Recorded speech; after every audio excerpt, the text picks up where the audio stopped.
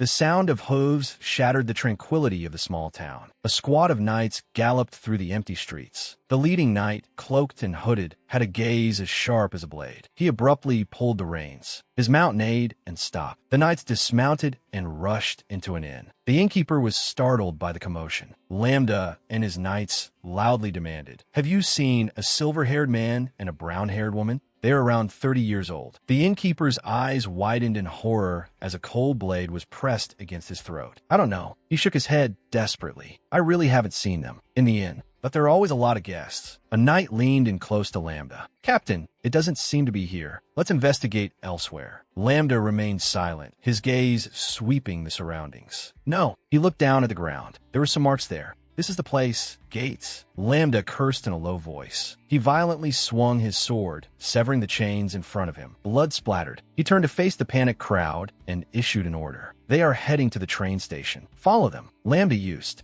the back of his hand to wipe the blood from his face. A hint of madness flashed in his eyes. He covered half his face with his hand, revealing a twisted, "That smile. Just wait a little longer." A steam train traveled through the emerald forest, its whistle echoing through the valley. Ulysses kept his head down, looking downcast. Maddie flipped through the newspaper and looked at Ulysses in confusion. Ulysses' eyes were filled with worry. "How much longer are you going to dress as a man?" Maddie showed a gentle smile. "My dear, didn't I tell you? Don't be fooled by appearances. You must look with your heart. My dear, you are beautiful, so stand up straight.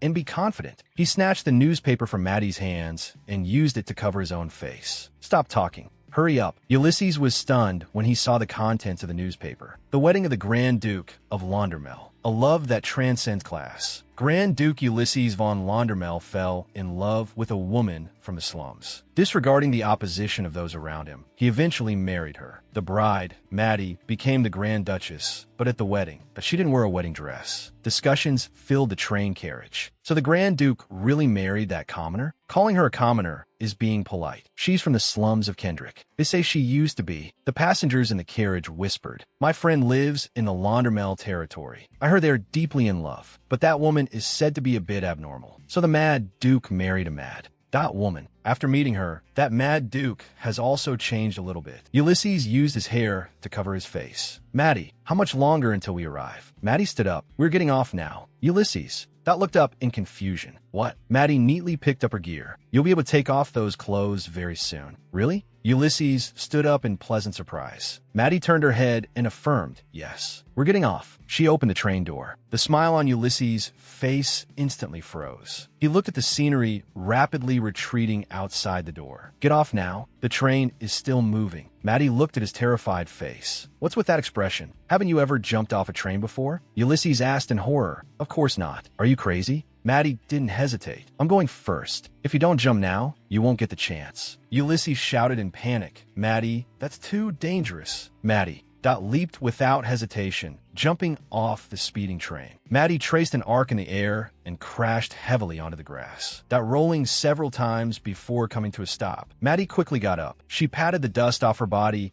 and looked at Ulysses, who was still on the train. Ulysses looked at Maddie worriedly. "Maddie, are you okay? You're not hurt, are you?" Maddie adjusted her collar. She chuckled softly. "Didn't I tell you? You have to look with your heart." Maddie reached out her hand. "Come on." Ulysses had tears in his eyes. "You're always so reckless. That doing whatever you want." With an exclamation, Ulysses fell from above. His skirt fluttered in the air. A scream pierced the sky. "Please, don't let me regret today's choice." Time rewinds to a few months ago. A maid asked, "Is His Highness missing again today?" Another maid answered, "Yes. I think he went to the slums. Sometimes he just drinks nonstop." I really didn't expect our young master to fall to this level. If the late Prince Nielsen that saw this, he would definitely be heartbroken. Ulysses von Laundermel, Grand Duke, son of the late Crown Prince Nielsen, and the current emperor's only nephew. Every night, he drowned himself in alcohol, pretending to live in seclusion, hiding from the world to avoid the emperor's suspicion. Ulysses, that was in the slums. He sat at a gambling table, holding a few cards in his hand, his eyes cold. His gaze was sharp. No matter how many times he came, he couldn't get used to this filthy gambling. That den. He looked around his surroundings, which in his eyes were unbearably dirty. A hand wearing a black glove reached out. "Hey, a glass of beer. Put on that table over there."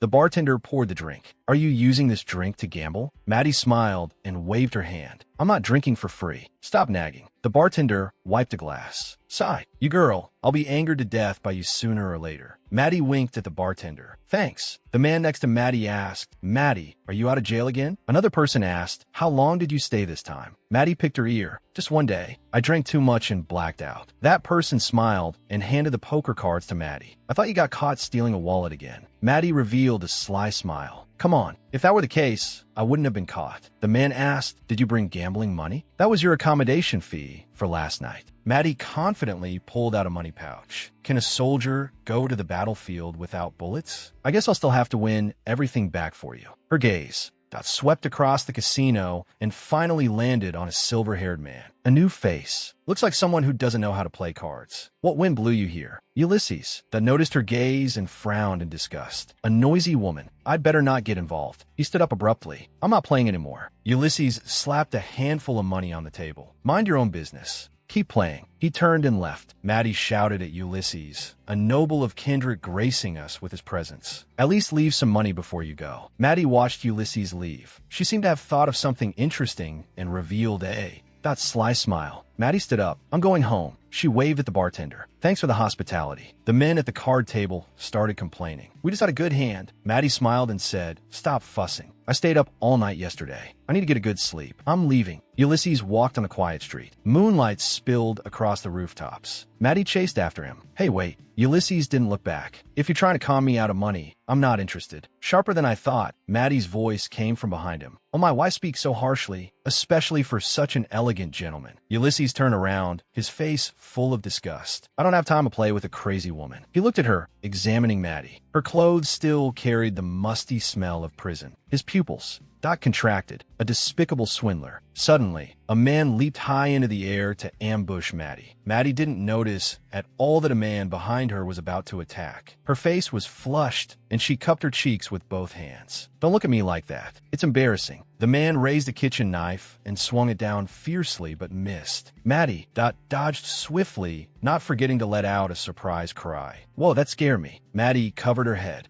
feigning lingering fear. Who are you? The man glared angrily. I am Josh from Haldikin Hardware. You filthy rat. Do you know how long I've been looking for you? Give my wife back to me immediately, you swindler. Maddie looked bewildered. Your wife? I have nothing to do with your wife. Josh gritted his teeth. You bastard. You must have helped my wife run away. Maddie feigned sadness, saying that woman. She always had injuries on her back when she was still around, that you should have treated her better. Maddie sighed. If she ran away, she ran away. Why are you making a fuss with me? You're not even worth a single punch from me. Not even worth a single punch. Ulysses whispered, a hint of interest flashing in his eyes. Josh roared. Up before I tear your scrawny body to pieces, tell me quickly, where is my wife? Maddie straightened her clothes. You really have no class. Let's make a deal. I'll fight until you give up. To deal with trash like you, one finger is enough. Josh revealed a manic smile. He raised the kitchen knife high. Huh, you really are. That a lunatic digging your own grave. Ulysses watched this scene in horror. Wait a minute. Maddie calmly drew a handgun and accurately shot Josh in the leg. Josh stood frozen in place, his body not reacting immediately. But soon he cried out in pain.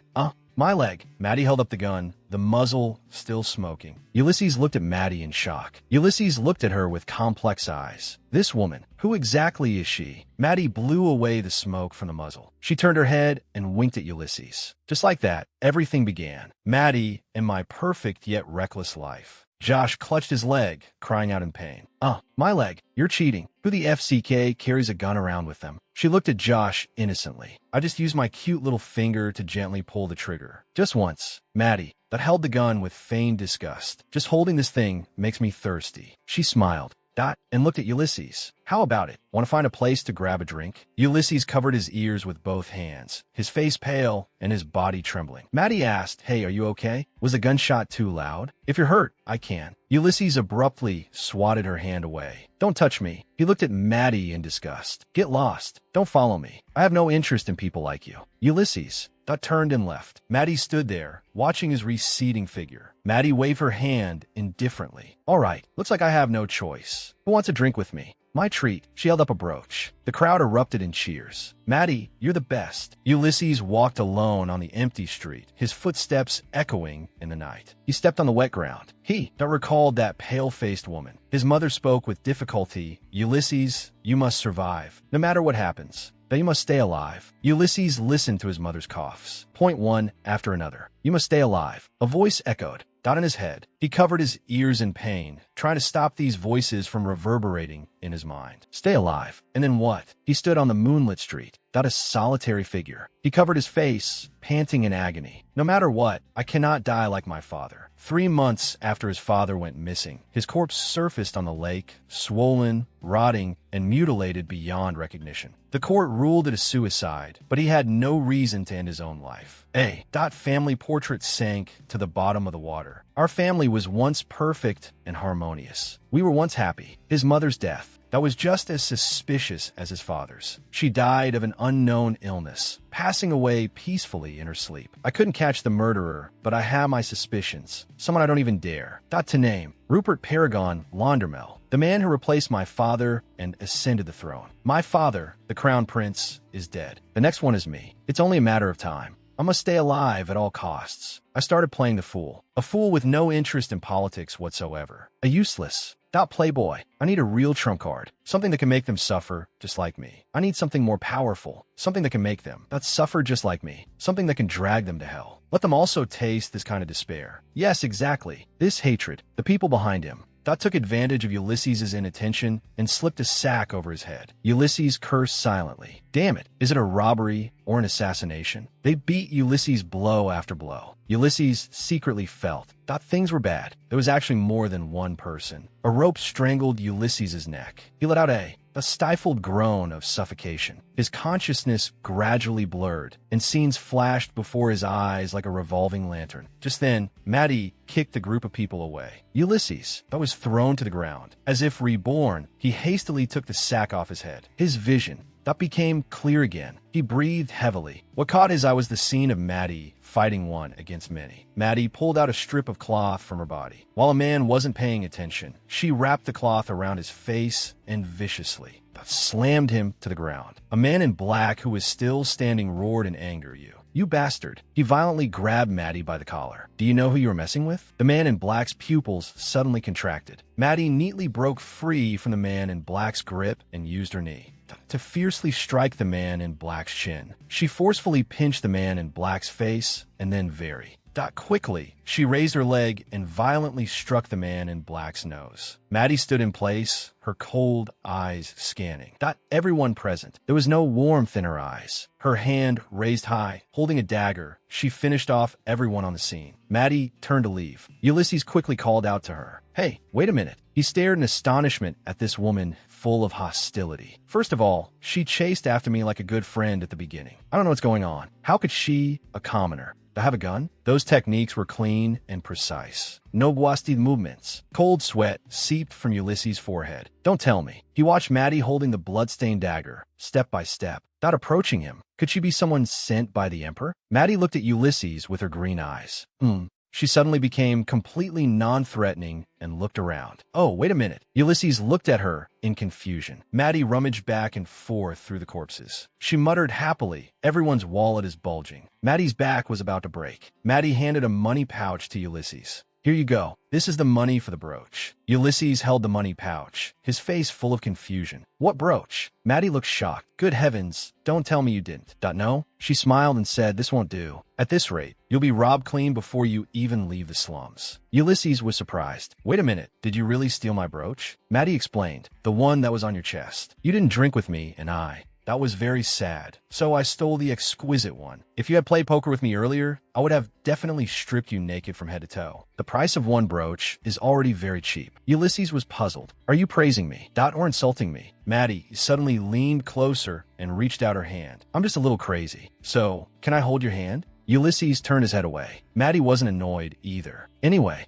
that we should meet more often. She looked back with a smile, her eyes bright. I like you. Ulysses watched her receding figure. She likes me? He looked down at the money pouch in his hand. So, they were robbers and that crazy woman. ended up saving me. A glimmer of light flashed in Ulysses' eyes. He looked up. Wait a minute. Maddie turned around in response. Ulysses. Dot walked over quickly and grabbed Maddie's arm. Hey, wait a minute. We need to talk. Ulysses held tightly to her arm. Hey, can we talk? Maddie looked at him blankly. In Ulysses' eyes, Dot a trace of anticipation flashed. Maddie lowered her eyes. She looked at Ulysses. Dot holding her hand, she shook off Ulysses' hand. No matter how chaotic this place is, for you to grab someone like me like this. Maddie, Dot covered her mouth and snickered. Oh my, the Grand Duke is even bolder than I imagined. Ulysses frowned. What? I was just a little anxious. Wait, how do you know I am the Grand Duke? Maddie looked as if it were a matter of course. That outfit, that striking silver hair. Who wouldn't recognize you? If someone didn't recognize you, they must be a spy. Ulysses is. Dot thoughts were in turmoil. She knew exactly who I was. Did she want to be arrested for insulting royalty? Wait. Maddie turned around with a radiant smile. Anyway, you grabbed me because you have business with me, right? She waved her hand. I think I get it. Follow me. Grand Duke. Ulysses looked at her back with a complex expression. Maddie. Dot led the way in front. Ulysses followed behind, their footsteps echoing in the empty alleyway. He looked at Maddie's back. Could I be wrong? Saving me doesn't mean she is on my side. He looked around. If I get kidnapped in such a remote place, it's over. I must escape immediately. Maddie pushed open a door. All right, welcome to my office. She opened her arms enthusiastically. Please come in, esteemed. Dot guest. Ulysses stepped into the room warily. Esteemed guest? A foreigner inside the city walls? He surveyed the Spartan room. One table, 2 chairs, and a solitary lamp. Maddie pointed to a chair. Please have a seat, Grand Duke. Let's talk business. Sit here. Ulysses sat down. Maddie revealed a satisfied smile. Good. Our guest is very suspicious. Of course. After all, assassins are frequent visitors, I understand. She picked up a quill pen. Let me think. You've already heard my name just now. She looked up. So, now what exactly are you hiring me for? Personal protection or to cover your tracks when you go out in secret? Let's talk about the remuneration. Charging by the case is too inefficient. 100 dailongs a day.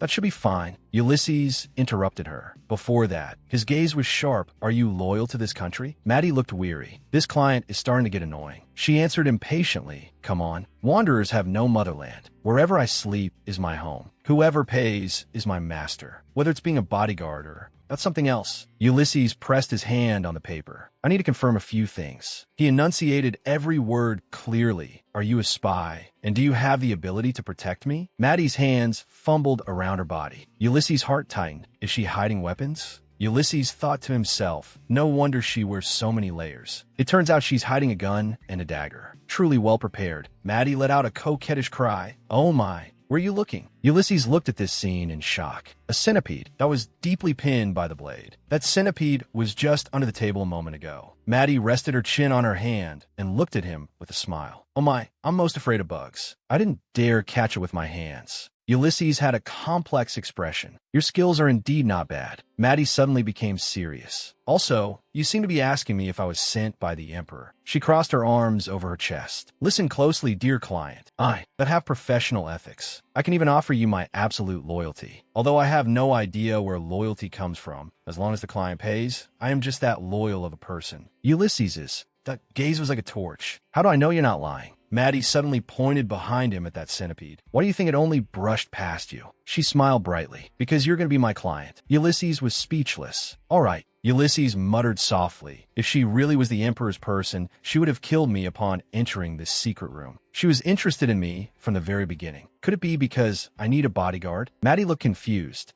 No, that's because you're handsome. Ulysses. That was stunned. What? Maddie's eyes sparkled. I approached you simply because you're handsome. I especially like silver hair, and I like fair skin even more. But if you're handsome, need my help, and can afford to pay, I will do my utmost to protect you. Ulysses held his forehead and sighed deeply. Maddie pointed to the price list on the wall. I take my work very seriously. I can choose to dispose of them secretly or slaughter them right in front of you. I can even just send their heads, though shipping is extra. But seeing as you're handsome, I won't charge for it. Maddie proudly covered her mouth and chuckled. Goodness, I'm so good at doing business. Ulysses rubbed his temples. I don't need you to kill people in front of me. I will send someone to dispose of the corpses. Maddie clasped her hands together. Great, I'm starving to death. After signing the contract, that I was just about to go eat. Ulysses was astonished. The corpses must be disposed of immediately. Maddie didn't care. This is a deserted alley. It's fine to deal with it later. Does the Grand Duke wash the dishes immediately after eating? Maddie picked up the quill pen. It seems you're the type to wash dishes immediately. So domestic. Her pen tip flew, writing something on the contract. Ulysses roared, "Why did you write this into the contract?" Maddie, that held up the contract. The words are all crooked. Why are you always yelling? This isn't your house, and the office isn't soundproofed. Ulysses let out a long sigh. Where exactly did you receive your training? Maddie scratched her head. I don't remember. She looked down, pondering. 16 or 17? Anyway, anything before that. But I don't remember. Maddie pulled out a dagger and twirled it nimbly on her fingertips. As you can see, I'm skilled with bladed weapons and firearms. Shooting and close combat are a piece of cake. Ulysses took the dagger. When did you steal this again? He felt a wave of relief in his heart. Good thing she's not a spy. There's no way she could be a noble, right? Maddie turned her head and smiled at Ulysses. She suddenly lifted her skirt. Ulysses shrank back in shock. Maddie's hand brushed over her thigh, revealing firm muscles and numerous scars. Did she just? Maddie dropped her skirt. Is it a bit weird to look at legs? Then do you just want to look at my arms? She rolled up her sleeves, revealing arms that were similarly covered in scars. Ulysses, that was dumbfounded. Maddie's eyes dimmed. A pampered, noble lady wouldn't be raised like this, right? I'm just Maddie. No background, no parents. Just an errand runner, Maddie. She knelt in front of Ulysses. So, as long as you entrust the bodyguard job to me, that I will protect your safety. Ulysses looked down at her. I hope you can decide whether or not to use honorifics. Maddie threw her head back and laughed. What a picky client. Anyway, I will protect you in secret. Is it necessary to be so formal? Then let's talk about the price. Ulysses abruptly grabbed her wrist. I'm not looking for a bodyguard. Maddie smiled and asked, then do you want a date? Ulysses kept his head down. No, a marriage that no one can interfere with. He slowly spoke. Marry me. A proposal. The ultimate contract to bind her completely to his side. It seems I'm going to have to risk my life completely. Ulysses' eyes flickered with light. You are not the Emperor's person. You don't look like you'll die easily either. This isn't something I can just ask anyone to do. You are the most suitable candidate. Maddie's pupils contracted. Wait a minute. I'm not doing that kind of thing. Let go. Why would I get married? Are you going to let go or not? Ulysses was not afraid, but rather his smile grew wider. He spoke again. Marry me. Marry me. Maddie was grabbed by the wrist by him. She questioned angrily. Do you think money can solve everything? Trying to buy someone's life with money? Ulysses calmly stated a number, 1 billion. Maddie leaned against the door, her eyes wavering. Did I hear that right? That amount. Ulysses looked calm. You really aren't surprised at all, but I can't miss this opportunity. He added, to be exact,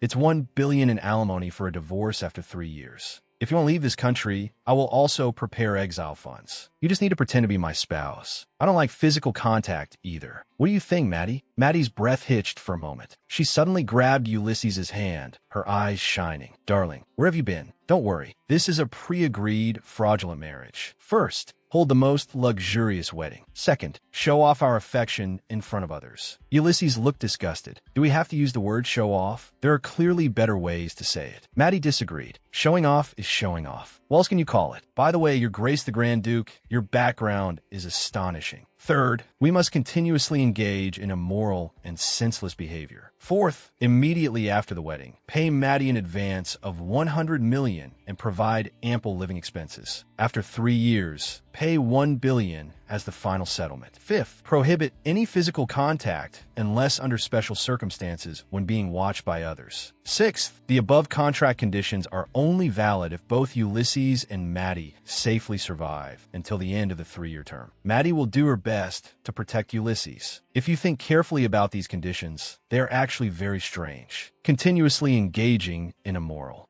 and senseless behavior. Ulysses painfully grabbed his hair. In the end, this aligns with the goal you mentioned, protecting me. Maddie suddenly realized, you react faster than I thought. Do you understand now? The Emperor is sending assassins to eliminate all potential heirs. So I decided to disguise myself as a piece of trash. Ooh, that Ulysses gritted his teeth. Trash, Maddie explained, to make you look like a useless heir. And I am the disguise for that piece of trash. Ulysses, that scrutinized Maddie. Your intuition and speech prove that your mind is as agile as your skills. Then why are you holed up in this slum? With your skills, that you could easily become a noble's bodyguard. Why are you here cleaning up people's messes just to get by? Maddie leaned lazily. I don't know. I just hate being tied down somewhere. Once I belong to someone, I get an allergic reaction. Ulysses calmly responded. Then you should cure that problem first. Maddie's eyes grew sharp. Cure what? Ulysses crossed his arms. If you talk to me so casually like this, what will others think? Maddie responded unyieldingly. They will think I'm a rude, ignorant bastard who doesn't know her place. Ooh. Ulysses leaned closer to her. Exactly. So marrying me is just to ruin my reputation, isn't it? Maddie smiled brightly. We are going to deceive the whole country. We can't be sloppy, darling. Ulysses remained expressionless. Don't use that title. Maddie tilted her head. What, darling? If you don't like it, I'll call you baby. Baby sweet. Heart. Honey, my love. Which one do you hate? Ulysses's forehead slightly bulged with a vein. I understand you want to ruin my reputation, but restrain yourself a bit. At least make others believe I've truly fallen in love with you. Maddie immediately stood at attention.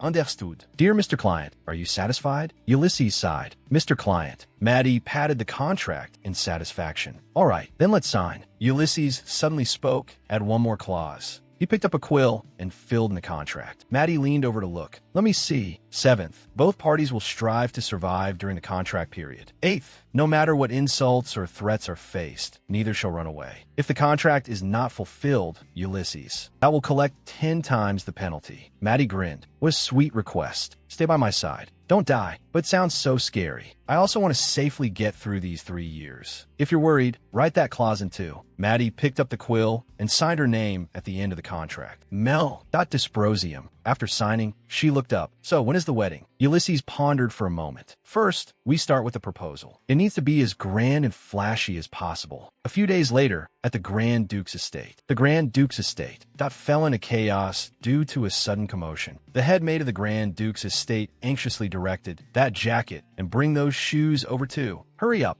Another maid, Lolly. Don't panic. He just said he doesn't like brown. Is it because of the stud decorations? This one is very clean. Who knows? Ulysses sat in front of the mirror, extremely picky about the clothes presented by the servants. The head maid looked confused. Why has His Highness suddenly become so picky? He never cared about his clothes before, or even his hairstyle. Lolly clasped her hands together, looking intoxicated. Oh my, isn't it obvious? It's because of love, of course. I don't know which noble lady it is, but he has finally found his destined partner. The head maid looked disgusted. Ugh, spouting that romance novel nonsense again. Lolly clasped her hands. His Highness is at the age for love. Hee. The butler walked up behind her. Lolly, His Highness is waiting. Go get quickly. Lolly hurriedly ran off. Yes, I'll be right back. A servant reported to the head maid. Butler, everything has been moved. The butler nodded.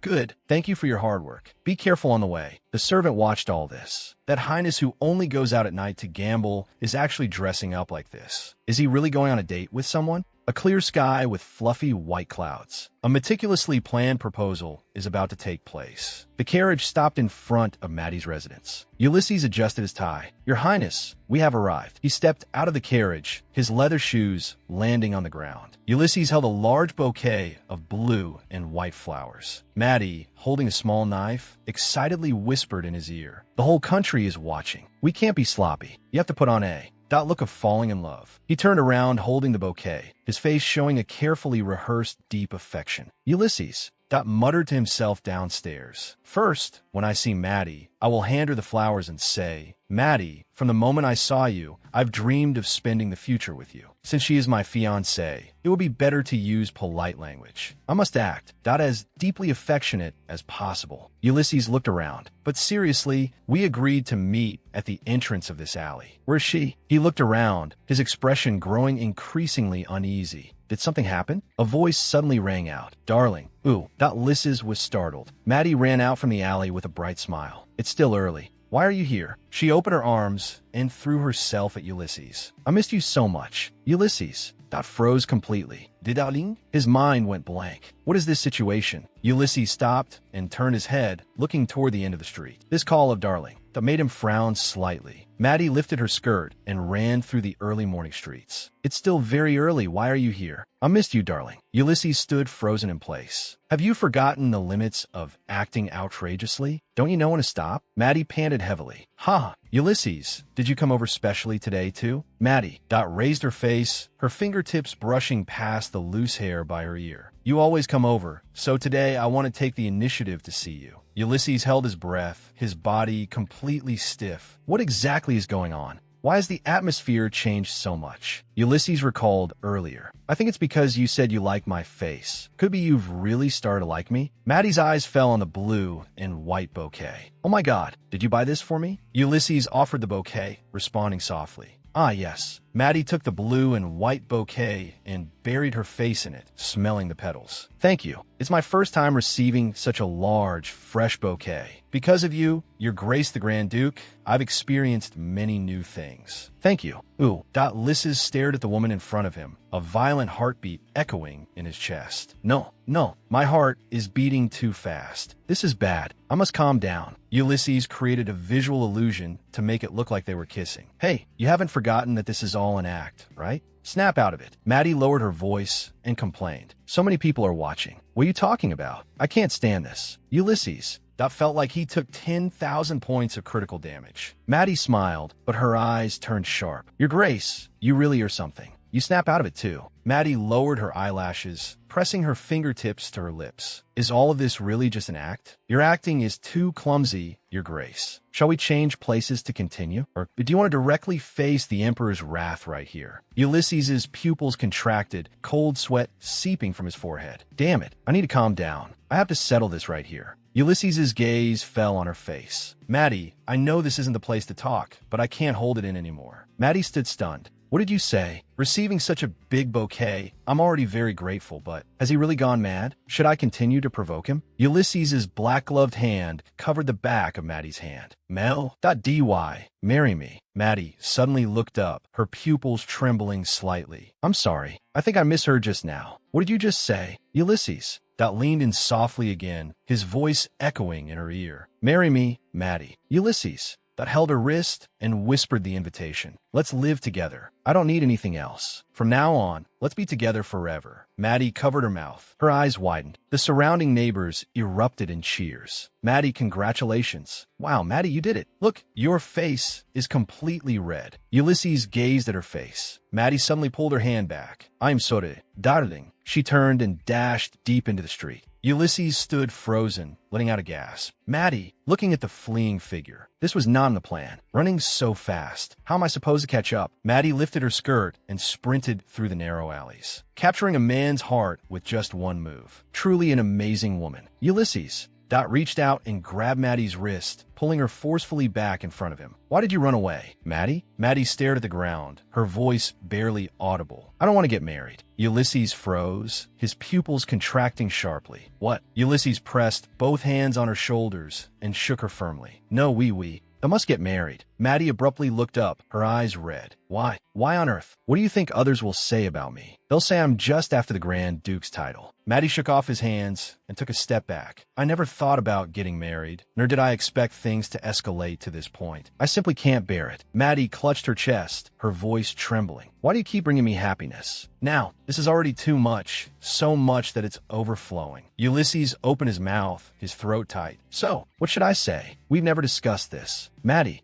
Pulled a pocket watch from her pocket and shoved it into Ulysses's hands. Take it. The pocket watch, the ring, and the floral perfume. Maddie stuffed all of these in his arms at once. Take. The cufflinks too. Take everything that reminds me of you. Ulysses looked down at his hands full of valuables. When exactly did you steal so many things? Wait, hey. Maddie pounded on Ulysses's chest. You are a noble. You are a Grand Duke. When you hear those objections and insults, you will definitely abandon me, right? Just leave like this. Let it become a beautiful memory. Ulysses was hit so hard he almost suffocated. I almost died. Maddie tightly gripped his collar, burying her head in the crook of his neck, gasping. Ulysses stiffened.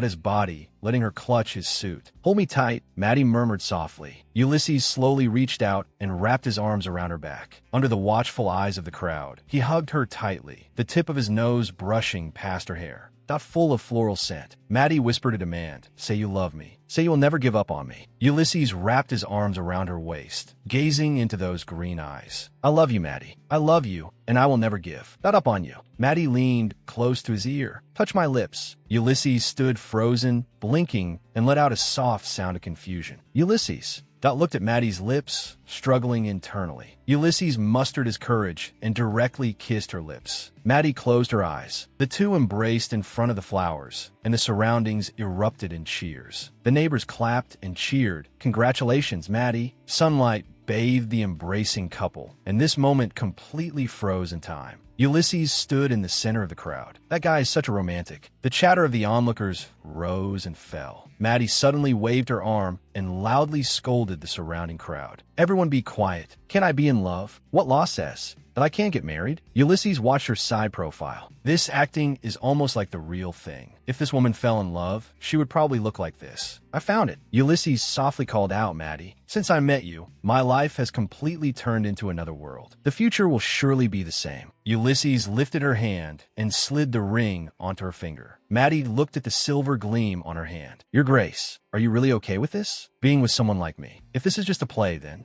that must be you. It can't be anyone else. Ulysses pulled her tightly into his arms. A newspaper flew into the sky with the wind. The headline boldly read, "The Secret Romance Between the Grand Duke of Laundermel and a Commoner Woman." The newspaper flew across the street, its headline featuring a proposal that crossed class lines. The empire's future direction became confusing. A noble shook the newspaper, his brows tightly furrowed. This is crazy. After such an event, this actually happens. The news exploded in the slums. Passers-by stopped to talk. That Grand Duke addicted to gambling has been coming here frequently lately. So it wasn't for gambling, but for a woman. Noble young ladies gathered together, their fingertips tracing the words on the evening paper. A love transcending status. Sigh, doesn't it sound romantic? A carriage passed through the tree-lined avenue, its wheels rolling over the cobblestone road. The news spread like a plague. The whole city was waiting with bated breath. In front of the Grand Duke's estate, the butler waited with hands clasped anxiously. Behind him stood servants with shocked expressions. The carriage slowly came to a halt. Ulysses stepped down first. Careful. Maddie slowly got down. Maddie rested her hand on his palm. Are you holding my hand? Thank you, darling. The head chef with a small mustache looked at the steak, gritting his teeth. Why did His Highness bring a beggar back? Isn't she just after His Highness's status? Lolly panicked. Didn't you see them holding hands when they came in? He looks completely mesmerized by her. Has our innocent highness been deceived by that woman? The head chef burned with anger. I will absolutely not cook for that kind of person. Let her taste the flavor of salt. He grabbed a handful of salt,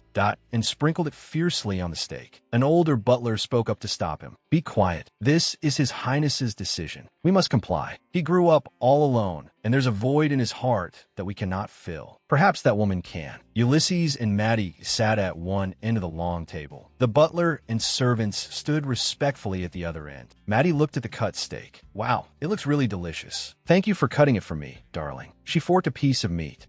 Maddie brought the fork to Ulysses' mouth. Come on, open your mouth. I wanted to try this. We always meet indoors and have never eaten outside together. The servants held their breath. Your Highness, don't eat it. While eating, look at me. Look at me at least once every 3 seconds. And smile. All right then. Ulysses opened his mouth and ate the steak. Suddenly, a burst of saltiness exploded in his mouth. He started coughing violently. Maddie, let's switch plates. Maddie feignait de surprise. Oh, why? Ulysses picked up his plate. My meat seems to be cooked more thoroughly than usual. I have a rather picky taste. Ulysses' face darkened. Today's chef must have mixed up the portions for the two of us. Maddie acted innocent. Oh, really? It's fine. I can eat any kind of meat. She forked a piece of potato and put it in her mouth.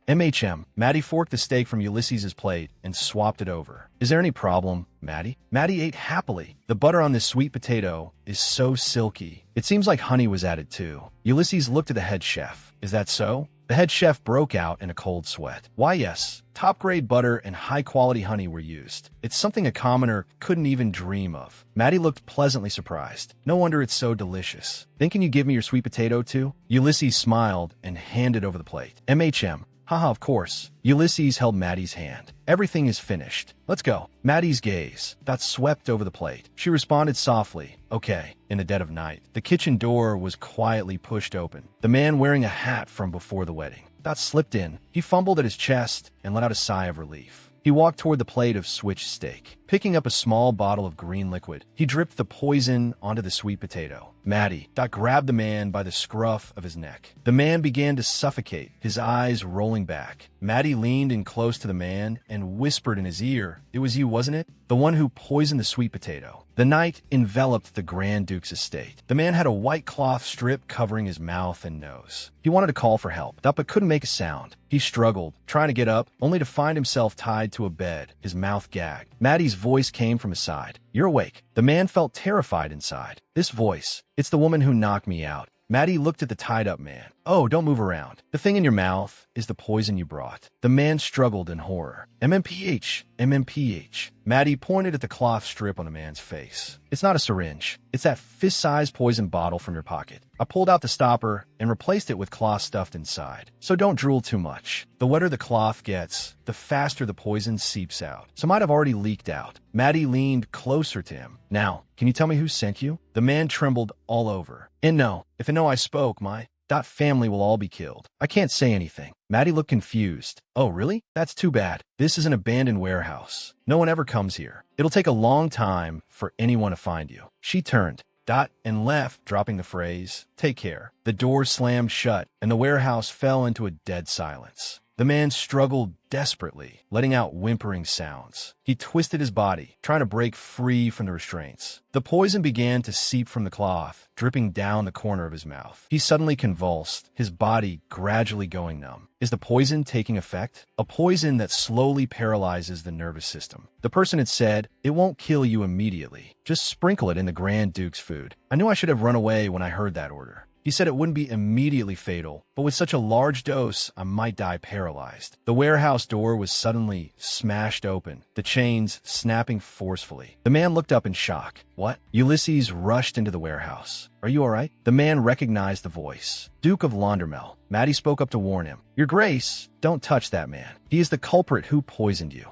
Ulysses glared at Maddie. "How could you tie someone up like this? There must be some misunderstanding." Ulysses supported the man. "This is Miley. He has worked for our family for over 10 years. Unless threatened, he would never do such a thing. He treats me well and would never hurt me." Miley burst into tears. Ulysses cut the cloth strip. The bottle of poison leaked out. Ulysses took out the poison bottle. "Miley," he questioned softly, "did you really poison my food?" Miley sobbed painfully. "I'm sorry, Your Grace. They gave me money, lots and lots of money." Miley's voice grew faint. "Say no more. The poison is taking effect. My children are starving to death. I'm truly very sorry." Ulysses closed his eyes. "Miley, I will find the antidote." Miley couldn't believe it. "What?" Maddie looked at him coldly. "He's already confessed. Just let him die. The toxins have already spread. He won't live much longer." Ulysses looked straight at Maddie. "Miley is not at fault. What's at fault is my family. It's this world. Go get the antidote quickly." Miley was shaken to the core. "How could I? Such a good person. Since I'm going to die anyway, I must at least repay his kindness. I must tell him, not about that person." He used his last bit of strength and hoarsely shouted, "Munknanando." Ulysses whipped his head around. "What? Munknanando?" Miley's body went limp, collapsing into Ulysses's arms. Ulysses supported.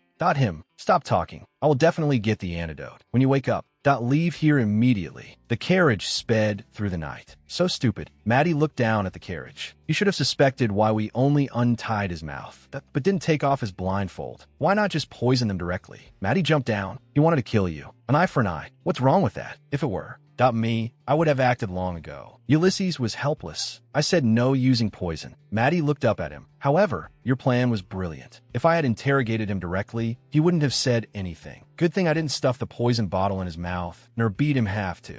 Death to force a confession." Ulysses asked, "Was there anything besides the poison?" Maddie retorted, "What else should I have put? A tranquilizer? Are we okay like this?" Ulysses turned and walked toward the woods. "Suit yourself. By the way," he turned back, "you ate that sweet potato. You ingested the poison. Are you really okay?" Maddie replied, "I'm fine. My body has always been like this. Are you worrying about me?" Ulysses mounted the horse. "Stop joking around and come here quickly." Maddie responded briskly, "Okay." She jumped onto the horse, sitting behind Ulysses. "By the way, who is this Munknanando?" Ulysses's eyes darkened. "Count Munknanando. He is my uncle." Ulysses recalled the past. A man handed him fine clothes. "Count Munknanando. He is my uncle." A hint of surprise flashed in Maddie's green eyes. Ulysses suddenly shouted, "Maddie." Maddie was startled. Is that so? Should I go kill him right now?" Ulysses suddenly pulled the reins. Maddie was jerked backwards. "You shouting suddenly? That startled me." Maddie covered her ears. "Because you look so pitiful. You must live for the full 3 years, so I can get my 1 billion. Ooh,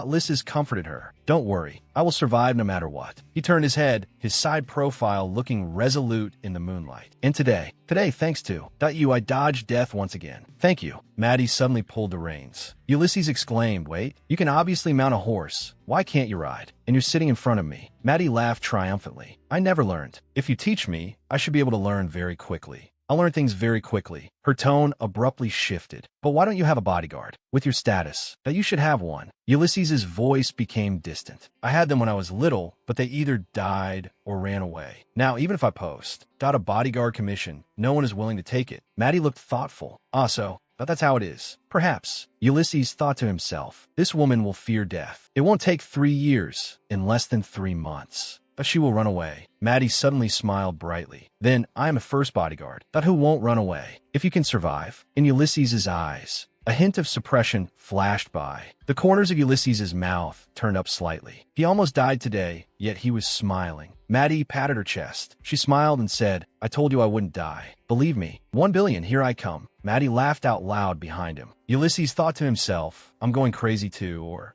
maybe I'm just being influenced by her. The sound of hooves stopped in front of the quiet estate. Ulysses helped Maddie down from the horse. The butler quickly ran over to help the two. He took the horse. Lolly immediately came forward holding a candlestick. Maddie pulled at her cloak. You must be tired too, Your Highness. You went out early in the morning. I'll go back and sleep first. Ulysses looked at her in silence, his gaze lowered. He seemed to be thinking about something. He suddenly looked up, his Adam's apple bobbing. He called out to stop her, Maddie. Maddie stopped and looked back at him. Ulysses quickly stepped forward and grabbed her wrist. His voice was low and firm. Tonight we sleep together. In my room. Maddie took a step back. Wait, how can we sleep in the same room? Ulysses turned his face away, the tips of his ears slightly red. Anyway, after we get married, we'll have to share a room. His tone left no room for doubt. Come with me. The door was pushed open violently. Ulysses held out his hand, his expression cold and hard. Hand it over. He grabbed Maddie's cloak. It bore the family crest. Why did you steal that? Maddie looked wronged. I stole other things, and you didn't even notice, but you spotted this one at a glance. Ulysses's. That eyes turned icy. Is that what's important? If you took anything else, return it all. If jewels start disappearing one by one, who do you think the servants will suspect? Do you want to be kicked out as a thief, or do you not want that 1 billion? Maddie lowered her eyes. Fine. You're right. He let go of his hand. The cloak slipped off. Pocket watches, cutlery, gems, gold coins, and various stolen goods fell to the ground with a clatter. Ulysses, that was dumbfounded. You stole all this in less than a day. Maddie lowered her head. Yeah. Maddie pulled a piece of paper from her pocket with a sly smile. Our contract. I'll return this to you too. Ulysses froze. The contract? Didn't we each have a copy?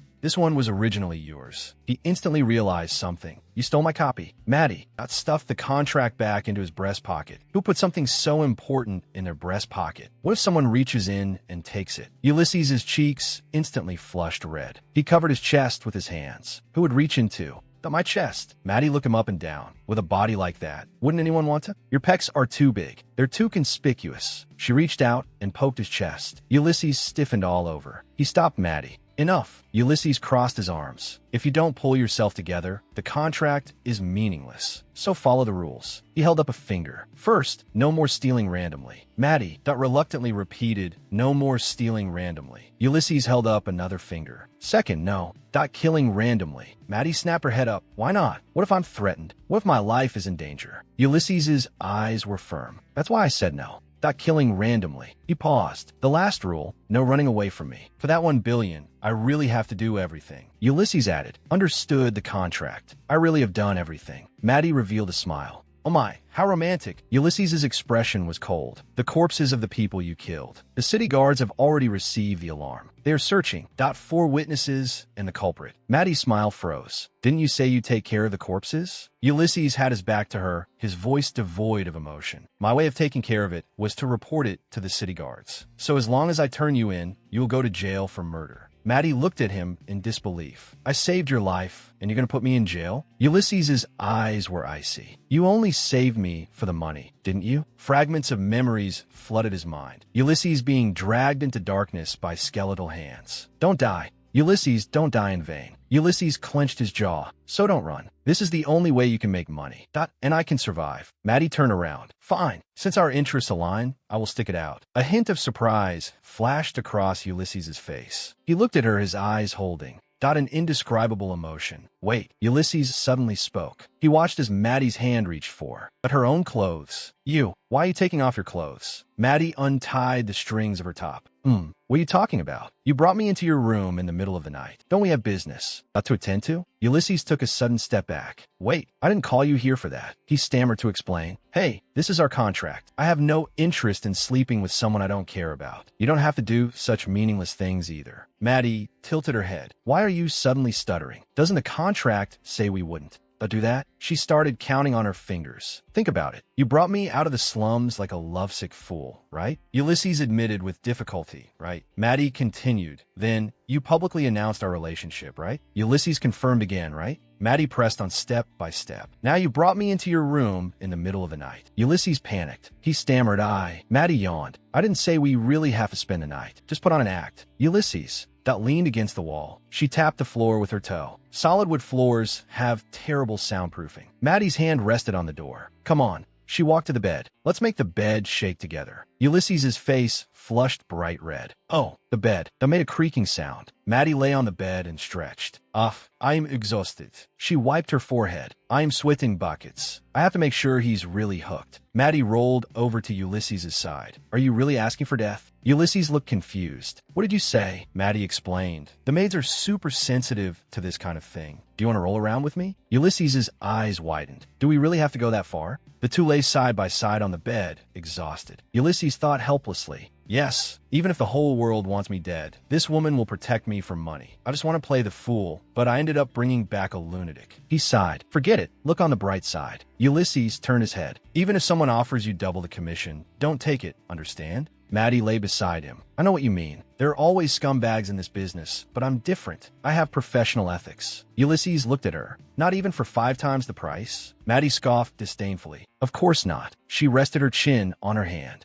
And revealed a sly smile. From a very beginning, my ideal type has been silver hair and blue eyes. You being alive is worth $1 billion to me. Ulysses added, I'll also give you a generous monthly allowance. How about that? Maddie answered crisply, deal. Ulysses probed again. Even if someone offered 10 times the price, you wouldn't take it, right? Maddie covered her mouth, her eyes flickering. 10 times? She hesitated. 10 times would be a bit. Ulysses sat up abruptly and roared her name, Maddie. Maddie immediately waved her hands with a laugh. Just kidding, just kidding. Go to sleep. She leaned over and looked at Ulysses. You've been up all night. Tell me the truth. Ulysses's tone became serious. Even if someone really offered 10 times the price, you wouldn't take it, right? Ulysses stared at her. Maddie frankly admitted, of course not. I might lie sometimes. Okay, I lie often, but this time I'm telling the truth. Stop making that face. She got up and walked to the candlestick. If any bastards come looking for you, I'll take a good look, weigh the pros and cons, and then dispose of them. So don't worry. Maddie blew out the candle. A wisp of blue smoke rose. You did very well today. Maddie looked back at him. You're my first love, Ulysses. Ulysses looked at Maddie. You know that I've been wondering why you always bring up my face. Does your first love look like me? Maddie ate her steak quietly. Ulysses cut into his own portion. He was satisfied. Last night's hard work wasn't in vain after all. Ulysses looked at Maddie. She really is a born liar. I'll just have to put up with her a little longer. Maddie pushed a letter across the table. It just arrived this morning. At what time? I grabbed it on the way. You read it. Ulysses refused. We don't read these things at the dining table. It's impolite. Ulysses forked a piece of meat and brought it to his mouth. Maddie asked, oh, really? Then I'll tear it up. It seems.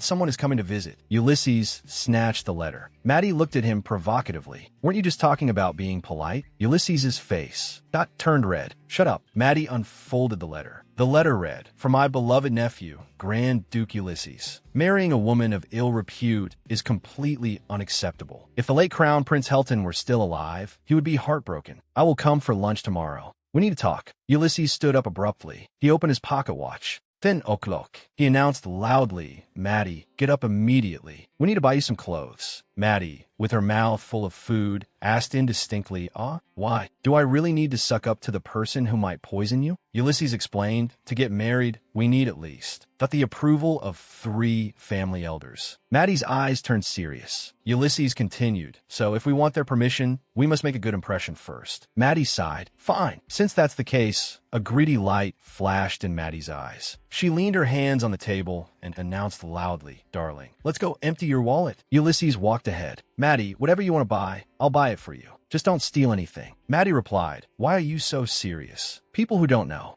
that would think you've fallen in love with me." Ulysses stopped in his tracks. He gritted his teeth. "How could I possibly fall in love with someone like you?" Maddie teased, "Oh my, why are you so cute? Matters of the heart that are unpredictable." Maddie turned around. "Listen, if you really want to fall in love with me, perish the thought right now. I'm not in the mood for games. Relax, baby. Even if I died and came back to life, that would never fall in love with anyone." Ulysses looked at her back, his eyes complex. A butler hurried over. "Your Highness Ulysses." He called out his name. "Philip." The butler bowed deeply and reported in a low voice, "I think it would be best if you stayed at the estate. There is an emergency situation, Your Highness." Ulysses thought to himself, "An emergency situation? This is too unusual." Maddie turned and walked towards the carriage. Ulysses looked at her. Wait, he was suddenly startled. Is this related to Maddie? A thought flashed through his mind. Could it be because of Maddie? Ulysses looked at the butler. "Understood. I'll send a maid to accompany Maddie. In the meantime, I will talk to him." The butler bowed and took his orders. "Yes." Ulysses turned to leave. "I should have disposed of those corpses earlier." Ulysses looked at Maddie in the carriage. He instructed her seriously. Maddie listened carefully. Maddie, sitting in the carriage, replied absent-mindedly, I know. No stealing. No kidding." She filed her nails. "What else? Don't run away." Ulysses leaned against the carriage window. "Don't cause trouble. Report back on time, and then return. You're from the slums in Bronze Street. That in itself is conspicuous enough." He emphasized his tone. "Keep quiet and maintain your dignity." Maddie waved her hand impatiently. Yeah, I know, darling. Stop nagging." Maddie, that suddenly covered Ulysses's mouth. "Shut up." She leaned out the carriage window. "Oh my God, the butler is here, and the maid who's accompanying me." The butler and maid stood to the side, looking nervous. Ulysses's cheeks were slightly red. It's Lolly. I'll leave Maddie in your hands then." Lolly answered nervously, Yes. She bowed to Ulysses. "Your Highness, we're off." The carriage slowly pulled away. Maddie leaned out the window and waved. "I'll be back soon, darling."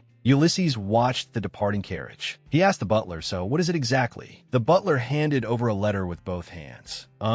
It's a letter from His Majesty the Emperor." Ulysses's face darkened. He grabbed the butler's wrist. "Get straight to the point." Lolly looked at Maddie with a gloomy expression. "This woman, how dare she seduce our innocent highness? I'll make her run away, crying in humiliation." Maddie sat in the carriage, looking at the garden outside the window. "We've already passed the main gate. Why are we still in the garden?" Lolly explained. "Over there is the garden connected to the estate. We still have to go a bit further and pass through another gate to really be outside. Strictly speaking, this is more like a park." Maddie marveled, "Really? It's so big." She noticed Lolly sitting ramrod straight, her hands tightly clasped. "Isn't it uncomfortable sitting like that?" Lolly stiffened, her hands clasped tightly together. Maddie smiled and said, "You don't have to use honorifics. Speak however you're comfortable. I prefer it that way." Lolly's cheeks flushed. Then she waved her hands in a panic. "But you're soon going to marry the Grand Duke and become the mistress of this place. I can't speak so casually." Maddie smiled and reassured her. "Hey, wait until I actually become the mistress. Why put pressure on yourself now?"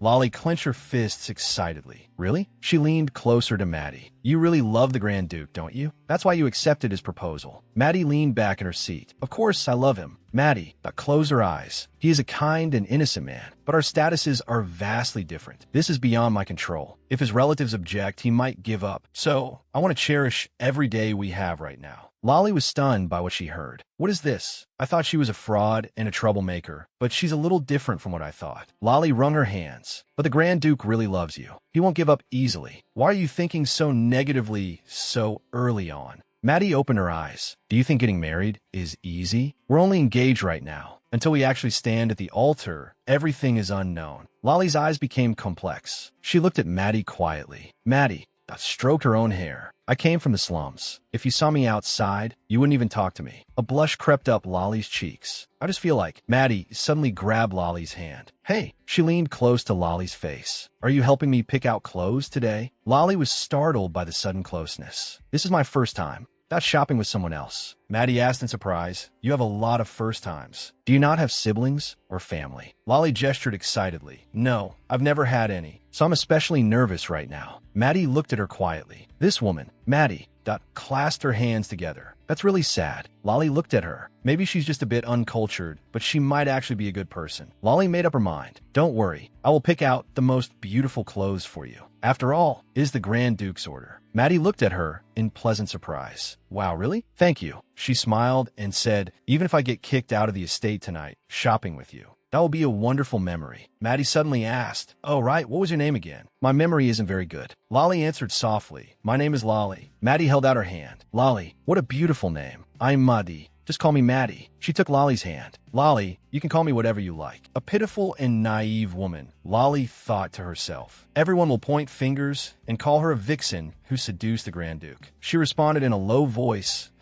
Lolly looked at Maddie holding her hand. At least, I should be nicer to her. Maddie's smile turned sly. Good, keep it up. Come over to my side. She leaned back in her seat, her eyes cold. Do you think I'd be driven away so easily? This job is worth a fortune. Even if I have to burn down that arrogant count's estate, I'm staying. A man appeared at the door. It was the guest, Count Munknanando, Ulysses' uncle. Ulysses rose from his seat. You're here, uncle. The count looked at him coldly. You already know. But why I'm here, don't you? The count suddenly stood up from the sofa and roared. Who gave you the nerve to propose such an absurd marriage? He looked around. Where's that woman? Ulysses responded with a smile. She is preparing to welcome you, uncle. It's just taking a little longer than expected. The count glared at him. Grand Duke, you should pay attention to your attire. Wearing such cheap clothes, that is beneath your status. The count crossed his arms. I will handle everything. You don't need to do anything. Soon, I will introduce you to a suitable lady. Ulysses, Dot lowered his head. That won't be necessary. He raised his head, his eyes gentle yet firm. I already have someone in my heart. The count was shocked, Dot, and his eyes widened. What? Can love feed you? He roared in exasperation. You're just too young and know nothing about this world. That's why you'd say such things. The count pointed at Ulysses. Now just listen to me. Marrying a woman of unknown origins is outrageous. A hand rested on the count's shoulder. He turned back in horror. Maddie leaned close to the count's ear and shouted loudly, Ichiwai. The count was scared out of his wits. Are you crazy? Let go. Maddie took a step back and smiled. Oh, sorry. You were shouting so loudly. I thought you had a hearing problem. My name is Maddie. Nice to meet you. Ulysses looked at her. Maddie. Ulysses' cheeks flushed. He said softly, You're so beautiful. Maddie, you're so beautiful. Maddie asked softly, How is it? Perfect? Ulysses smiled with satisfaction. Yes, I was a little worried, but the result far exceeded my expectations. Maddie praised. The maid you sent did a good job. Remember to give her a bonus later. Lolly really is excellent. Ulysses gestured for Maddie to sit. Sit here. Maddie sat down gracefully. Oh my. Thank you, Grand Duke. The count's face twisted in anger. He let out a muffled grunt. The count gritted his teeth, seeing what that lowly creature had done. His eyes were sinister. She's decent looking, but she's just a slum girl. A little scare, and she'll run away. Maddie, that turned to Ulysses. Since Uncle's hearing is perfectly fine, let's bring out the Panacea wine now. Ulysses was a bit confused. Wine? Ulysses looked at Maddie and understood.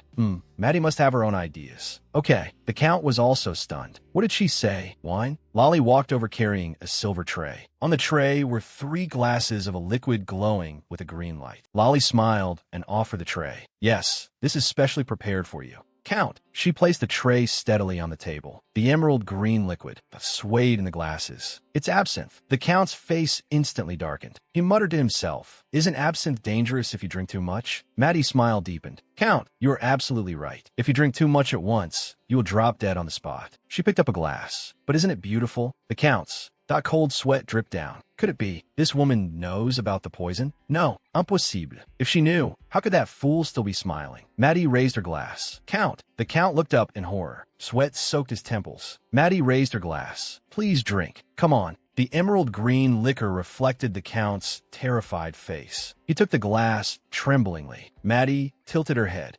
Why aren't you drinking? She asked softly. Is this your first time drinking absinthe? If you're worried, I could drink first. Maddie brought the glass to her lips and took a small sip. The count's pupils abruptly contracted. Maddie closed her eyes and let out a satisfied sigh. So delicious. She opened her eyes, her gaze as sharp as a knife. This taste, even if it's poisonous, it makes you want to drink it all in one gulp. The count's pupils trembled with fear. This woman, she knows I poisoned it. This morning, when I heard Miley was missing, I didn't think much of it. A man had reported to the count, Miley, who went to the Grand Duke's estate, is nowhere to be found now. The count, was absent-mindedly flipping through the newspaper at the time. Let him be. He probably went off to drink somewhere again. The count's face Instantly turned pale. Did that woman notice and then get rid of Miley? The corners of Maddie's mouth curled into a cold smile, her eyes full of mockery.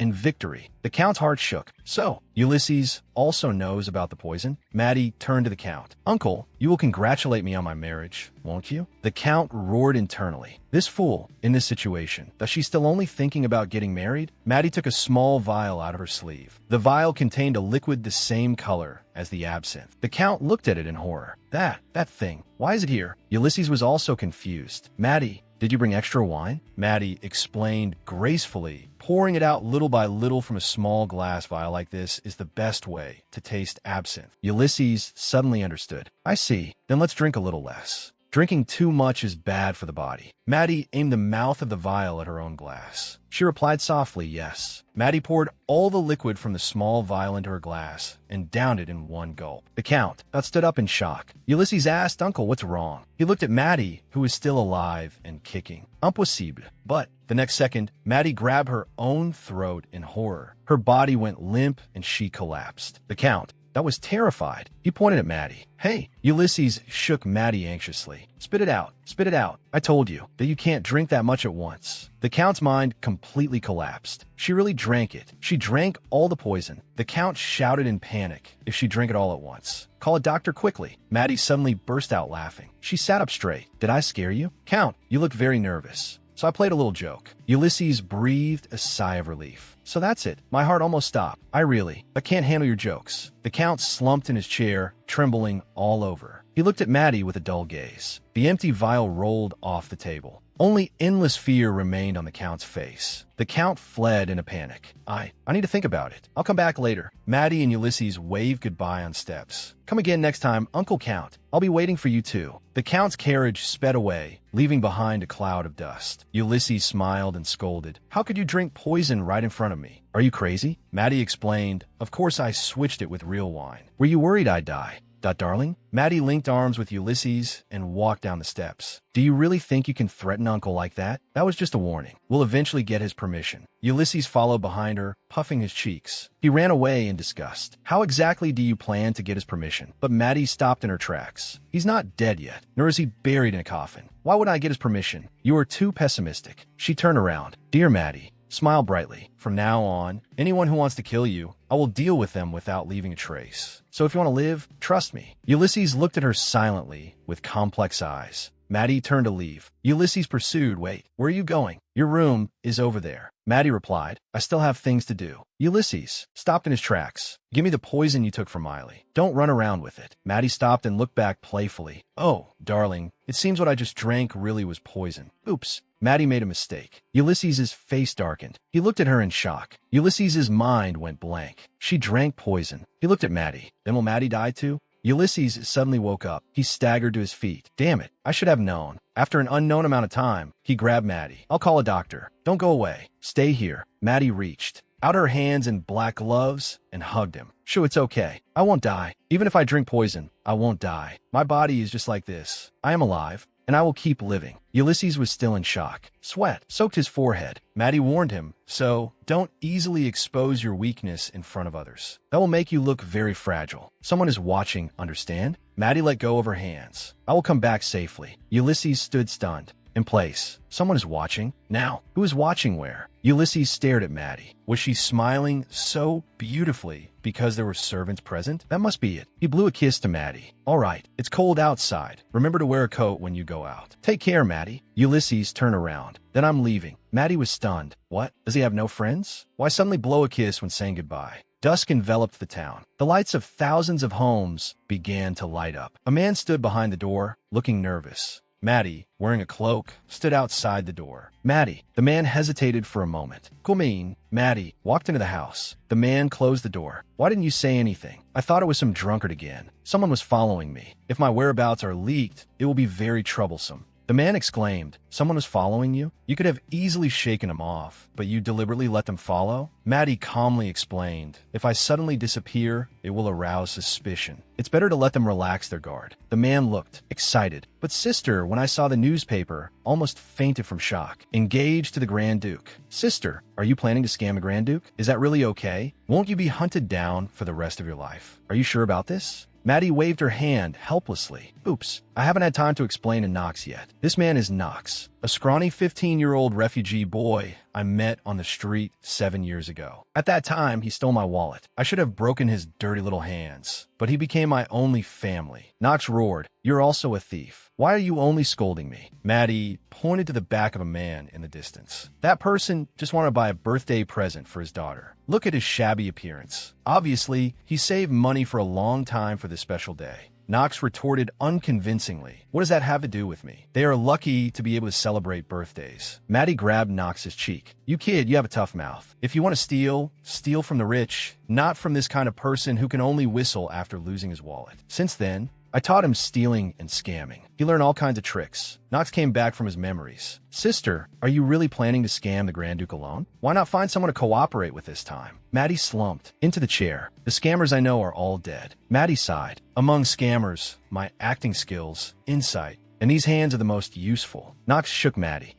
Sister, I want to go too. Take me with you." Maddie grabbed his wrist and threw it off forcefully. "Sit down. Shut up." Knox immediately sat obediently. "Yes, this time, not only do I have to save my own life, but I also need the ability to kill. This is impossible. I cannot teach Knox to kill. The more people who know the secret, the greater the risk." Maddie turned around. "This is not a lie. I am really getting married." Knox looked bewildered. Knox found it hard to believe. "In the past, when you were disguised, there were fools who proposed to you. But this time is not to scam people, nor is it to run away with the dowry on the wedding day. Are you saying this is a real marriage?" Maddie answered him. "He loves me, even knowing what I really look like." Knox screamed in horror. "Real look? Does he know you're a thief? Does he know you do dirty work and scams?" Maddie leaned against the wall. "He probably knows most of it. He knows very well that I am a difficult person. It's not completely a lie." Knox roared. "Aren't you overestimating yourself, sister? You are more than difficult. You are simply unmanageable." Maddie punched Knox on the head. "This guy is really..."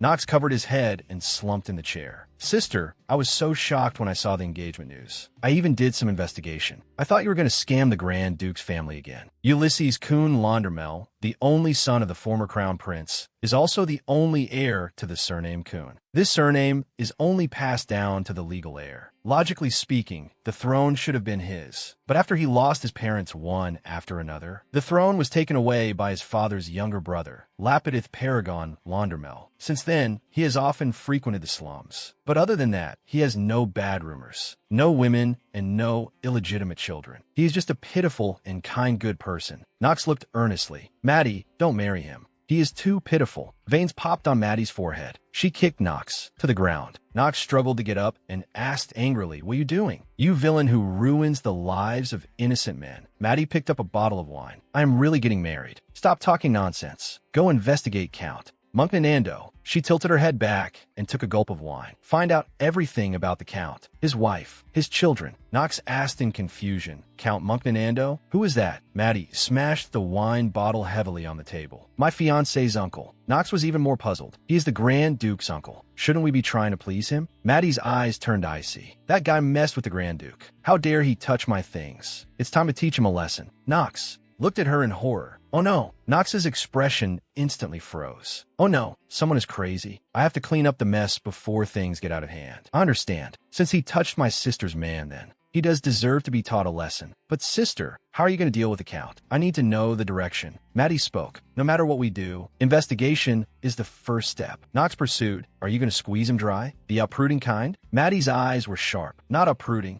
is not enough." Maddie's eyes were cold. "Just wait and see. Should I give him a little trouble, or let him go bankrupt, or just solve it cleanly and neatly? Let's think about it for a while." Knox was shocked. "Sister, do you want to completely get rid of the Count? Just like how you dealt with Viscount Corboy?" Maddie shook off his hand. "I won't kill him." Knox looked astonished. "Why not?" Maddie's gaze softened. "The Grand Duke told me not to kill easily anymore." Knox, shocked and defeated, buried his head on the table. Maddie looked at him dissatisfied. Maddie added, "He messed with the Grand Duke, and he is a stumbling block for me to enter high society. A guy who will continuously cause me trouble." Knox suddenly realized, I understand. He clasped his hands together. May you bathe in the river of love forever. I support you. Maddie turned around, ready to leave. I'll be back in 3 days. I'll leave Knox to you. Knox responded loudly. Okay, sister. Have a safe trip. Wish you happiness. Congratulations. Maddie's figure disappeared at the door. Knox's smile instantly froze. He leaned against the table. That Maddie actually fell in love. He shook his head. Since she is so certain,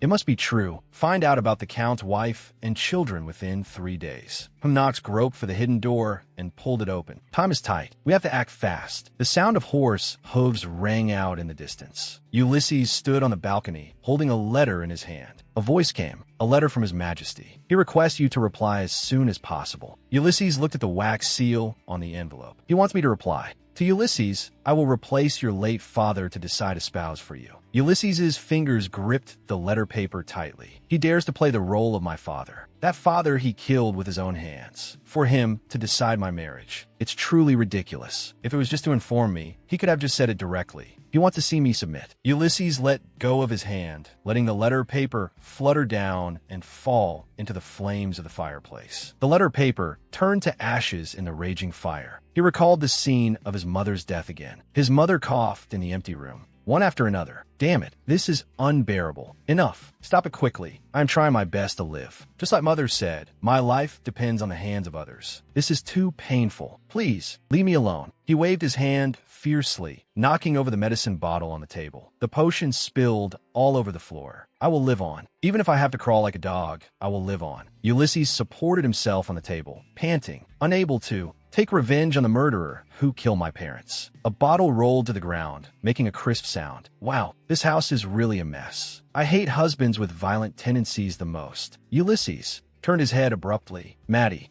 stood at the door. She was wearing a cloak with a playful smile. What happened while I was away? Darling seems to be in a bad mood. Ulysses's voice was cold. I'm in no mood to deal with you right now. Come back tomorrow. Maddie suggested, oh, darling, why don't we go out for a walk together? Ulysses turned his head. What? Maddie leaned close to his ear. Someone is watching us. There's a dark shadow in the tree across the street. They're not armed. They shouldn't be here to attack. Just curious whether we are a real couple or just acting. Are they people sent by the Emperor? Maddie's hand slid through Ulysses's hair. Oops, darling, you look too suspicious. Relax. Smile. We need to show them how much we love each other. Maddie violently pulled Ulysses towards herself. She suddenly kissed Ulysses deeply. Maddie whispered in his ear, bear with it. Even if you hate me, I'm not enjoying this either. There was not a trace of sincerity in her words. Ulysses pushed her away violently. Maddie staggered back. If you're going to act, make it realistic. Kissing you is nothing to me. Maddie raised her chin, revealing a provocative smile. She raised her hand and hooked Ulysses's neck. All right, then bring it on. Ulysses's hands wrapped around her waist, pulling her closer. The two kissed under the moonlight. Ulysses's fingers trembled. He could feel the softness of Maddie's lips. It's okay.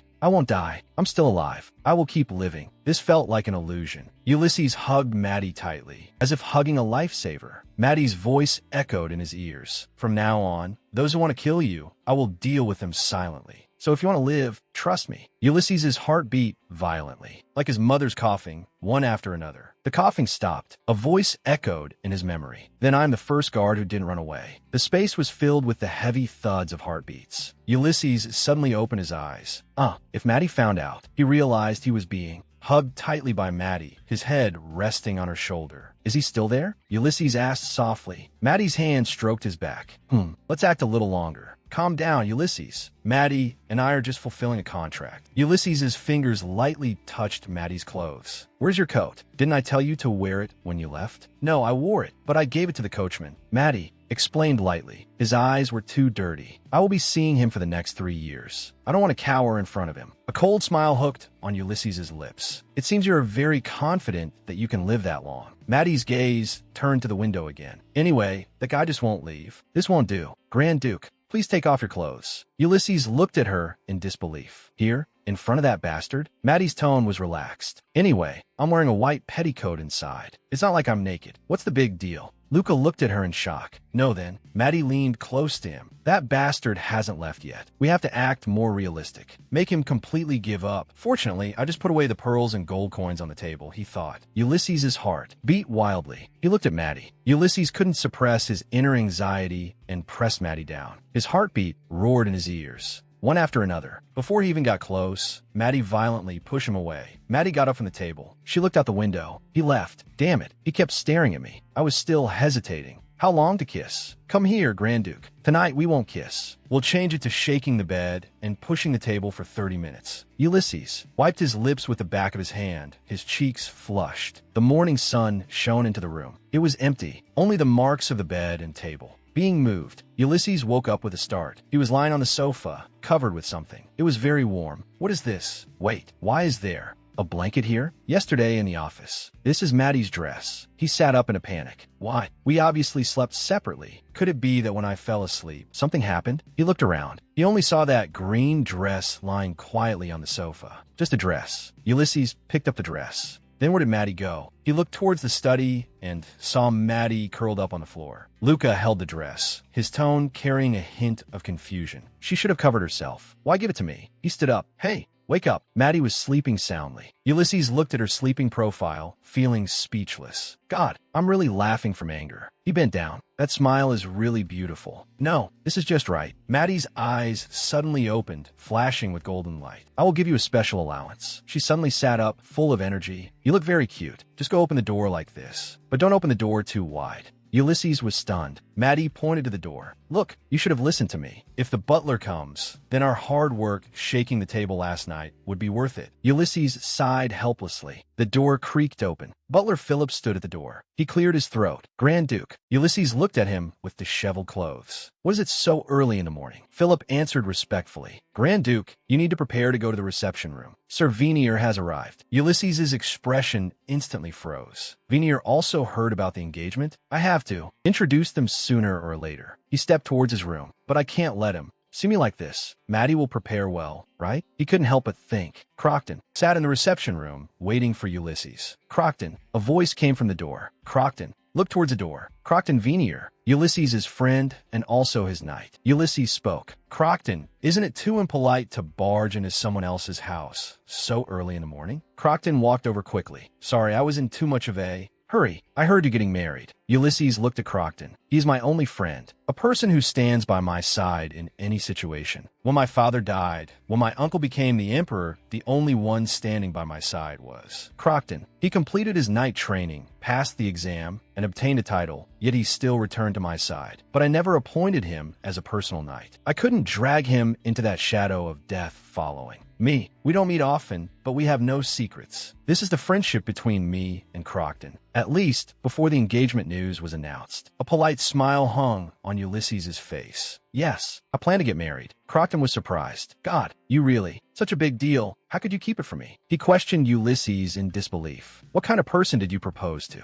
Not only is she from the slums, but she's also a pickpocket and even committed some petty theft crimes. Ulysses crossed his arms and looked at him calmly. I know, before she fell in love with me. I knew all this. Crockton was stunned. Really? Ulysses lowered his eyes. Yes, Maddie is a scammer. But he thought of Maddie's appearance. The expression on that face. Maybe I'm the only one who has seen it. Crockton looked at Ulysses. Just thinking about her makes you smile. You really love her. Ulysses smiled like a child. I've been saying that. Crockton's expression turned serious. Are you sure? She's not deceiving you? Ulysses smiled even brighter. Impossible. He felt lonely inside. It's not me deceiving you, Crockton. Crockton's worries did not dissipate. Even so, someone said, they saw her with another man. Ulysses's smile instantly vanished. What? Maddie has a man? Maddie, she has a man. Crockton looked at Ulysses. The person you brought in. Brown hair, light green eyes, right? A pickpocket, an errand runner, known as Crazy Maddie. Ulysses gritted his teeth. Damn it. Since I can't refute it, why am I so angry? What does he look like? Does he also have silver hair? Crockton looked confused. Why mention silver hair? Ulysses answered, because Maddie said her ideal type is silver hair and blue eyes. It's me. She said my face is her ideal type. Crockton exclaimed, hey, you've completely lost your mind. Ulysses roared, that's right, I'm crazy. How dare she betray me? Betray me after our agreement. After she said I was her ideal type. Crockton shouted, that's right, you've been played. That woman is living with another man. He added, okay, maybe not living together, but someone saw her drinking with another man. Going to the bar with the same man every time. Ulysses's eyes darkened. We have already publicly engaged. She can't just publicly date someone else. Luca burned with anger. Who is he? I introduced her to my uncle. The emperor knows about us. How dare she meet another man? Crockton smiled with a glass of water. Drink some water and calm down. Ulysses pursued, what does that guy look like? Crockton explained, no one knows his true colors, but I heard he's a tall young man with brown hair with a bit of orange. Ulysses took a gulp of water. A young man, orange hair, completely different from Silver. If this continues, I might kill that secret lover. Crockton advised, Ulysses, my friend, think about it. If he also had silver hair and blue eyes, then she just likes anyone who looks like that. Sit down first. Luca was half believing and half doubting. Crockton probed, oh, so are you going to break up with her? Ulysses suddenly froze. What? No, I'm not breaking up with her. Crockton looked astonished. Is there something wrong with you? Anyway, that's all I wanted to say. How you handle this information is up to you. That woman is very suspicious. Ulysses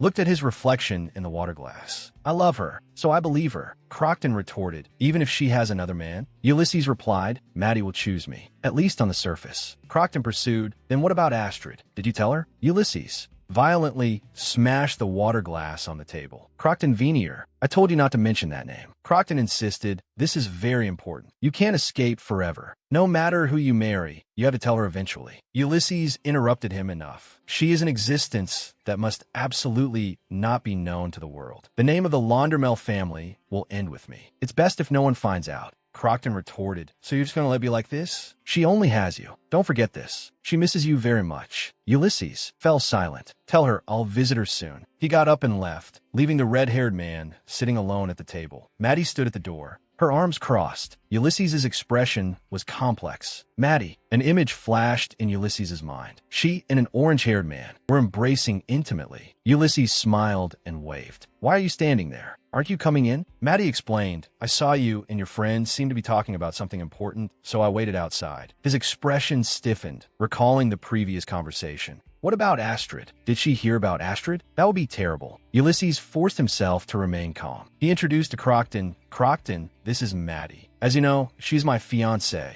Maddie curtsied slightly. Hello, I am Maddie. Maddie, this is Crockton Venier, a knight of the Imperial Knights. My closest friend. You might see each other often in the future. Crockton revealed a cold smile.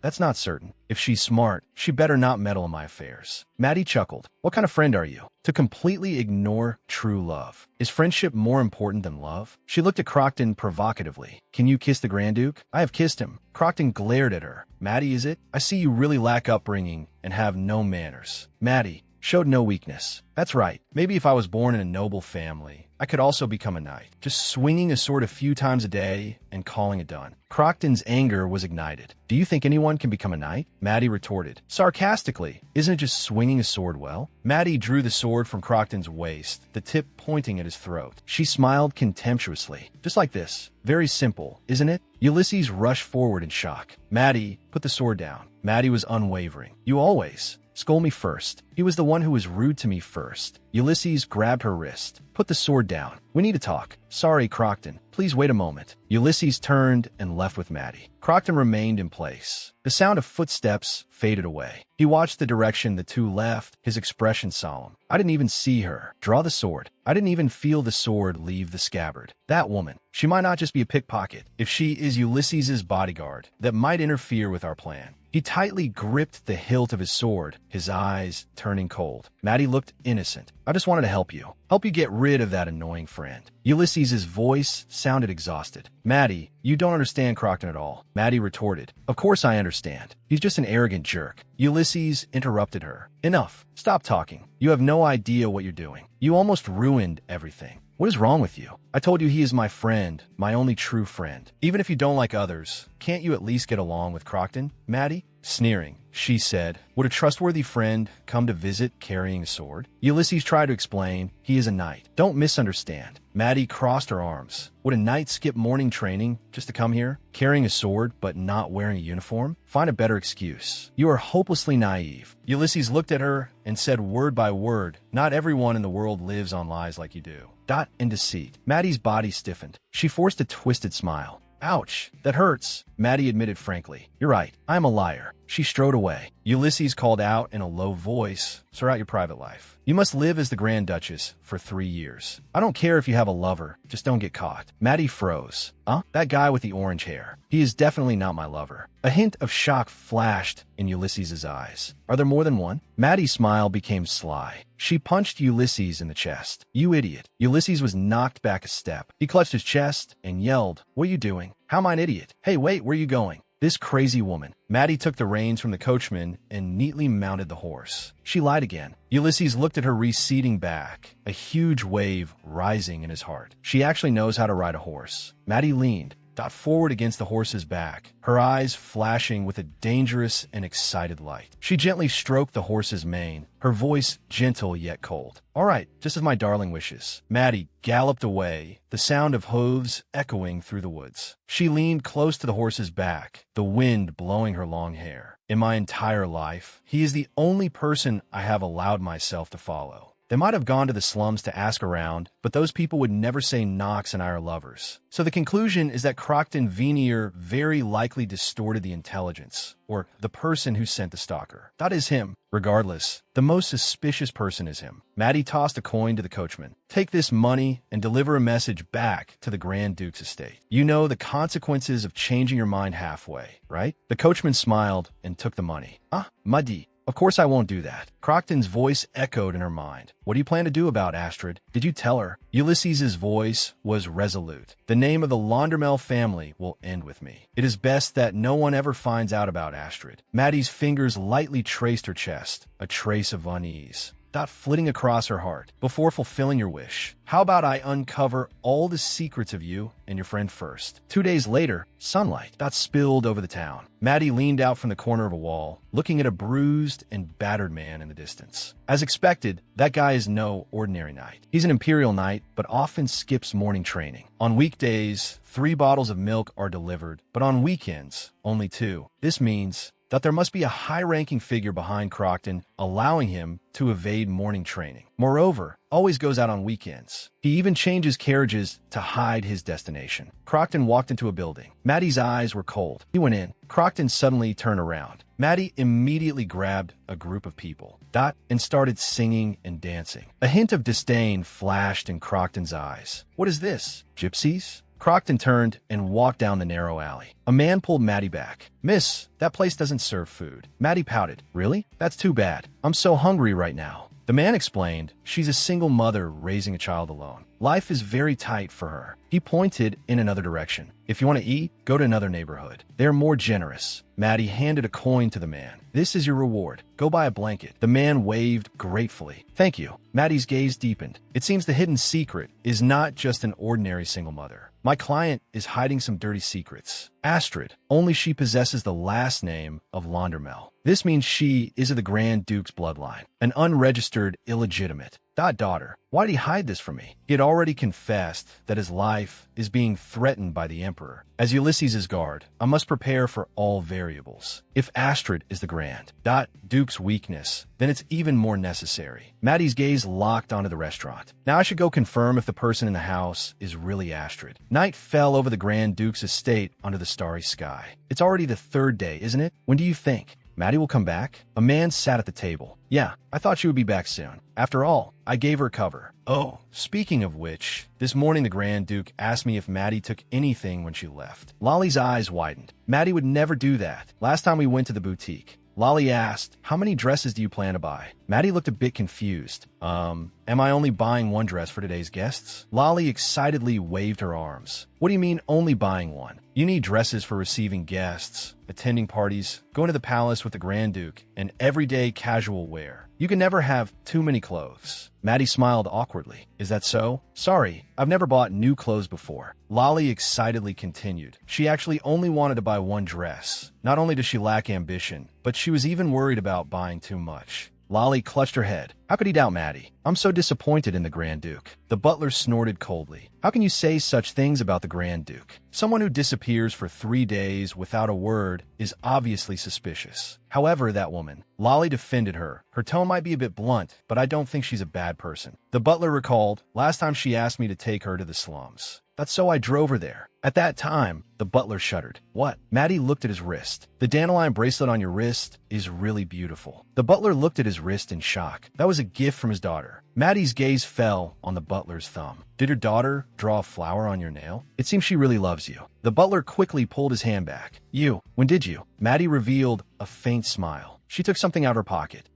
Please give this to your daughter. The butler looked at her in shock. What? Why? Maddie handed it to him. We are all in a situation where we are trying to live well. So even if just for a moment, let's help each other. When I was little, I also wanted to wear pretty clothes. Maddie showed a bright smile. We won't see each other often. Don't glare at me with such a fierce expression. Even if I get kicked out later, let's part on good terms. Okay. Lolly stood with her hands on her hips. She might not have a good background, but she has a kind heart. That's right. Maddie is a good person. The butler accused Lolly. You've been completely bewitched by her, haven't you? You've completely fallen for it. The butler roared. The Grand Duke hasn't eaten or slept well for days. As the Grand Duke's servants. But how can you side with that woman? Lolly retorted, but Maddie isn't that kind of person. Even if she were to leave, she said she would follow the Grand Duke's wishes. She would never leave without saying goodbye. The butler. That's sneered, but she still hasn't returned. Isn't it obvious? She's probably relapsed into her old ways and gone back to the slums to find another man. Lolly stomped her feet in anger. How could you say such a thing? Maddie would never do that. The butler suddenly looked out the window. A familiar figure appeared in the courtyard. It was Maddie. It was Ulysses, gripping his hair with both hands, looking exhausted and irritable.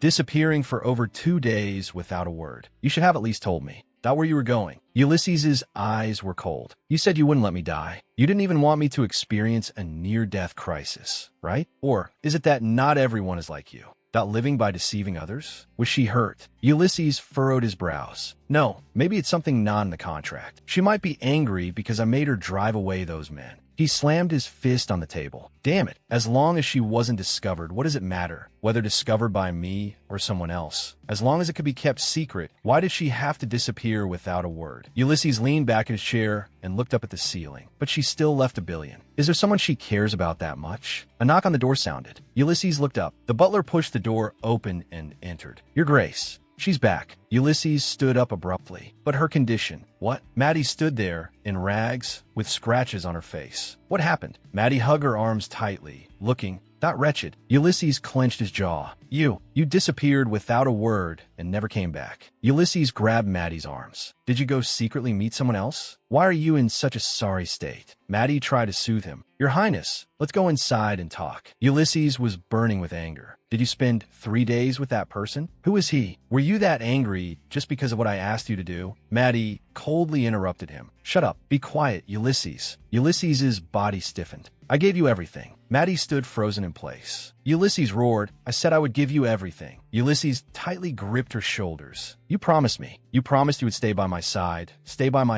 forever. Maddie looked at him, stunned, her voice so soft it could barely be heard. Oh yes, I promised. She gently held Ulysses's hand, trying to calm him down. Maddie said softly, Your Highness, I have returned to your side now. She looked up, her gaze gentle yet firm. Look at me. Look at where I am now. Those eyes were brimming with affection, just as always. Ulysses's heart suddenly sank. Even though I know this is just an act of love, why do I still? He violently shook off Maddie's hand and turned to leave. If you're going to leave, at least say something, even if you're leaving forever. But tell me directly. Maddie said firmly, no, I won't leave. Dot took a step forward. Your Highness, from now on, I will always stay by your side. Ulysses's fist clenched tightly. He closed his eyes, his heart turning cold. Even if all of this is a lie. He turned and walked up the stairs. Suit yourself. The sound of footsteps faded away. The hall was completely silent. The servants looked at each other in dismay. Wow, this is the first time I've seen the Grand Duke get so angry. Lolly looked at Maddie with concern. Are you okay, Maddie? His Highness is probably experiencing his first love, so his emotions are a bit intense. The servants immediately gathered around. Have you eaten? Oh my God, you've lost weight. His Highness couldn't sleep well either. We've all been waiting for you. Lolly asked with concern. By the way, Maddie, are you tired? Do you want me to bring you a bowl of soup? Ivan squeezed in, looking displeased. Look at her. She's already starting to work. Hey, are you making soup? I'm a chef, right? Lolly hurriedly explained. There's some soup left over from dinner. Maddie stared at them blankly. Ivan said angrily, we ate it all. Lolly immediately yelled. Then make another batch. Maddie smiled and politely declined. No need, I don't need soup. Thank you for your concern, Chef Ivan. Lolly looked at her worriedly. You look very tired, Maddie. Go get some rest. I'll bring you some warm water. Tears. Dot silently slipped down. Maddie's cheeks were wet. Lolly exclaimed, Maddie, are you crying? Why? Maddie hurriedly wiped away her tears. No, I'm just so happy. She looked at the empty Dot staircase, a warm current welling up her heart. I left without a word and made His Highness so worried. Why do I feel happy? She covered her mouth. Dot, but the tears could no longer be stopped. On Maddie's face, tear stains and a smile intertwined. This is the first time someone has waited for me. So if I don't come back, someone will get angry. I don't know how to wait. She looked at the concerned faces of the servants, feeling completely lost inside. I didn't know. Maddie stood alone. Dot in front of the stairs, looking up at the empty height. An unprecedented feeling took root and sprouted in her heart. Leaving means leaving. Not coming back means not coming back. If I leave, being forgotten is only natural. I always thought this was the norm. So this is what it feels like to have someone wait for me, to leave a light on for me late at night. So there are people in this world who would get angry but they care about me. Maddie covered her mouth, her tears bursting forth. I'm sorry. I don't know why I'm acting like this. The servants also started sobbing. The butler stepped forward and gently patted Maddie's shoulder. Hey, if someone doesn't come back, of course we'd be worried. He turned to the chef. Ivan, go make some soup. If there are no ingredients, give me whatever is left. Let's treat her like a guest. Ivan, tears streaming down his face, tugged at his bow tie. How could just soup be enough? Wait a minute. I'll go roast some meat right now. Hurry to the dining room. Maddie was pushed along by him. I've already eaten bread. A maid gently put her arm around Maddie. Maddie, there will always be someone waiting for you here. Maddie, that responded in a low voice, yes. The maid surrounded her amidst a chorus of cheers and laughter. A maid suddenly spoke up. By the way, Maddie, where exactly did you go these past 2 days when you didn't come back? Maddie's smile froze on her face. That is. The maid pressed on. It's okay. Hurry up and tell us what happened. Is there really another man? Maddie waved her hands repeatedly. No, it's not like that. She lowered her head, her cheeks flushing. To be honest, I thought the Grand Duke's proposal. That was just a half joke. But after a few days, I realized it wasn't a joke. I also yearn to be loved. So I went to sort out my things and gave away my old clothes and belongings to others. The maids. That looked confused.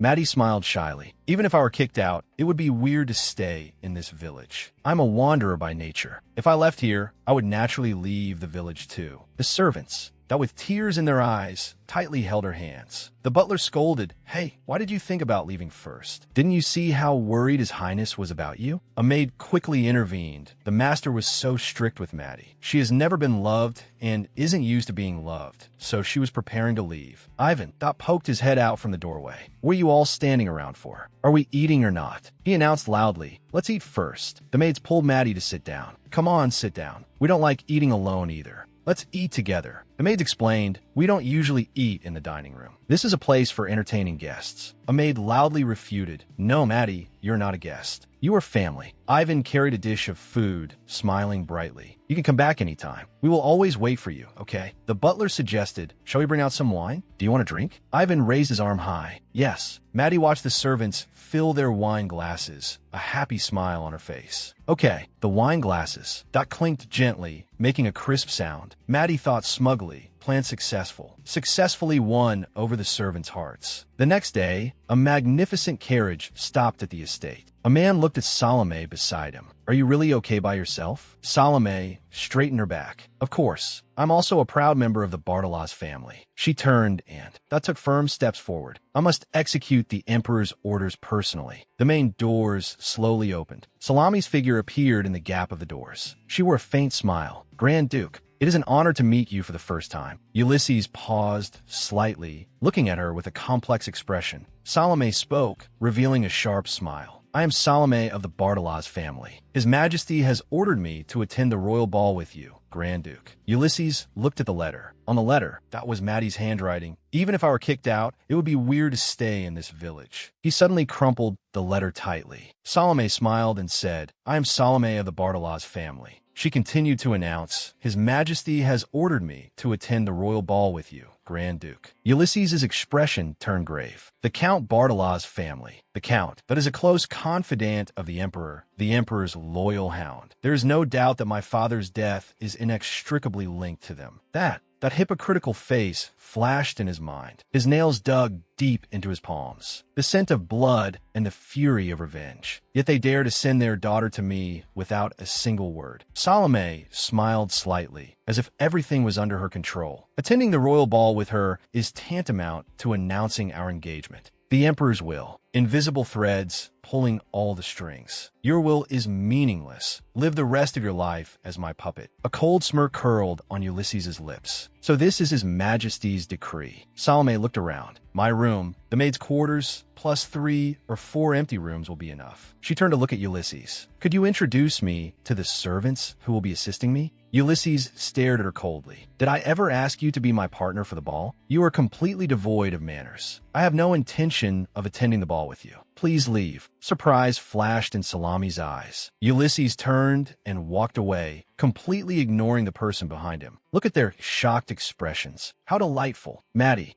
suddenly appeared holding a wine bottle. Ulysses clenched his jaw. Maddie, caught off guard, he was pulled over by Maddie. Holding the wine bottle, Maddie kissed Ulysses. Dot on the lips. The two parted. Ulysses stood frozen in place. Maddie ran wildly down the corridor, holding the wine bottle. She laughed and shouted, "Good morning, darling. Come catch me, Grand Duke." Salome covered her mouth in disbelief. Oh my God, that couldn't be that person. Ulysses spoke. Yes, she's my lover. He touched his lips, his face reddening. It's a pity for a lady who has traveled from afar, but it's best if you return now. As you can see, I have to play hide and seek with my beloved. That will be all. He turned abruptly. Salome stared at him in shock. The crowd erupted in discussion. Where did Maddie go? A man shouted. Maddie took his money. Now he's so angry his eyes are red. The butler stomped his feet in anger. Lolly, this person is a complete and utter liar. Lolly retorted fearlessly. So what if she's a liar? Can a liar be the Grand Duchess? Someone in the crowd agreed, right? A liar can also be the Grand Duchess. Maddie can be it too. Philip bowed slightly. Miss Bartolaz, it is regrettable. His Grace has not given any further response. Today, it would be best if you returned first. Salame's hands clenched tightly into fists, her knuckles turning white from the force. Not only that lowly slum woman, but even the servants act like I don't exist. She suddenly raised her hand and slapped Philip hard across the face. Philip's head turned from the blow, a clear red mark appearing on his face. Salome was furious. How dare you be so insolent? How dare you look down on me like this? Is there no one in this house who knows their place? Philip bowed deeply. I'm very sorry, Miss Bartolaz. There was a small party at the estate last night. The servants have been quite disrespectful to you. Please be magnanimous. Salome was completely unappreciative. Take me to my room immediately. I am here by the Emperor's orders. Philip looked troubled. But, Miss Bartolaz, His Grace just asked you to leave. We cannot disobey our master's orders. Salame's eyes widened. Are you saying the Emperor's orders can be ignored? Not only are you insolent, but you are also utterly foolish. Philip tried to pacify her. Miss Bartolaz, if I may be so bold as to speak, perhaps you could visit again on the day of the ball. Salome clenched her jaw, her chest heaving violently. Philip continued to explain, His Majesty only ordered you to attend the ball with His Grace. Salame's eyes were filled with disbelief. You dare to kick me out? You lowly wretch. How dare you be so presumptuous? She suddenly pushed Philip to the ground. A hand suddenly reached out and tightly grabbed Salame's wrist. Salome. Dot turned around in shock. Maddie stood coldly behind her, her gaze like ice. Maddie smiled and spoke, Oh, dear young lady, this grandfather has a granddaughter at home who is about the same age as you. Maddie threw her glove in Salame's face. Maddie's face that bore an innocent smile. I challenge you to a duel. The etiquette teacher said this is how it should be done, right? Maddie grabbed Salame's wrist. Salome screamed, Let go of me, you bitch. Salame's maid shouted a reprimand. Let go of her hand immediately. Maddie kicked the maid away. The maid cried out in pain and staggered backward from the push. One after another, Maddie kicked all of Salame's maids away. Maddie took off all the gloves of Salame's maids at once and threw them in Salame's face. Salome screamed in agony. Stop throwing them. Stop it. At least let go of my arm.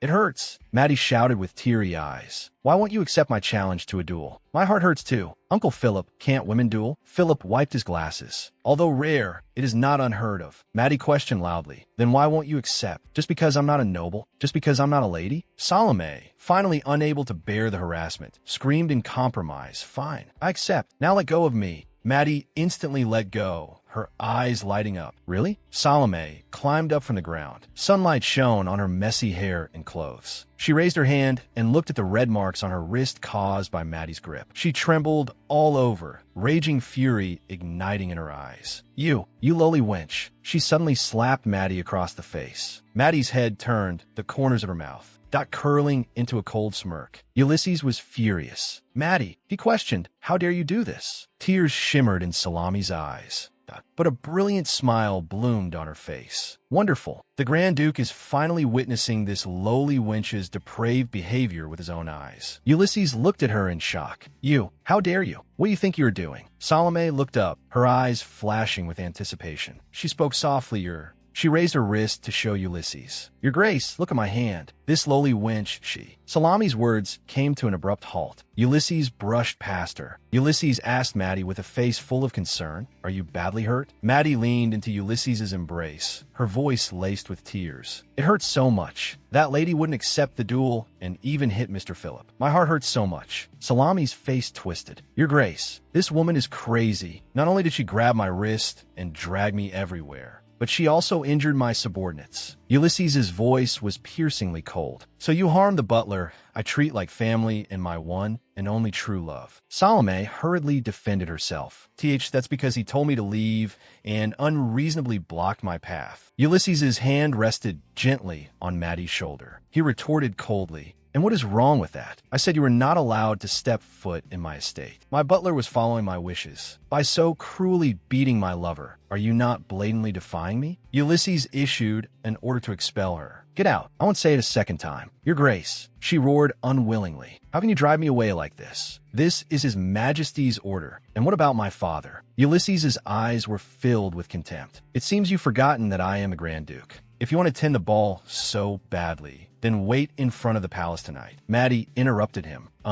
Darling, wait a minute. Miss, you still remember accepting my duel challenge, right? Salome stepped back in shock. What? Maddie's smile was bright and innocent. Then this should be legal. Salome looked at her in disbelief. What? Maddie raised her hand without hesitation and slapped Salome. To the ground. Maddie clasped her hands together, an innocent smile blooming on her face. Oh my, now is a good time to officially leave. Salome lay on the ground, her soul seemingly leaving her body as she completely lost consciousness. 20 minutes ago, before Maddie confronted Salome.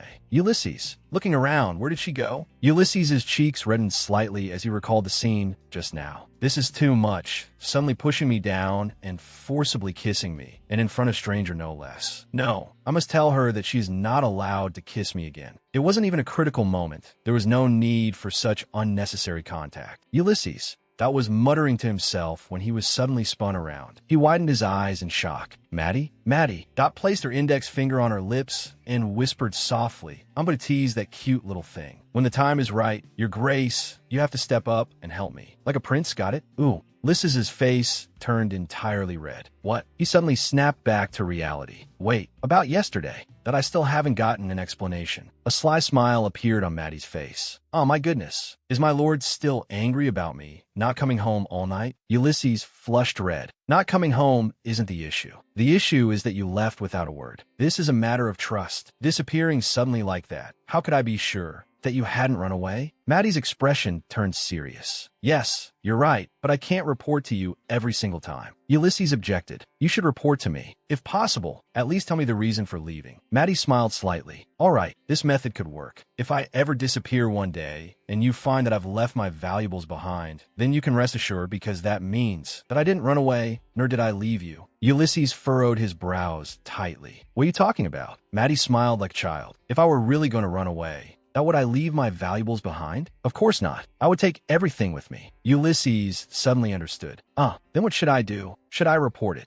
And then look for you? Maddie's eyes grew deep. No. Maddie brushed aside the branches and leaves in front of her. She said softly, wait for me. I will definitely come back. I will return to your side of my own free will. So later you must stand by my side, got it? My prince. Ulysses stood frozen in place, sunlight filtering through the leaves and shining upon him. He responded in a low voice, yeah, back to the present. But she said she was just teasing her, not actually hitting her. What were you thinking when you hit Miss Bartolos? Maddie looked innocent. What? She challenged me to a duel. That I accepted, and then I hit her. Ulysses tightly gripped Maddie's shoulders. If you die for insulting a noble, how can you marry me? How can you protect me? Weren't you planning to get the money? Maddie laughed heartily. I'm doing all this for money. I can't die just yet. Ulysses glared at her. Then why did you do that? Do you know how much trouble you've caused? Maddie acted innocent and coquettish. I just wanted to tease her. But things escalated, and I didn't know my own strength. It's my fault. Ulysses covered his face speechlessly. Maddie suggested, if you go and invite Miss Bartolaz to the ball, wouldn't the matter be resolved? Ulysses looked at her in disbelief. What? You agree to me going to the ball with Miss Bartolaz? Maddie looked confused. What do you mean agree? It's His Majesty's order. Ulysses clenched his fists. But you're my fiancé. That's what we announced to the public. Maddie had a relaxed smile on her face. But isn't this the best way to solve the problem? Ulysses's eyes dimmed. She just said those words. Got it? My prince. And now she's suddenly drawing a line as if we are strangers. What on earth is she thinking? But is it just me being too petty? Ulysses turned around abruptly. Maddie looked at him in confusion. Huh? Where are you going? Ulysses replied, I'm going to tell His Majesty the Emperor that the person I love, that is only you. Therefore, I cannot go to the ball with Miss Bartolaz. Maddie looked at him in surprise. Wow. That's amazing. Maddie approached Ulysses. Darling, do you have any secrets? She leaned in closer, a sly smile on her face. Like a hidden lover or anything else I'd better know in advance. If something like that comes out later, it will be very troublesome to deal with. I just want to be prepared in advance. Ulysses's eyes darted away. No, there's no such thing. Maddie scrutinized him. Really? All right then. She suddenly pushed Ulysses outward. Ulysses looked at her at a loss. For what to do? Maddie waved at Ulysses's back and shouted in an exaggerated tone, My love, you must come back alive. A smug smile appeared on Maddie's face. He's gonna go after all. For me, my love, the Imperial Palace. The attendant's voice rang out. His Majesty grants you an audience. Ulysses stepped into the grand hall, his footsteps echoing in the vast space. He closed his eyes and took a deep breath. He made me wait for almost 2 hours without even a cup of tea. But no, he agreed to this private meeting more readily than I imagined. The attendants. Voice rang out again. His Grace, the Grand Duke, is about to enter. On the magnificent throne, the Emperor and Empress sat side by side. Without looking down, a barely noticeable smile curled the corners of the Emperor's mouth. He spoke slowly, his voice echoing in the hall. It's been a long time, Ulysses. Ulysses knelt on one knee, his right hand over his chest. Your Majesty, your servant Ulysses. Thou pays his respects to you. Meanwhile, at the Grand Duke's estate, Philip looked at the incoming person. Maddie. Pushed the door open and entered with a bright smile. Uncle, is your face feeling better? Philip stood up to welcome her. Miss Maddie, you're here. Maddie. Waved her hand dismissively, her tone casual. Since when did I become a miss? Don't be so formal. Philip was slightly taken aback and sat back down. He pushed his glasses up. Is there something you need me for? Maddie raised the items in her hands, her smile widening. I brought 2 eggs, one for you and one for me. Philip sighed inwardly. This petite madam really has quite the strength. Maddie applied the egg to her face. This works much better than I imagined. Philip asked, how did you know I have a granddaughter this old? Maddie's tone was light. At your age, it's not surprising to have 1 or 2 grandchildren, right? Or could it be that you're not married yet? If so, I'm sorry. Philip chuckled softly. I was married. My wife is waiting for me on the other side. My children also have their own families. Maddie's expression shifted. Uncle, I have a question. Philip's. Eyes were gentle. Ask away. Anything is fine. Maddie's voice trembled slightly. Our dear Grand Duke, does he have another woman besides me? Philip turned pale with shock. And another woman? Maddie lowered her eyes. He never talks to me about these things, but I always feel like he has someone else. If I'm going to be abandoned, I'd rather know sooner. Philip quickly waved his hands. I swear, Miss Maddie, the Grand Duke only has eyes for you. But sometimes he stares out the window towards the south. Sometimes in his sleep, he calls out a name. I think it's Astrid. Maddie smiled bitterly. I lived outside for a long time, so I'm a light sleeper. I really wish I hadn't heard those words. Even if I leave the Grand Duke's estate, I'll occasionally write to you, Uncle Philip, unless you don't want to receive them. Philip's expression froze, his pupils shrinking slightly. No, it's not another woman. He has a hidden neat dash. ECE. Maddie's pupils quaked. And yes, she stood up abruptly, the egg slipping from her hand. But isn't the Grand Duke an only child? Philip hurriedly gestured. Oh my God, miss. Keep your voice down. Sit down first. Maddie obediently sat down. Okay, Philip slowly spoke. The Grand Duke has a twin sister. Maddie looked completely confused. Then why does no one know about her? Everyone thinks he's an only child because she was born imperfect. Maddie exclaimed, born where? Philip looked at the shattered egg and sighed softly. It seems there is still much to teach you. His expression turned serious. This might not seem like a big deal, but in noble society, it is a fatal flaw. Her left hand cannot open. Even as her body grew, that hand forever remained the size of a child's. Like an eternal mark, after careful consideration, her parents decided that to protect her from misfortune, they would publicly announce that she had died shortly after birth. The imperial court agreed, and so this news was made public. She never left the palace and lived a happy life here with His Highness. Until that day. Until the day Prince Hayden died. Shortly after his death, a fire broke out in the former crown prince's palace. Maddie questioned angrily. How could there be so many coincidences? This was definitely arson. Philip looked at the furious Maddie, somewhat surprised. Yes, fortunately, the fire wasn't large, but it was clearly arson. The always sensitive Dowager Duchess began to fear that if her daughter's existence was exposed, it would invite fatal disaster. So, since she was born a secret, the Dowager Duchess decided that to let her grow up outside, like an ordinary person. Maddie pressed on. Then did she marry and have children? Philip replied, yes, probably. Maddie was in disbelief. What do you mean, probably? Philip, that chuckled softly. After sending her daughter away, the Dowager Duchess actively cut off all contact. She believed it was safer that way. We never heard whether she grew up, married, or had children. But since there was no news, we assumed I was doing well. Maddie looked thoughtful. I understand. But how did the Grand Duke know about his niece? Philip shook his head. I'm afraid I cannot tell you that. He changed the subject. Anyway, you only need to know one thing. Right now, the only real person to His Highness is you. Miss Maddie. A blush spread across Maddie's cheeks. She revealed a meaningful smile. Okay, I understand. Thank you. Maddie opened her arms, jumping for joy like a child. I love His Highness. Very, very much. I love him as if I love all of creation. From the moment I saw him. Ulysses' voice echoed in Maddie's mind. Maddie, not as if destined. A fanatical light flickered in Maddie's eyes. I know. I must protect him. She clenched her fists tightly, a happy and determined smile on her face. I will dedicate everything I have stolen so far, and everything I will steal in the future, to him. Even if I have to steal that other's happiness, I will make Ulysses happy. From the moment our eyes met, I've always thought about protecting his future. Philip looked at her, his eyes revealing a mix of shock and understanding. So this is it. He nodded slightly. Yes. Please take good care of His Highness, Maddie. Now I understand that why His Highness chose her. A carriage sped along a forest path, wheels rolling. Ulysses sat in the carriage, leaning exhaustedly against the window. He let out a long sigh. He suddenly covered his face, pressing his fingertips against his temples. Beads of sweat slid down his forehead. I'm truly crazy to have done such a thing. 1 hour ago, a majestic voice rang out. Ulysses von Londermel, Grand Duke. Raise your head. Let me see your face. Ulysses slowly raised his head, his gaze meeting the man on the throne. You're looking more and more like the late emperor. Ulysses remained expressionless. I am his son, but for a grandson to be more like him than his son,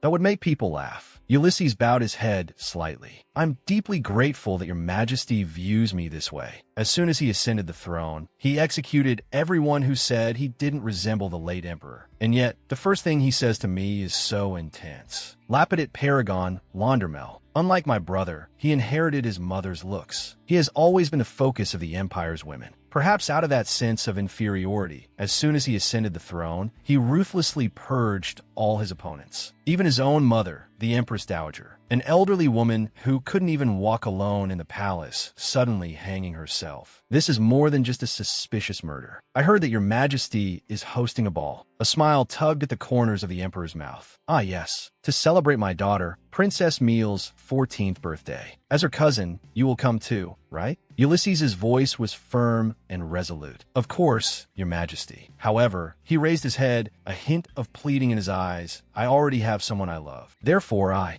cannot attend with Miss Bartolaz, whom your majesty sent. The emperor's voice was piercingly cold. Are you talking about that girl from the slums? What a pity. Ulysses, would you really gamble the Grand Duke's future for a mere stray dog? Ulysses lowered his eyes again. I only wish to live quietly with my family and not bring disgrace to your majesty. The emperor first let out a light chuckle, then burst into maniacal laughter. Quietly? Ha! He glared fiercely at Ulysses. As a Grand Duke, you still expect to live quietly? Absurd. Ulysses clenched his fists. As expected, he even investigated Maddie. It doesn't matter. I anticipated this. At a time like this, striking boldly is the correct answer. He placed his hand on his chest, his voice loud and resolute. Your Majesty, no matter what you say, my feelings will not change. I love Maddie. The Emperor sneered. A Grand Duke marrying a woman of unknown origin. Do you understand what that means? Ulysses lowered his eyes. I love her not as a Grand Duke, but as a man. If my father were still alive, he would definitely support his son's love. I truly love Maddie. Ulysses murmured softly. Even now, I miss her. I don't want to be apart from her for even a moment. I want to become Maddie's family. Since meeting her, my life has changed. I want to be with her forever. I want to have children with her who are just like her. I want to grow old with her. The Emperor's face twisted in anger, veins bulging. He roared fiercely enough. The Emperor exhaustedly rubbed his forehead and sighed. Whether it's true or false, I will judge later. Step down. I'm tired of listening. He waved his hand. Guards, take the Grand Duke out. The guards immediately stepped forward and grabbed Ulysses' arms, but he struggled with all his might. Your Majesty, you deeply love the Empress. You must understand my feelings. The Emperor's furious roar echoed again. Get out, Ulysses. That was forcefully dragged away. I really did something crazy. But thanks to that, the rumors will surely spread throughout the palace. Now, only the ball remains. Ulysses pushed open the study doors. Maddie, I'm back. The study was empty, filled only with silence. He turned and asked Lolly, who was nearby, where is Maddie? Lolly replied, she left this afternoon. Maddie smirked. It's been 3 days, right? Tell me your investigation results on Count Munknanando. Knox looked confused. Why are you dressed like that? Maddie looked at herself. Oh, this? The Grand Duke thought you were my boyfriend. I said you weren't, but if another scandal breaks out, that it will be very troublesome. Knox's eyes widened sharply, his pupils quaking. What? What did you say? Boyfriend? Did you tell him I'm just your assistant? Madiri plaith kamli. No. Knox shook her shoulders. Why not? You crazy woman. He grabbed his hair with both hands and screamed at a breakdown.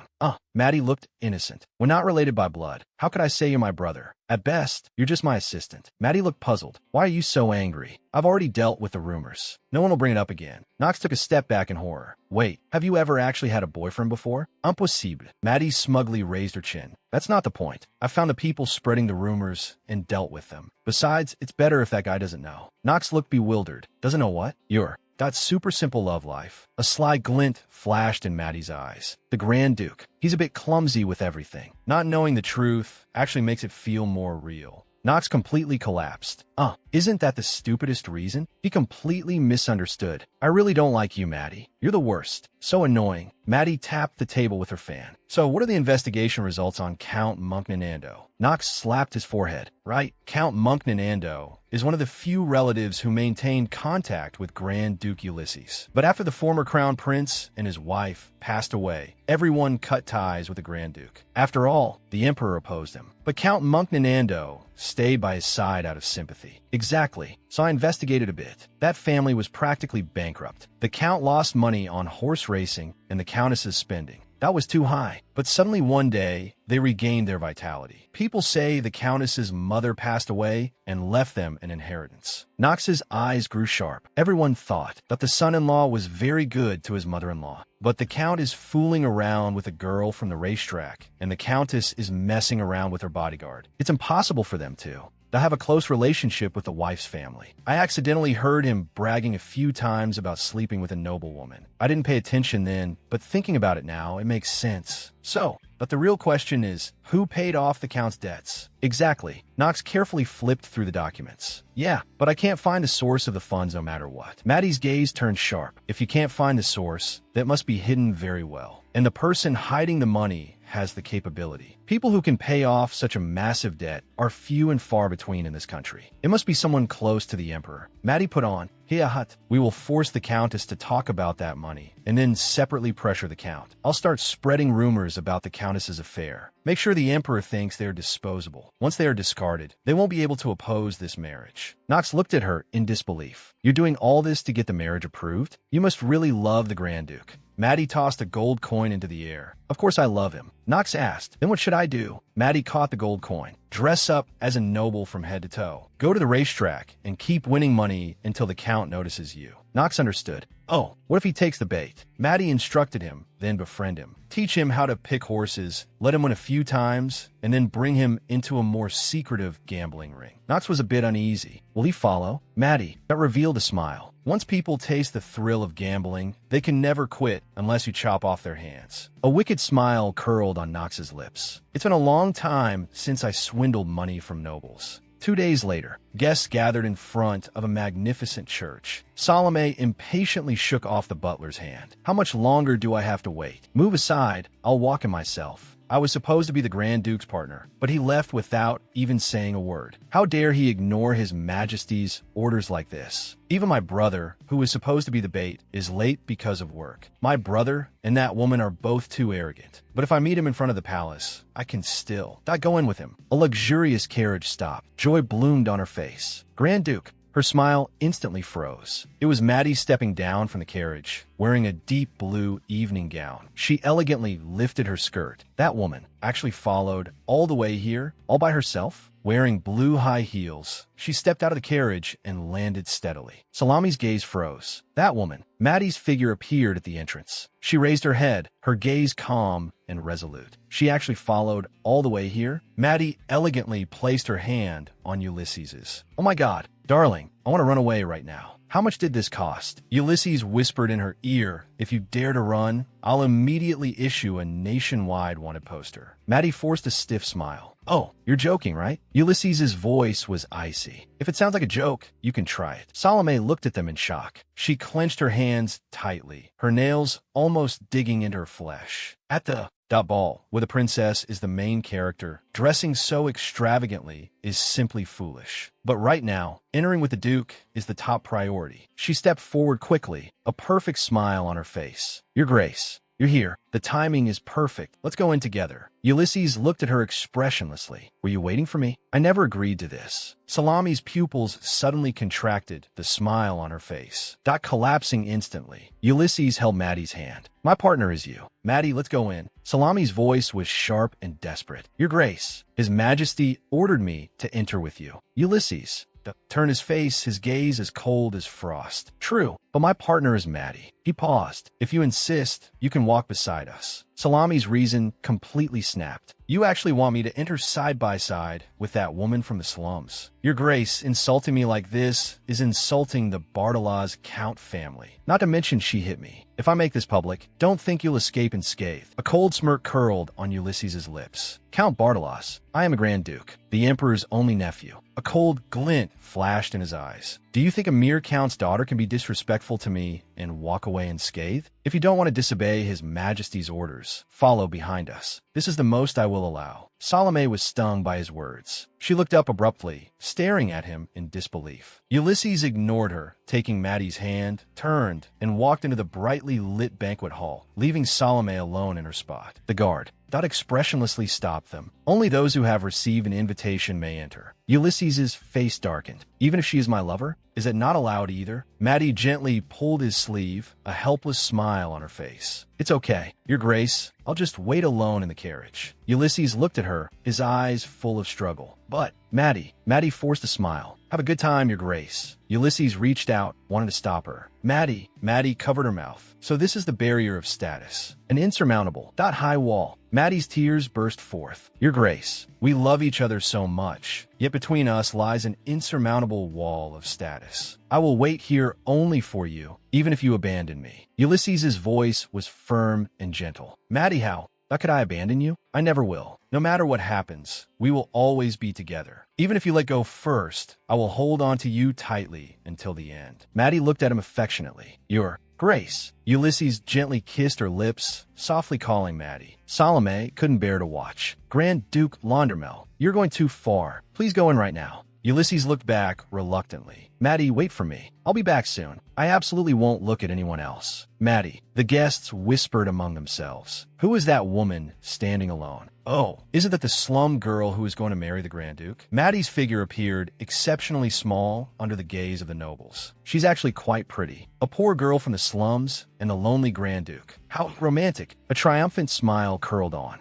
Maddie's lips. Ulysses walked into the hall, looking utterly lost. The crowd whispered, "Is he not eating anything?" "Yes, he hasn't even touched a drop of water or a single cookie." "Oh my God, what's wrong with the Duke?" The guests that whispered to each other. The lady he brought didn't have an invitation, so she was stopped outside. "Oh, is it that slum girl? Goodness. So that's why he forcefully dragged Miss Bartolaz inside. What a love that can even make the Bartolaz family swallow their pride. The Emperor's only daughter, my cousin, Princess Meal Paragon Laundermel. Ulysses, Dot personally offered his blessings. "Happy birthday." Princess Meal bowed, flattered. "Ah, thank you." Princess Meal spoke then. "I shall take my leave first." Ulysses nodded. "All right." Princess Meal turned and ran off quickly, her skirt flying. The Emperor watched the princesses retreating. Dot back, his eyes complex. The Emperor spoke. "Meal, have you talked with your cousin?" Princess Meal clasped her hands together, looking somewhat disappointed. "Yes, he looks very haggard today. He's not in a good state." "All right, somewhat surprised, is that so? You hadn't seen your cousin in so long. You must have been looking forward to it. That's a real pity. I will arrange a meeting for you." Princess Meal lowered her head. "Okay." The Empress put her arm around Meal's shoulders. "Meal, today is your birthday. Let's go greet the guests who came to celebrate." "Good, watch them." That dark look in his eyes, to think he'd go this far. Is he really serious? Ulysses raises a hand to cover his mouth. Maddie was right. After this party ends, what people will remember won't be the princess's birthday celebration, nor Miss Bartolaz's debut as a duchess. Only the love story between me and Maddie will spread through noble circles, growing more and more with each telling. Maddie's words were crude, but he was right. The so-called battle plan of a Grand Duke gone mad for a girl from the slums. After causing such a commotion in the palace, something like this is nothing at all. A voice calls out, My lord." Ulysses snaps back to attention. "What is it?" The voice, tense. "That woman you brought with you has been grabbed by a gentleman who won't let go of her hand." Ulysses's face changes color instantly. He rushes toward the door. "Maddie, I have to find Maddie quickly. If I can't, that man is going to die." Ulysses's pupils constrict. That man is going to die. A man grabs Maddie's hand. "You're alive." Maddie asks, "Who are you?" "I think you've mistaken me for someone else." The man laughs. "Huh, you're alive. You survived. That's wonderful. I always believed you would. I truly believed it. Never doubted for a moment that you'd come back to me." He grips Maddie's hand tightly. Do you have any idea how desperate I was when I thought I'd lost you?" Maddie looks at him with fury. "What the hell is this? Who on earth are you?" Lambda's eyes shimmer with a frenzied light. "Yes, I'm Lambda." Fragments of memory flash. A boy waving goodbye. Maddie's eyes go blank. What is this? These memories. Ulysses shields Maddie. "Get your filthy hands off her, you bastard." Lambda calls out softly. Ulysses grits his teeth. "How dare you touch my beloved? Even if it's a misunderstanding, I will never forgive this. I'll let you go this time. Now get out." Ulysses turns and walks toward Maddie. "Maddie, we're going home." Maddie turns back to look at Lambda. "Who is that man?" Ulysses's expression darkens. He glances at Maddie. "That's a question I should be asking you. Who is that bastard?" Maddie lets out a contemptuous laugh. "Oh my, you're using the kind of language now, Ulysses?" His eyes go cold. "I thought you said you'd handle it." Maddie hurriedly explains. "My lord, we need to clear this up immediately. I swear, I truly don't know that man. I was just heading back to the carriage when I ran into him. For some reason, he mistook me for someone else and suddenly grabbed my hand. What was I supposed to do? Throw him to the ground? I was just playing along. The way he opened the carriage door himself, I suspect he's not a nobleman." Maddie's eyes flicker. "You don't believe me, do you?" Ulysses responds with a blank expression. "Have you ever told me the truth? All you do is lie. Why should I believe you?" Maddie stops arguing. Fair enough. Both of them turn their heads away, no longer looking at each other. Ulysses thinks to himself, just how many men does she have? I can't keep acting without a care. I need to start investigating Maddie's past. Ulysses lets out a scornful sound. It's hard to imagine what a mess your private life must be. Maddie smiles with a hint of provocation. And what about you? You have a sister you've been hiding too. Fine then, let's see who's better at keeping secrets. I'll uncover everything you've been hiding. Maddie asks, regarding the matter of the Monknanando family, did you do what I told you? Knox lets out a yawn. Yeah, spent another whole day at the casino. That family's luck is truly terrible. It's not because of anything I did. They're rotten on their own. Last time, he even lost my betting slip. Maddie presses further. And what about the one having an affair with the Countess? Did you probe him? What was his reaction? Knox speaks up. The rumor spread so fast. He knows he can't be transferred to another night order anymore. He's been complaining he's about to be dismissed. Maddie praises him. It's time to dangle some bait. Well done, Knox. Knox looks thoroughly confused. Why are you in disguise again? Where are you going? Maddie smears ash on her face. Oh, for my dear one. The important thing is Knox. Knox shudders with disgust to being called dear one. Maddie shifts tone abruptly. All right, Knox. Do you know someone named Lambda? Black clothes, red eyes, looks a bit like a snake. I saw him at the Imperial Palace Ball. He acted as though he knew me. Knox thinks. He knows my sister, but my sister doesn't know him. Then there's only one answer. He most likely comes from the Londonist Empire's security forces or some overseas police force. He stands on the street at dusk, his expression dazed. Something is coming back, a surge of memory. Maddie shakes his head. But no matter how hard I think, I don't recognize that person. He shakes off the thought. Never mind, someone that minor doesn't matter. Better to focus on work. He stands on the deserted street as night deepens. Astrid is right here. Last time I didn't have enough time. I couldn't investigate thoroughly. Maddie recalls that corner of the slums. A child in tattered clothes handed him a piece of bread. But just as I was leaving, that child handed me bread. That hair, those eyes. Without a doubt, that is the blood of Laundermel. Maddie licks his lips. My dear one, thought you were well hidden. But I'm sorry, I simply cannot leave this alone. A glint flashes in Maddie's eyes. I've already looked into everything, from your baby food to the color of your underwear. If this goes on, your beloved niece will become your fatal weakness. Maddie lets out a twisted smile. I hate dealing with troublesome matters like this. So if I take care of it in advance, you'll forgive me, won't you? My dear one, a man conceals his dark nature behind a mask of friendliness. Crockton Vinear. After observing Astrid, Crockton found the man who came every day. He gave him detailed intelligence about Astrid in exchange for generous payment. That man leaves every weekend, so he must be selling Astrid's information on a weekly basis. Maddie quietly follows the man, moving lightly through the dim corridor. Crockton is a long-term threat, but now is not the right time to deal with him. Maddie stops in his tracks, watches the man disappear through a door. No one seems to be lingering nearby. They actually entrusted Astrid's location to Crockton. Was it to prevent information from leaking? Maddie murmurs contemptuously. In the end, my dear one, what a fool. He pulls out a long, slender hairpin from beneath his skirt. To hide a secret they don't want anyone to know in such a careless way. Maddie pushes open a door. He strides in. Maddie freezes for a moment. Oh, the tall silhouette of a man stands by the window. It seems I'm not the only visitor here. Meanwhile, in the slums, a figure in a blue cloak moves through a narrow alley and stops before a door. He raises a hand and gently knocks. The door slowly opens. An old woman in a hood peers out. Welcome. The old woman grins, revealing sparse teeth. Are you here seeking our help? That old woman is none other than Knox in disguise. Ulysses frowns. So you're the one they call the all-knowing? You don't look to be in very good shape. The old woman chuckles softly. I only accept commissions. Ulysses speaks. I need an investigation. I don't know the target's exact name, nor anything about his background. Is that a problem? The old woman answers with confidence. Of course not. Something like that is a trivial matter for us. Ulysses places a heavy pouch of gold coins on the table. Give me satisfying results, and I'll double the payment. The old woman's eyes light up. Oh. She picks up a gold coin and examines it before her eyes. As long as you say the word, we can investigate anyone. Ulysses' voice drops low. His name is Maddie, recently known as the Grand Duke of Laundermel's lover. The old woman's expression shifts. Her gaze becomes sharp. Ulysses continues. I want to know his past. The eyes behind the old woman's spectacles flash with a glint of gold. I see. She ventures a question. Forgive my forwardness. What is your relationship with him? Ulysses is silent for a moment. He removes his hat, revealing a head of silver hair. Ulysses von Lundamme.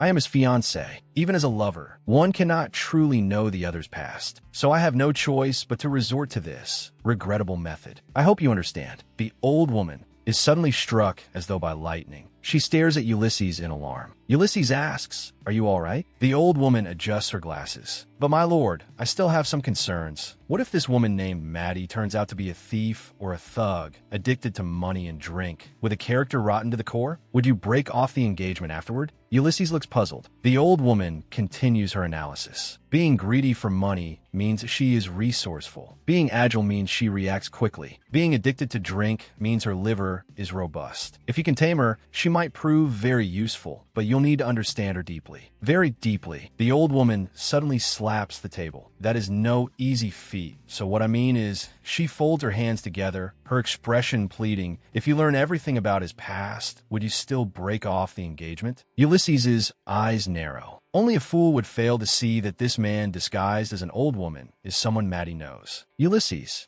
His expression resolute. Maddie and I love each other deeply. I'm simply curious about the truth he is unwilling to share. If he carries pain, I want to bear it alongside him. The old woman covers her mouth, eyes shimmering with tears. She looks at Ulysses with great emotion. You'll be blessed. There is no better woman in this world than him. Ulysses interrupts. Hey, I know Maddie better than anyone in this town. So rest assured. He adds, since you know Maddie, I must be clear, he must not find out about this. If more money is needed, I will provide it. The old woman bows deeply. Yes, my lord, leave it to me. I will investigate everything I know and everything I don't and report back to you. Ulysses turns to leave. There is no need to come find me. I will return in 10 days. The old woman murmurs to herself. What a good person. Such a good person. How could he end up marrying Maddie? Ulysses's figure disappears into the night. A smile tugs at the corner of his lips. For Maddie to have such an honest acquaintance, that's quite an interesting thing. Tonight, he's not coming back again, is he? I can't sense his presence. Where did he go this time? What is he doing? A man slams Maddie hard against the glass. Sharp shards of broken glass slash across Maddie's face. Maddie grins, blood seeping from the corner of his mouth. Wow, you're quite strong, aren't you, sir? He launches a fierce counterattack. He leaps into the air, his legs locking tightly around the man's neck. Then, with a burst of force, while the man is choking, Maddie presses both arms down on the man's throat. Quite the suspicious outfit, and far too aggressive a fighting style. Maddie looks at the wound on his neck. Lucky my wounds heal fast. Otherwise, my dear one would faint at the sight. This is absolutely not my dear one's doing. Could it be Crockton and that one-eyed man? Who did this? Two cloaked men talk at a street corner. All that talk just for money. I've always been suspicious of him. But are they really plotting something? Maddie pulls a dagger from the unconscious man's body. He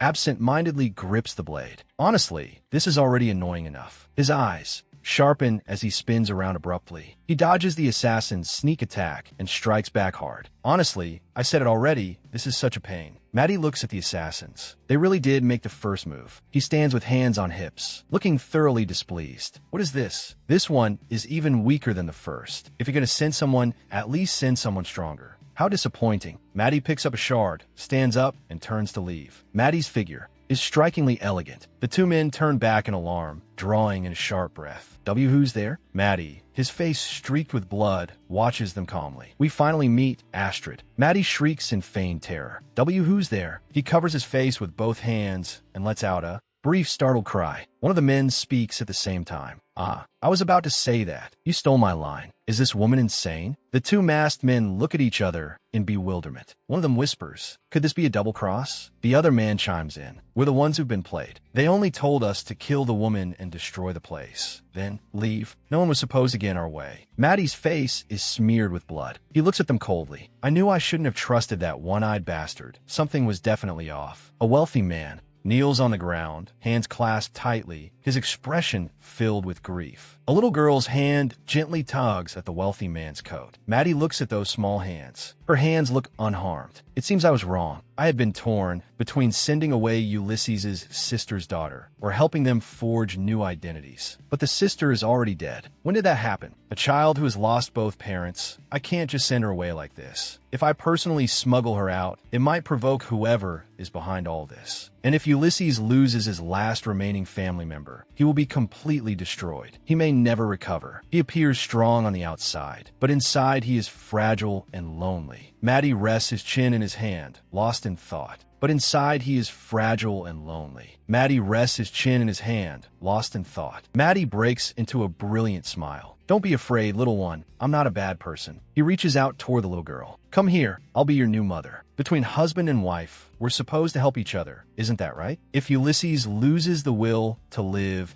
and tears up our contract, I'll suffer losses too. He turns toward the little girl. Hello, you must be Astrid. You look very much like someone I know. A woman rushes out and stands in front of the little girl. I am this child's mother. Maddie tilts his head. No, you're not. You're only her nanny, aren't you? The nanny's face instantly drains of color. Her body trembles uncontrollably. A masked man presses a blade against the nanny's neck. We're only here to do a job. Kill the nanny, take the child, and leave. You should do your part too. The nanny clasps her hands together, her voice twisted with fear. Please, please spare me. Maddie picks up a shard. My, how generous of you. I was just about to ask what your plan was, and you've laid it all out for me. He stands with hands on hips, face covered in blood, staring at the dumbstruck man. Madman, the man mutters. Maddie's smile turns ice cold. Well then, what shall we do? None of you are leaving here alive today. After all, this is my job. The masked man brandishes a dagger and roars with barely contained rage. We don't know who sent you, but do you think we'll just stand down? Maddie's eyes go cold. He speaks quietly. Hey, sir, you have 5 moles on the back of your hand. His gaze locks onto the man's hand. That's the mark of the Halvan gang, isn't it? No wonder Halvan has been rotting from the inside. His subordinates don't follow orders. Kidnapping children all over the place. The man shudders. What, you know Halvan? Maddie leans against the doorframe. Didn't I tell you? My job is to make sure none of you leave. Otherwise, why would I be here? You took on a private job behind his back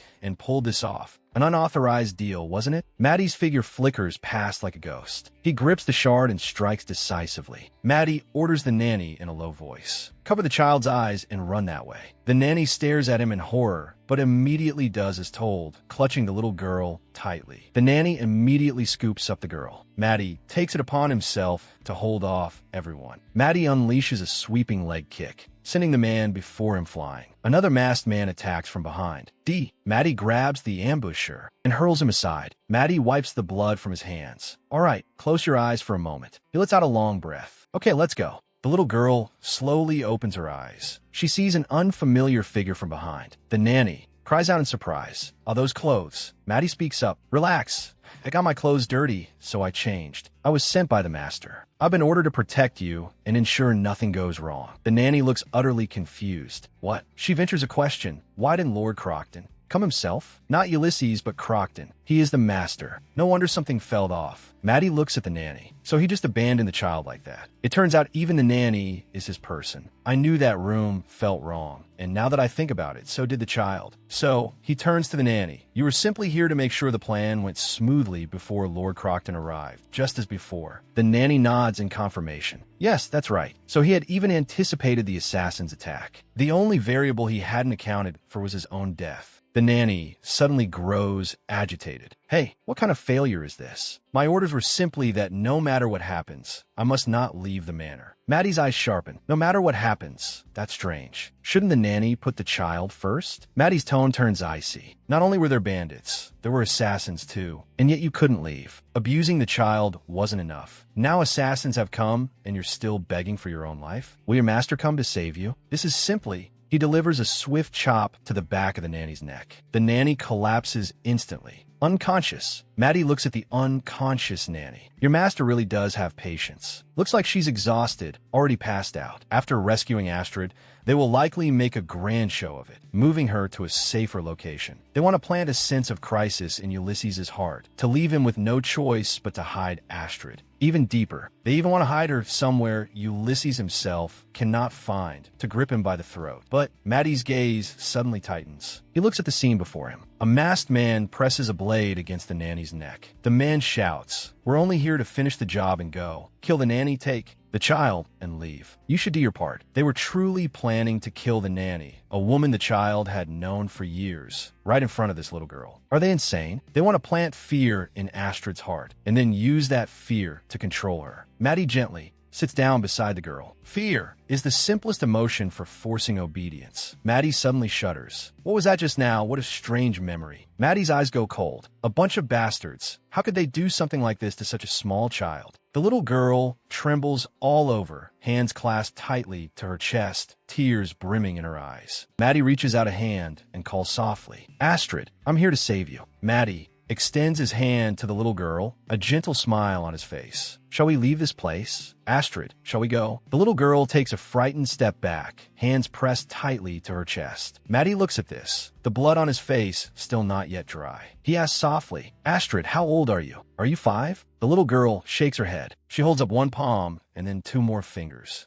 7 years old. Maddie forces out a smile. Don't be afraid. I'm a friend of your Uncle Ulysses. I'm here to protect you. I promise I won't touch you without your permission. Maddie's voice is gentle. Astrid, you seem like a quiet one. If you don't want to speak, just nod. Is that okay? The little girl gives a small nod. Maddie smiles. So clever. Then let me ask you something. You have scars on your palms and legs, and the weather is this cold, yet you're dressed so lightly. The little girl shudders violently and clutches the hem of her clothes, curling her feet inward. Maddie's eyes sharpen. Did your nanny do this? Has she taught you that if anyone ever asks, you must say it wasn't her? The little girl's pupils contract sharply, her lips part slightly, but no sound comes out. Maddie watches her reaction and folds his hands together in front of him. I understand. Maddie speaks again. Then let me ask it differently. He looks at the little girl, then glances at the nanny lying on the ground. Would you rather stay here and wait for her to wake up, or come with me to read some fun fairy tales? The little girl jolts in surprise, leaning back, with a look of utter disbelief. Maddie lets out a quiet laugh. What's wrong? Surprised that I can read your mind. Actually, I have a special ability. Even if you don't say a single word, I can hear your heart. Your heartbeat is very loud, so I heard your call for help and came right away. Maddie's gaze becomes infinitely tender. So, Astrid, shall we go for a walk? Never leave this house. The nanny's warning echoes in the little girl's mind. Maddie gently lifts her into his arms. I'll hold you, so you won't be afraid. The little girl squeezes her eyes shut, curling up tightly in Maddie's arms. Finally, she opens her eyes. Maddie holds her close. Good heavens, how adorable. Where did such an adorable little one come from? Maddie holds the little girl. Did you see just now? I'm very strong, so there's nothing to worry about. Maddie's voice rings out. Hold on tight. Trust me. He takes a step forward, his foot landing with a crisp, clear sound. I will protect you and keep you far, away from everything. Maddie holds the little girl close and says softly, "Oh right, Astrid, would you like to play a game of make-believe?" A high-end hotel in a bustling district blazes with light. A hotel staff member spots the arriving guest and immediately steps forward. General Svetin, you're here. Shall I take your bag? The clothes you requested yesterday have already been placed in your room. General Svetin takes the room key. Ah, thank you. He adds, tomorrow morning, there's no need to prepare breakfast. I'd like to rest alone. The hotel staff member responds respectfully, understood. General Svetin walks alone into his room and closes the door. He lets out a long, slow breath. He closes his eyes, exhausted, alone where no one can see. He removes his wig, revealing the true face that belongs to Knox.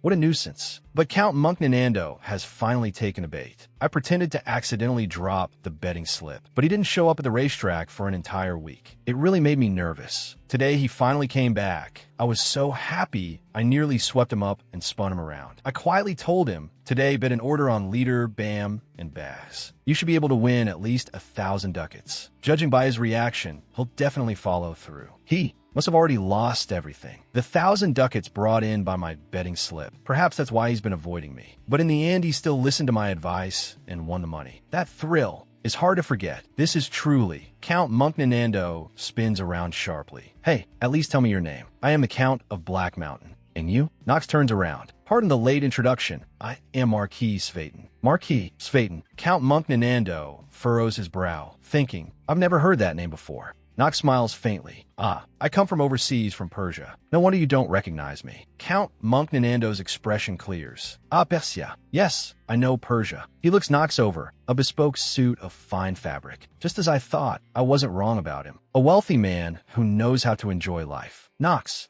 continued, I came highly recommended by a friend. It's been about 2 months now. Count Munknanando was intrigued.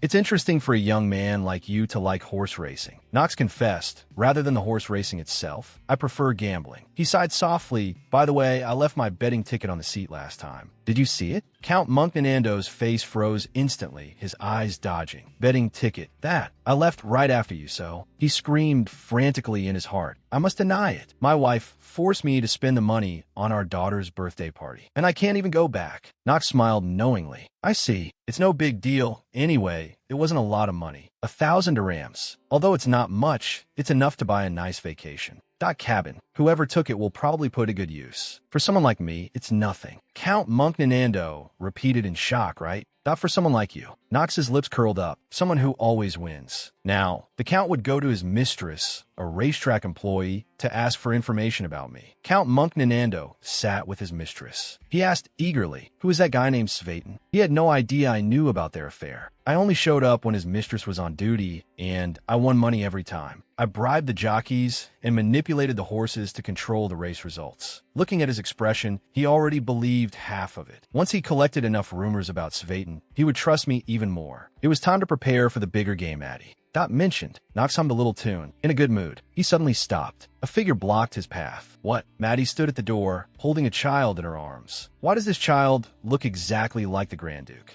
Exactly the same. Impossible. All right, Astrid. Let's say hello. This is Uncle Knox. Knox held his head with both hands. What? What is this? That child looks exactly like the Grand Duke. Maddie stood at the door, holding a child with silver hair and blue eyes. Sister, you already have the Grand Duke's child? Maddie smiled and said, stop spouting nonsense. Close the door quickly. The neighbors. That will hear. Knox stammered. This child is quite big. How long have you been dating the Grand Duke? Why didn't you tell me? Maddie placed the child on the bed. Maddie said to the girl, Astrid, play with this uncle for a while. If he does anything weird, bite him hard. Knox asked in dissatisfaction, what could I possibly do to a child? Maddie, Dot gently wiped her face. I'll come pick you up before sunset. Really? I will come with Uncle Ulysses. She linked pinkies with Astrid. Let's make a promise. Astrid revealed a bright smile. Maddie exclaimed, oh my god. How are you so cute? Maddie glared at Knox. She doesn't talk much, so don't bother her too much. Knox, Dot asked in shock, sister, what is going on? Are you really leaving without explaining? The door slammed shut. Knox froze in place. Damn it, she really left. He turned, Dot, to face Astrid, waving awkwardly. Well then, little one, I'm Uncle Knox. Nice to meet you. Can you tell me what happened? Astrid,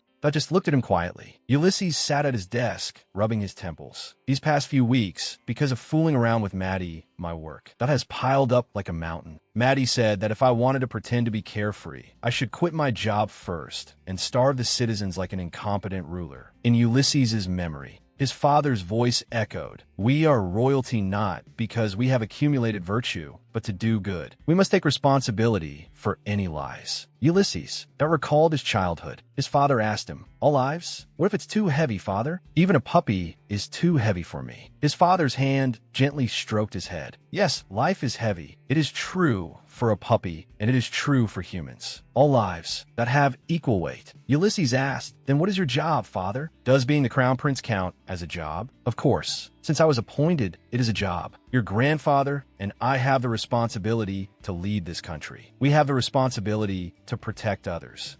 And share happiness and responsibility. Ulysses looked at his father. His father smiled and answered, yes, this is what we must do. Ulysses stared at the mountains of documents. Because this was what had to be done. Ulysses leaned back in his chair, covering his mouth with his hand. Looks like I won't be sleeping again tonight. Well, it's not like these are particularly important national affairs anyway. He lowered his hand, his gaze turning sharp. If Maddie doesn't come back today, I won't be able to sleep. It's already the third day. Ulysses looked out the window. Philip bowed and responded, yes, Grand Duke. Miss Maddie hasn't returned yet. Philip, Dot set down the teacup. This is your 49th question. One more makes 50. Ulysses was extremely frustrated. Philip, seriously, I don't understand why Maddie spends the night out without saying a word. Is it so hard to say I'll be back at this time, or I might be late before leaving? In his memory, Maddie stood before him. I won't go anywhere. I will always stay by your side. Forever. Ulysses gripped his teacup tightly. What did stay by your side mean? And what did forever mean? Philip advised, Your Highness, you stayed up all night again, didn't you? Miss Maddie would also want you to get some good rest. How about we call it a day? There's nothing urgent right now anyway. Ulysses, Dot leaned back in his chair. Yes, as sharp as Maddie is, she'll immediately notice that I stayed up all night. But she would never know that I was up all night, Dot waiting for her. Not as a scam artist or a fake fiancé, but as someone who genuinely cares about her. I hope she understands that. Lately, she always disappears after breakfast and morning walks. We don't even have time to talk alone. What exactly is she busy with? He closed his eyes, exhausted. Suddenly, Ulysses, Dot snapped his eyes open. What the hell? Maddie was lying beside him on his bed, smiling brightly. Maddie is home. Ulysses' cheeks flushed red, and he tried to push Maddie away. Hey, stay away from me. Do you know where you just sneaked into? Maddie just laughed. Oh my, should we add everything a married couple does to our contract? Ulysses,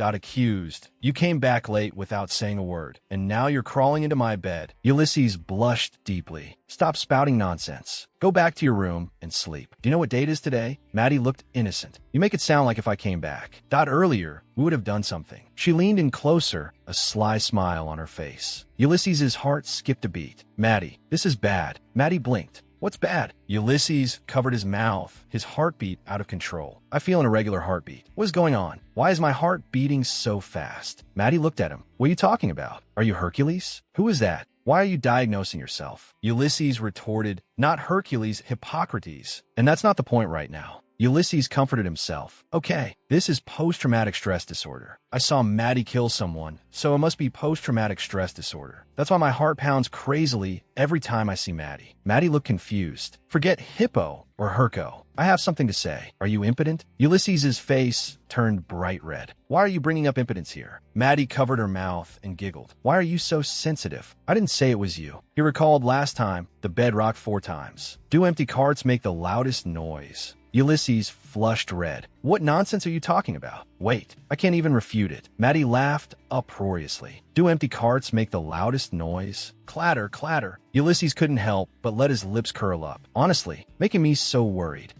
And now she's just joking around. I always thought I had to be calm and composed. Even when playing the troublemaker, I couldn't let others look down on me. But when I'm with Maddie, I feel the most at ease. Even with such silly conversations. Maddie rested her chin on her hand. By the way, last time I said the bed rocked 4 times. Was it true? Maddie smiled and said, I met your niece. She's super cute. Ulysses, that froze. Niece? His pupils suddenly contracted. Impossible. Ulysses's voice was ice cold. Say that again. Who did you meet? Maddie sat on the bed, her smile undiminished. MHM. She softly spoke the name. Astrid. Your weakness. Maddie leaned closer to him. Dear client, you can't just leave your weakness exposed like that. What if someone discovers it and uses it against you? Ulysses pressed, but what did you do? Maddie smiled confidently. I made sure no one can use her. Ulysses trembled all over. Is this your hobby? Digging up other people's weaknesses and then playing them in the palm of your hand? How despicable. Maddie's smile was surrounded by thorns. Darling, it's not fair if only you get mad. Now we both. Hold each other's weaknesses. I reported it to the security forces. They're looking for witnesses and criminals to prevent you from escaping. Ulysses suddenly grabbed her wrist and roared. My weakness is you. Ever since I publicly proposed to you, you became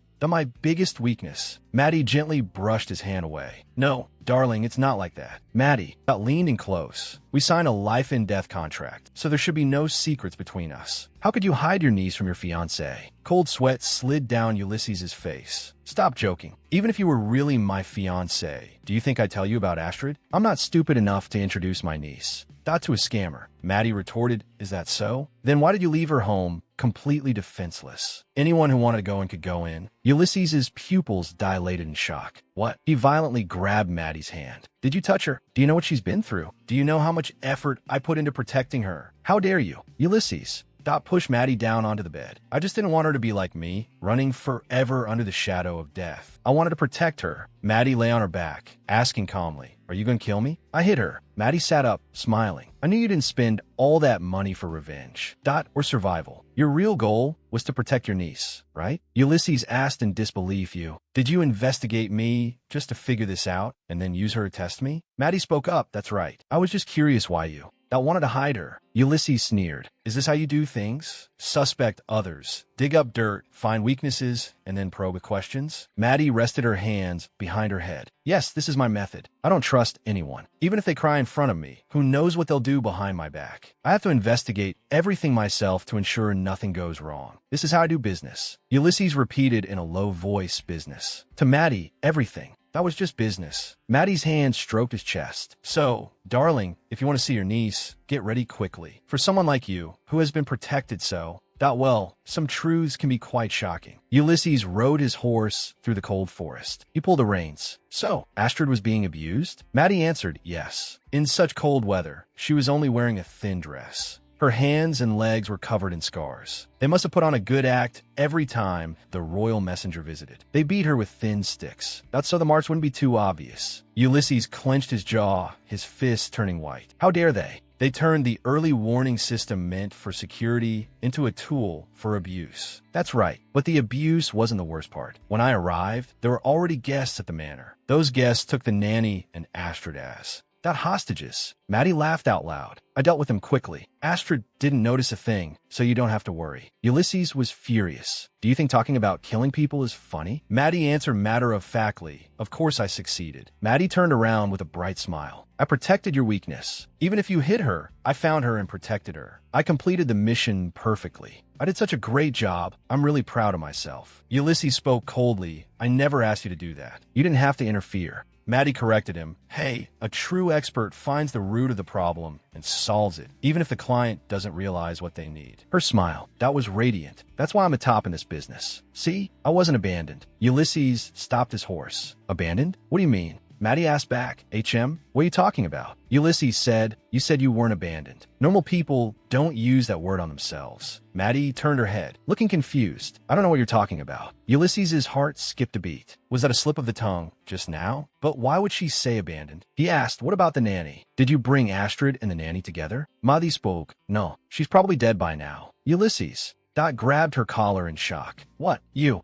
killed her? Maddie asked back in confusion. Why would I kill her? Crockton, that would take care of it himself. Udis Hoald? Impossible. The nanny was hired by Crockton. Even if he found out about the abuse, he wouldn't kill her in a fit of rage. Maddie laughed contemptuously. You really are a fool. You still completely trust your friend, even now. That's right, the nanny was hired by Crockton, but that is that all. Even when assassins broke into the manor, the nanny didn't run away with the child. She just waited for Crockton to come save her. A nanny's primary duty is to protect the child, but she sat and waited for someone who only comes on weekends. That's too suspicious. Now, here comes the best part. I interrogated an assassin and found the meeting place between him and a mastermind. A smug smile hung on Maddie's face. Guess who I ran into when I disguised myself as an assassin to collect the money? Time flashed back to yesterday morning. A cloaked figure holding a child that stood in front of the manor. Beneath the hood, a man's face was revealed. The ruby brooch on his chest sparkled. Everything played out exactly according to your best friend's script. Ulysses's voice was ice cold. Crockton, he was the mastermind. Maddie's smile carried a trace of cruel pity. Your best friend. He orchestrated all of this. Maddie whispered softly. Astrid, do you understand? From now on, you have to pretend to be sad. Copy me. She squeezed out an exaggerated crying face. I'm so sad, so sad.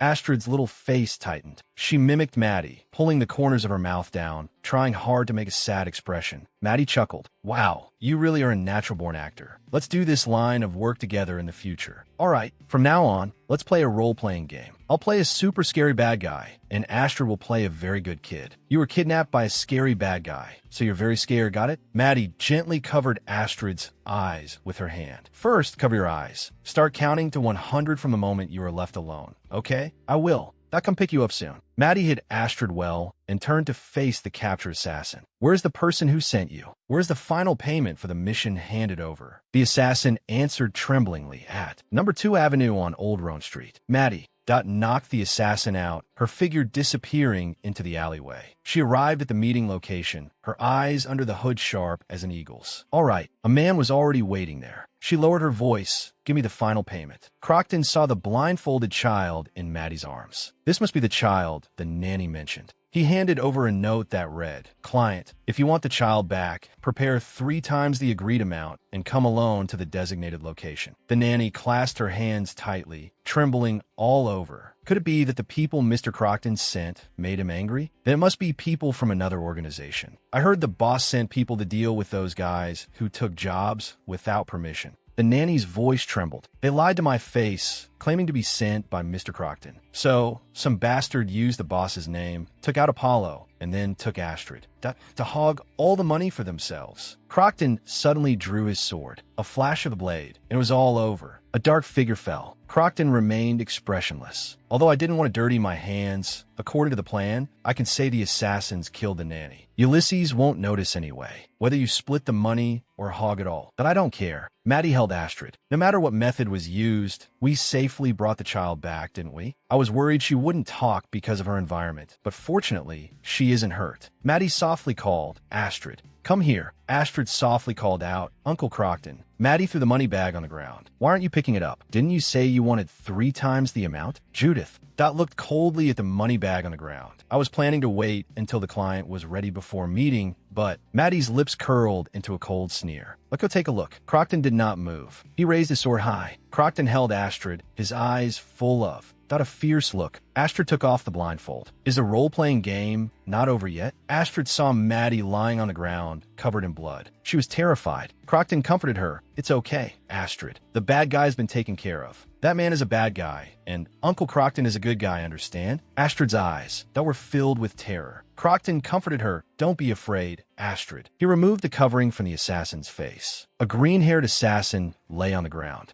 Lifeless. Crockton's eyes sharpened. This isn't Maddie. What is going on? Although things have gotten complicated, Ulysses' niece is now completely in my hands. Leave no survivors. Anyway, I originally planned to kill all the assassins who came after it was done. Killing one more won't hurt. I'll hide Astrid further away first, then claim there's a spy among Ulysses' close aides and refuse to reveal her location. Ulysses, that will completely become my puppet. Crockton revealed a smug smile. There it is. He leaned down, his voice gentle. All right, Astrid, we're going to safe place. You have to be good and follow me. A trace of malice flashed in Crockton's eyes. If I kill this child now and hide the body, Ulysses will, and never find her again. Crockton roughly grabbed Astrid's hand. Let's go. Maddie stepped out from the shadows behind him, silently watching this scene. Crockton pushed open a small door. He shoved Astrid inside. Get in. Stay there and don't move. He closed the door. The lock made a click. That sound. Astrid was all alone, feeling the light coming from the doorway. She turned around and struggled to. That rushed towards the door. Because she couldn't see clearly, she tripped over a rock. That person just now wasn't Maddie. Maddie will be fine. She promised to come back. She told me that if I'm alone, I should count to 100 and then Maddie will come back. 1, 22, 19, 12, 93, 94. Astrid slowly opened her eyes. Oh, you're awake, Knox asked softly. What's wrong? Because of your sister? Don't worry. That person will keep her promise no matter what. Astrid's gaze was firm. I'm not worried. Maddie never breaks her promises. The two looked toward the door. It was like that before, too. When I was in the most danger, she suddenly appeared. And saved me. Maddie is. Maddie smiled and opened. Her mouth. Look who's here. She shouted, Tada, it's Uncle. Astrid threw herself into Ulysses' arms and hugged him tightly. Maddie is a superhero sent by Uncle to save me. 3 years ago, a carriage sped through the night. The sound of wheels echoed on the cobblestone road. Suddenly, the carriage stopped abruptly. Ulysses opened his eyes, a flash of vigilance in them. What's wrong? Why do we suddenly stop? The coachman's voice carried panic. I don't know. A woman suddenly blocked the carriage. A woman? Ulysses frowned, his gaze turning out the window. A figure stood there quietly. He pulled back the curtains. And saw the figure clearly. A note was handed to Ulysses. Could it be the Emperor's messenger? A note. Ulysses unfolded the note. The handwriting on it was clearly visible. Please save this child. She might die. If circumstances permit, please keep her. Her name is Astrid. She is 4 years old. As she stopped speaking, Ulysses suddenly looked up, his pupils contracting. Leave idea. The day the crown prince's palace caught fire, my twin sister disappeared without a trace. No matter how many times I asked Mother, she kept her mouth shut. I thought she was dead. Levidia was still alive. I could hardly believe it. Ulysses turned to Kyle and apologized. Kyle, could you please step away for a moment? Kyle nodded in agreement. Yes, I understand. Ulysses stepped out of the carriage. Levidia, have you been well? That really thought you were dead. Why didn't you contact us for so long? When did you get married? Mother, Levidia suddenly shoved Astrid into Ulysses' arms. Ulysses froze. Levidia turned and ran. Ulysses shouted, wait, where are you going? Levidia's hood fell off. Ulysses chased after her. asking, "What does it mean that your husband died? Where are you living now?" "Leave Idea." Ulysses watched Lavidia's disappearing back. He looked down at the little girl in his arms. Astrid. A few days later, I searched everywhere and finally found Leave Idea. But she was already dead. The scene looked like a robbery.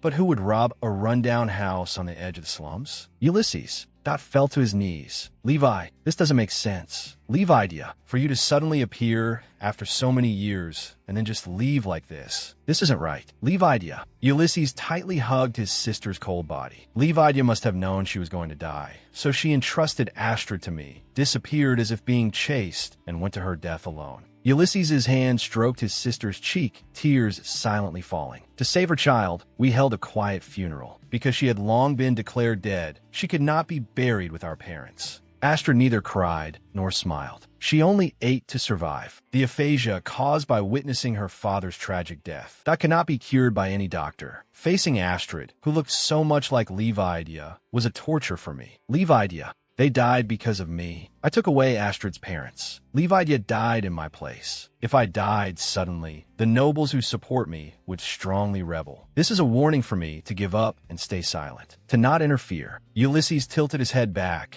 tears rolling down his cheeks, and let out a hollow. "Don't laugh." "Ulysses." Crockton looked at him helplessly. "Please take good care of Astrid. Hide her where no one can find her. That child must live." Since then, I would occasionally go see her. Astrid just looked at me and never showed any joy in seeing me. I thought this was normal. After all, she had experienced a massive shock at such a young age. I never knew she could smile so brightly. Astrid had grown up, but I was still stuck in that moment from 3 years ago. Maddie hugged Astrid. "Baby, you haven't taken a bath yet, right? You played outside all afternoon. It's time to wash up." Astrid squirmed. "Dirty. Dirty." Ulysses stood up. "It's fine. I'll help wash her." Maddie looked at him with some surprise. She might look younger than her actual age, but she's already 7 years old. Ulysses was stunned. "What?" Maddie sighed softly. Nobles are truly hopeless, having no sense of, not boundaries at all. She turned to face Astrid. "Astrid, tell us you don't like Uncle giving you a bath, right? It would be so awkward. Who do you want to take a bath with? The boring uncle or the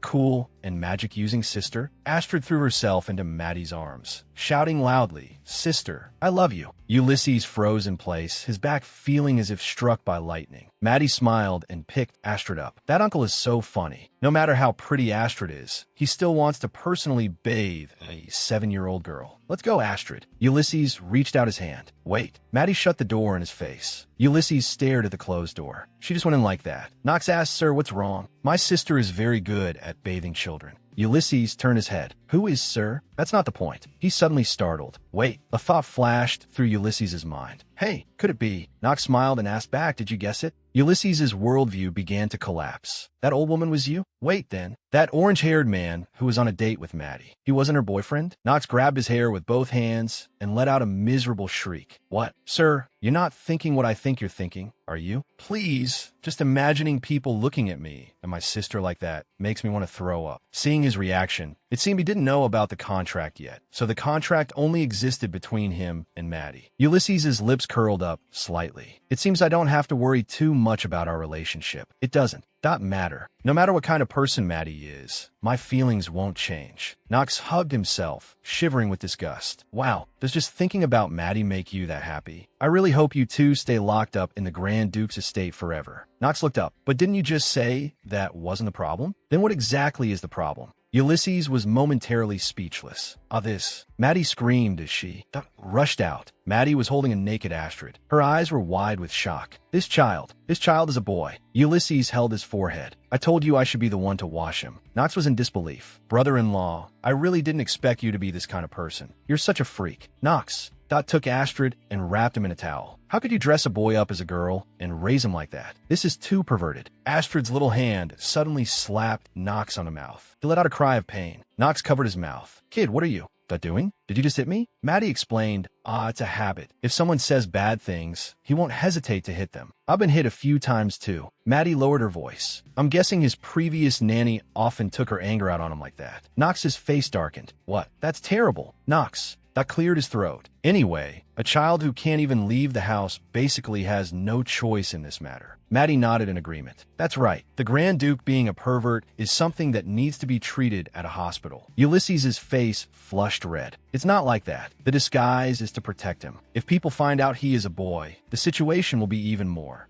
dangerous. Maddie looked thoughtful. Of course, it's best if Astrid's existence remains a secret. But if exposed, for the emperor who only has one daughter as an heir, the former crown prince's grandson is a threat in itself. That's why Astrid was disguised, to keep him away. Not from a succession dispute. Maddie looked dazed. A huge secret had just been uncovered. Who you used to be, that doesn't matter anymore. Your past life, your name, your family, even your very existence. Forget it all. From now on, you no longer exist in this world. You will live under the shadow of a disguise. And dedicate your life to him. Maddie suddenly woke up, covered in cold sweat. Ulysses. Noticed her strange behavior. Maddie, what's wrong? What happened? Maddie's fingertips trembled. She whispered in response, "Ah." Maddie violently pushed Ulysses away with a crisp smack. Her eyes were full of fear and resistance. Don't touch. Don't me. Ulysses' hand froze mid-air, his expression bewildered. Maddie? Maddie. She shuddered all over, breaking out in layers of cold sweat. What exactly is wrong with you lately? Whose memories are these? She suddenly snapped out of it, covering her mouth, her eyes. Filled with panic and confusion. Knox had a look of displeasure on his face. What are you doing in front of the child? If you want to argue, go outside and argue. Or find a room to argue. Maddie was momentarily speechless. Ulysses' voice pulled her back to reality. Maddie, are you okay? Maddie smiled and patted Ulysses on the shoulder. All right, let's do that. Darling, I shouldn't have been so fierce just now. I don't know. That what came over me. Ulysses looked concerned. You were pale just now. Maddie smiled awkwardly. Sorry for suddenly pushing your hand away. I scared you, didn't I? I just suddenly realized the gap in our status and panicked a little. Ulysses frowned. I didn't mean it like that. Did I say something wrong? Maddie turned around. Never mind. She grabbed the doorknob. Let's listen to Knox and go inside to talk. Ulysses followed behind her, a distance between them. Maddie's voice drifted over slowly. My dear Grand Duke, I forgot to tell you something. There is someone I'm grateful to. Ulysses. Asked in confusion. Someone you're grateful to? Maddie explained, Madame Alma, a wealthy old widow. She hates seeing people and always stays at home. She's an eccentric old lady, but thanks to her, we were able to borrow this place. Ulysses felt suspicious. Why mention this all of a sudden? Are you trying to change the subject? Maddie continued, she lives right here. I'll introduce you to her now. Ulysses was startled. Just introducing us directly like this? Maddie replied, yes, she's someone I am grateful to. Ulysses' expression changed slightly. Wait, since she is someone you're grateful to, doesn't that mean she's very important to you? Is it really okay for me, a fake fiancé, to meet her? Ulysses followed in a panic. What should I say to her? Maddie stopped in her tracks. You wait here. I'll go bring her over. Ulysses stayed where he was, watching her retreating back, his hands nervously covering his mouth. Ulysses looked confused. She was acting so strangely just now. And now, she suddenly wants to introduce someone important. What exactly is going on?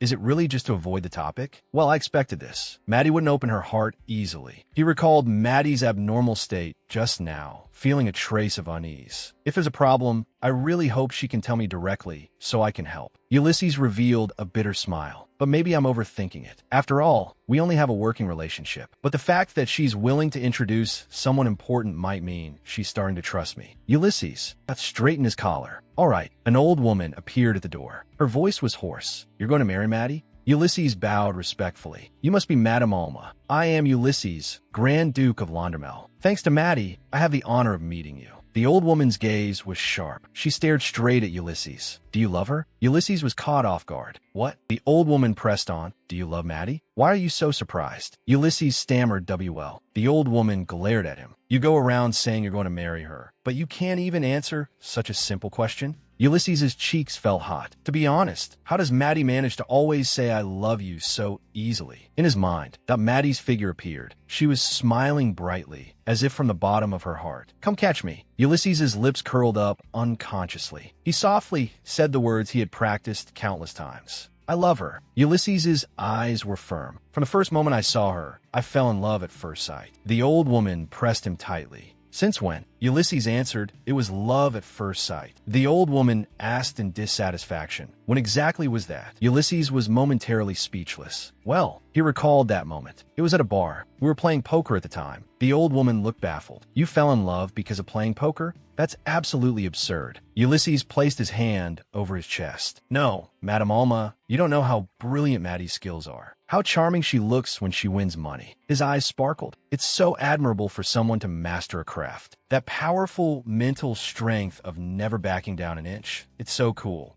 The old woman roared. No matter how you listen to it, she just sounds like a gambler addicted to gambling. Ulysses laughed awkwardly. Haha, well, that's not wrong either. The old woman stared intently at him. But what exactly do you like about Maddie? Ulysses's gaze softened. She is beautiful, peerless. Do you know how beautiful her smile is? A trace of wavering flashed through the old woman's eyes. She's covered in scars and looks like a total thug, but that's beautiful too. That's proof of Maddie's struggle to survive until now. She's not a thug, but resilient. That's not gambling addiction, but competitiveness. Aren't these all Maddie's virtues? Ulysses gazed affectionately into the distance. You don't know how much I miss her when she's not around. Every day, every moment without Maddie feels like a loss. I just want her to rest by my side, far away from all the hardships she has experienced. Just thinking that I'm not good enough breaks my heart. The old woman that suddenly reached out to stop him. Wait a minute. She waved her hand vigorously. Enough. She took off her mask. I get it, my child. That answer is really Maddie. That revealed a complex smile. People who didn't know better would think you prepared an interview script. Ulysses instantly turned to stone. What? Ulysses looked at Maddie in shock. Why, wait, didn't you say you were going to introduce Madame Alma to me? Maddie gave a sly smile. Yeah,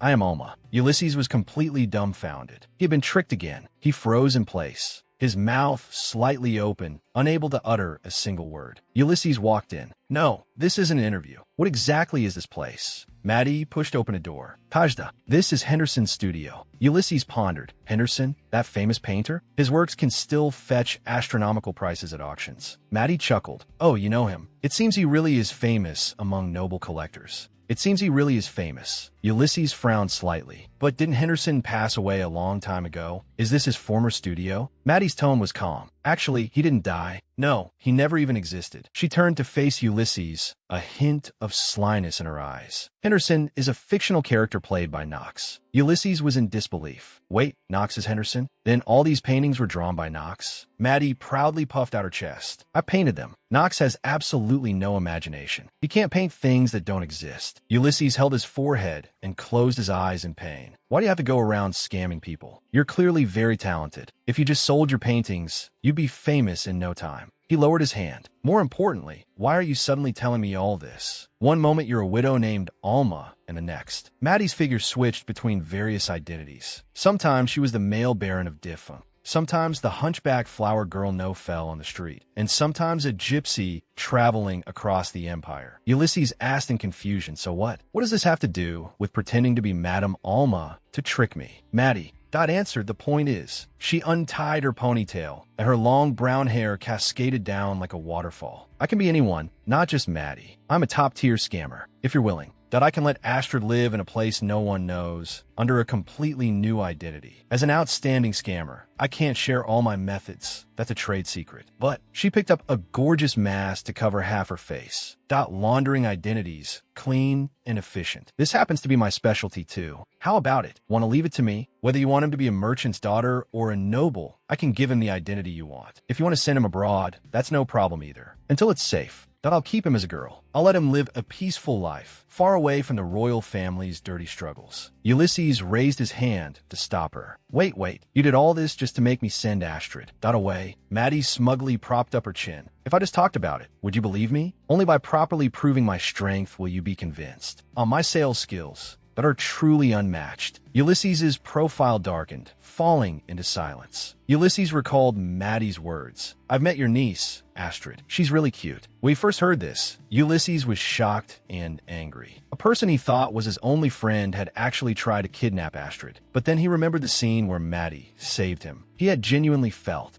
grateful, even though her methods were unconventional. He had believed that during the contract period, Maddie was his partner. So he had planned to tell her everything. Tell her why Astrid was hidden, why he couldn't speak, tell her about his parents' fate. Everything. But in the end, to Maddie, Astrid was just another tool to make money. Ulysses, That heart sank. Even the performance just now was just an act. I really am a fool for worrying about you even for a second. Ulysses asked, aren't you curious why he lost his voice? Maddie said indifferently, what's the use of knowing that? As long as I get paid, that's all that matters. Besides, I've already investigated it. There's no need to bother explaining. Ulysses' hands suddenly clenched into fists, veins popping out. He was furious. Are you crazy? We almost lost Astrid just now, and yet you're talking about sending him somewhere else. Ulysses' voice turned icy. Astrid is with me now. I will never send him anywhere else again, nor will I act like a coward.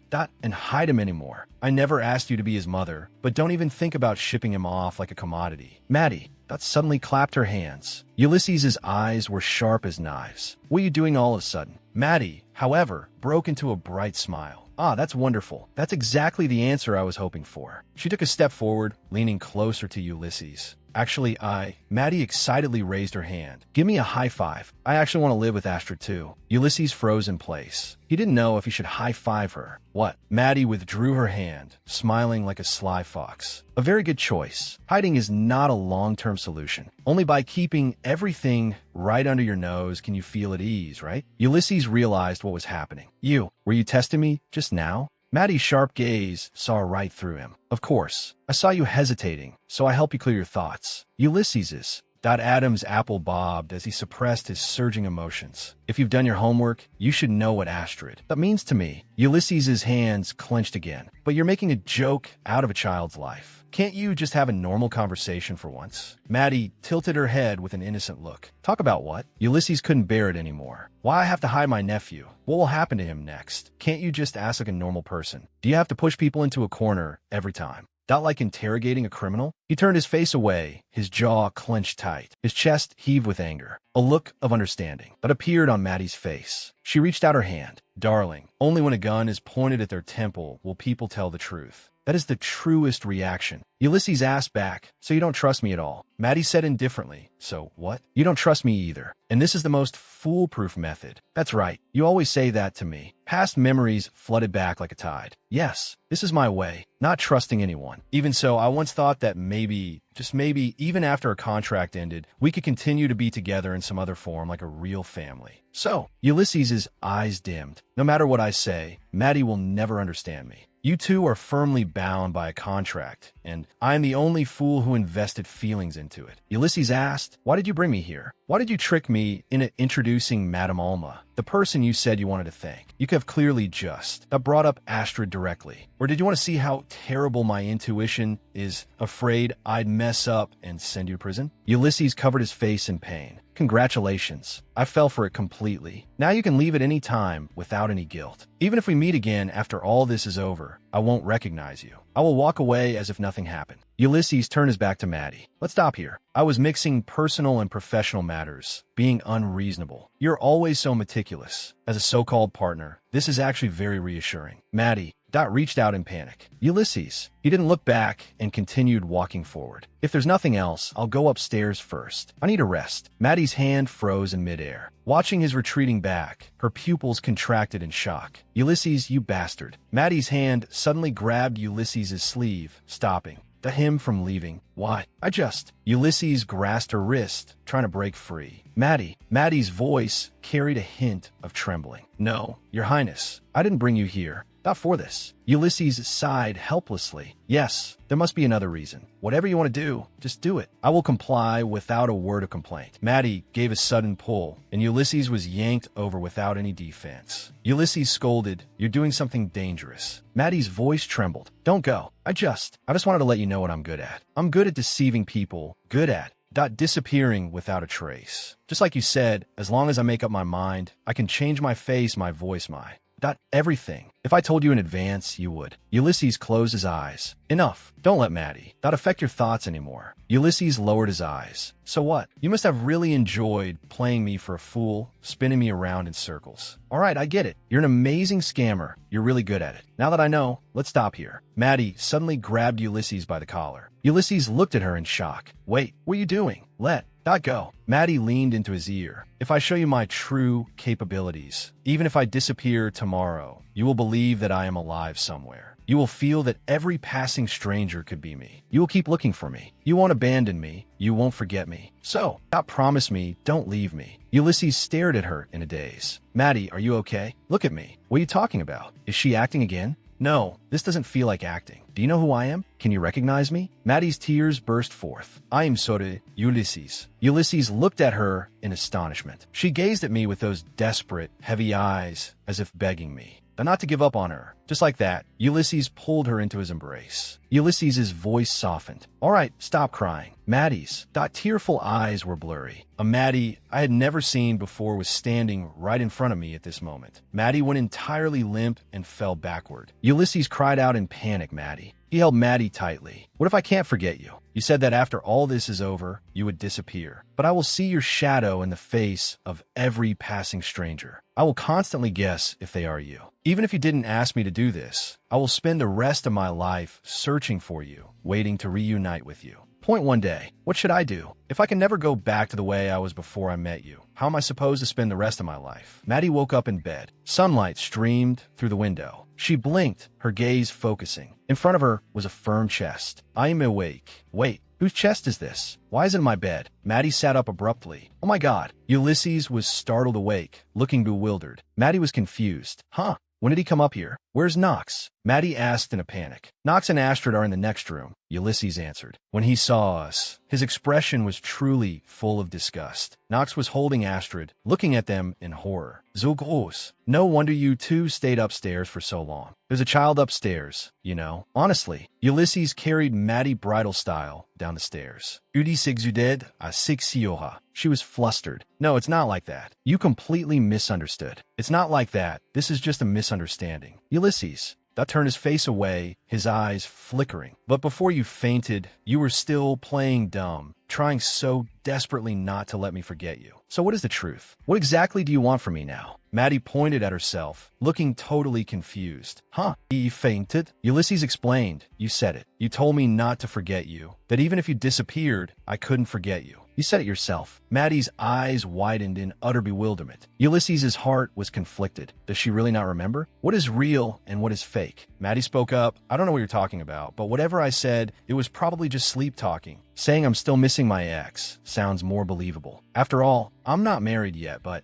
one day I will be. Ulysses remained silent. Maddie stood up. I'm quite good at pretending to miss someone without feeling embarrassed. You personally, that taught me that. Ulysses's voice choked up. Madam Alma, I don't think I can ever fall in love with anyone else. At least let me tell her, wherever she is. Maddie promised him she wouldn't die, so she must still be alive. Maddie was silent for a moment, then played along. Or she just faked her own death and ran away just because of Duke. Dot kept pestering her. So go find someone new. A smile crept onto Ulysses's lips. Then I'll just have to pester her again. After all, I'm very good at pestering. Maddie looked at him with complex emotions. Maddie, Dot walked straight past him. All right, I get it. Your acting skills are good. Now let go. Taking off your clothes with that face and seducing me. I almost believed it. Ulysses. Dot looked at Maddie with complex emotions. Maybe Maddie also has some lingering attachment to this relationship. It's just that she hasn't realized it yet herself. Ulysses sighed, really. Yes, having been deceived so many times. I should have learned my lesson. But why am I still hoping? Ulysses asked, does Nox have alcohol at home? Maddie, with her hair tied in a ponytail, replied, he definitely does. Why do you ask? Ulysses answered, let's go drink. Maddie carried Ulysses on her back on the night road. Hey, is your alcohol tolerance really this bad? You were the one who challenged me to a drinking contest first, but now you can't even drink. Ulysses replied drunkenly. Anyone would get drunk drinking like that. Maddie, how come you're completely fine? Maddie's face remained unchanged. It was just half a bottle of rum. I'd be fine even if I drank 3 bottles. Ulysses's voice carried a tone of amazement. That's incredible. You're simply not human. Even strong liquor can't do anything to you. How can you carry me so easily? It's like I have no weight at all. How come you don't even sweat? Not sweat at all. Maddie replied, I'm not sweating. But Maddie, Ulysses's hand moved restlessly. Why are you adjusting my posture like this? What if someone sees us? Maddie growled angrily. Don't move around. Do you want me to throw you down? Ulysses's voice carried a hint of grievance. Then how can I carry you if I don't touch you? Ulysses was thrown into a carriage full of apples and cried out in pain. Maddie clapped the dust off her hands. Normally, I wouldn't just abandon people when they're drunk. But this time, I only did it because it's you. Now go to sleep. I'll take you home. Home. Ulysses' fingers moved slightly. What about Nox? Isn't he coming with us? Maddie asked, do you know how to explain Astrid? Ulysses. Answered, just say he is Levidia's son and I adopted him. Maddie sighed helplessly. Please, no one even knows who Levidia is. They will just think you have an illegitimate child. Just go to sleep. Ulysses. That pulled Maddie into his arms and hugged her tightly. Then let's say he is our child. That will make it easier for us to get married. You drunk? Ard. Maddie struggled, but Ulysses smiled even more happily. If we announce it publicly, Uncle and the others will just have to accept it. They'll have no other choice. Maddie stopped struggling, her eyes narrowing. Wait, that doesn't seem like a bad idea. If Crockton knows, that means the Emperor will know too. So, hiding Astrid from the Emperor, that is already meaningless. What we really need to hide is Astrid's true identity in front of everyone else. I was supposed to become the Grand Duke's contractual wife, but now, for Astrid's sake, I must change my strategy. Crockton still thinks it was Halban's people who took the child. He doesn't dare admit that he lost the child himself, so he can only frame Halban. Even if he starts looking for Astrid, as long as Ulysses stays silent, no one will know the truth. So, my primary goal is to make Crockton believe that Astrid is in Ulysses' hands. Ulysses talked in his sleep. Maddie, don't be like this. Maddie leaned toward him. What? Ulysses, lying in the pile of apples, shook his head groggily. Don't be like this, Maddie. I will explain everything to you later. So, until then, stop provoking me. Maddie's hand, that traced across Ulysses' chest. Why touch me when no one is around? At least wait until there's an audience to act. Maddie's hand moved to his thigh again. Why do you keep touching me? We still have to get married and raise a child together, right? Maddie leaned over and looked at Ulysses. I'm so nervous. What should I do? I've never dated anyone before. All of this is a first for me. Ulysses' voice was thick with drunkenness. Baby. Maddie woke up with a start. He's not talking about me. Ulysses called out Maddie. Ulysses' drunken eyes were hazy as he muttered, I will work hard,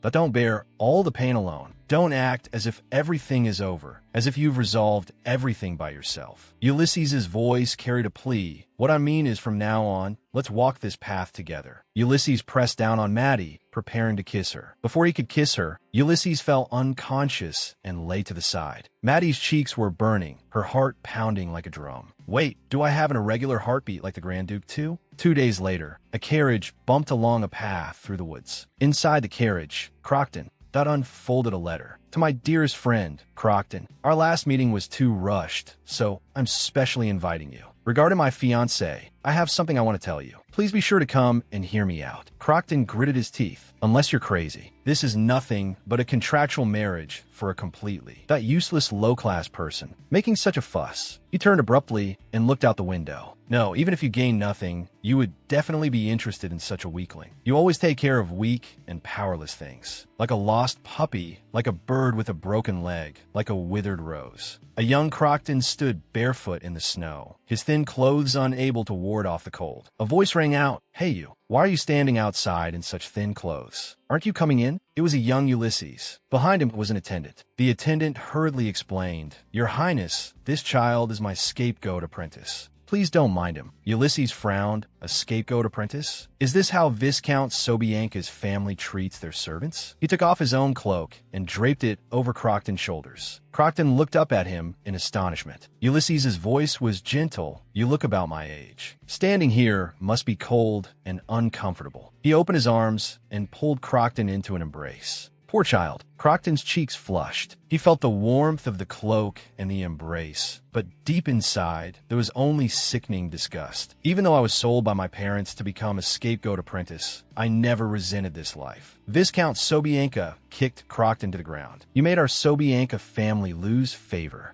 It's all because of you, you lowly scapegoat apprentice. It wasn't until I met Ulysses that I realized how pitiful I was. On the third day of being beaten and deprived of water in the warehouse, Ulysses came to find me. Ulysses knelt in front of Crockton. I'm sorry. It was my stupidity for not foreseeing the consequences. I didn't think that doing so would make you suffer. He looked at the boy expectantly. If you're willing, you can live with me from now on and be my conversation partner, okay? Hypocrite. This hypocritical BAS.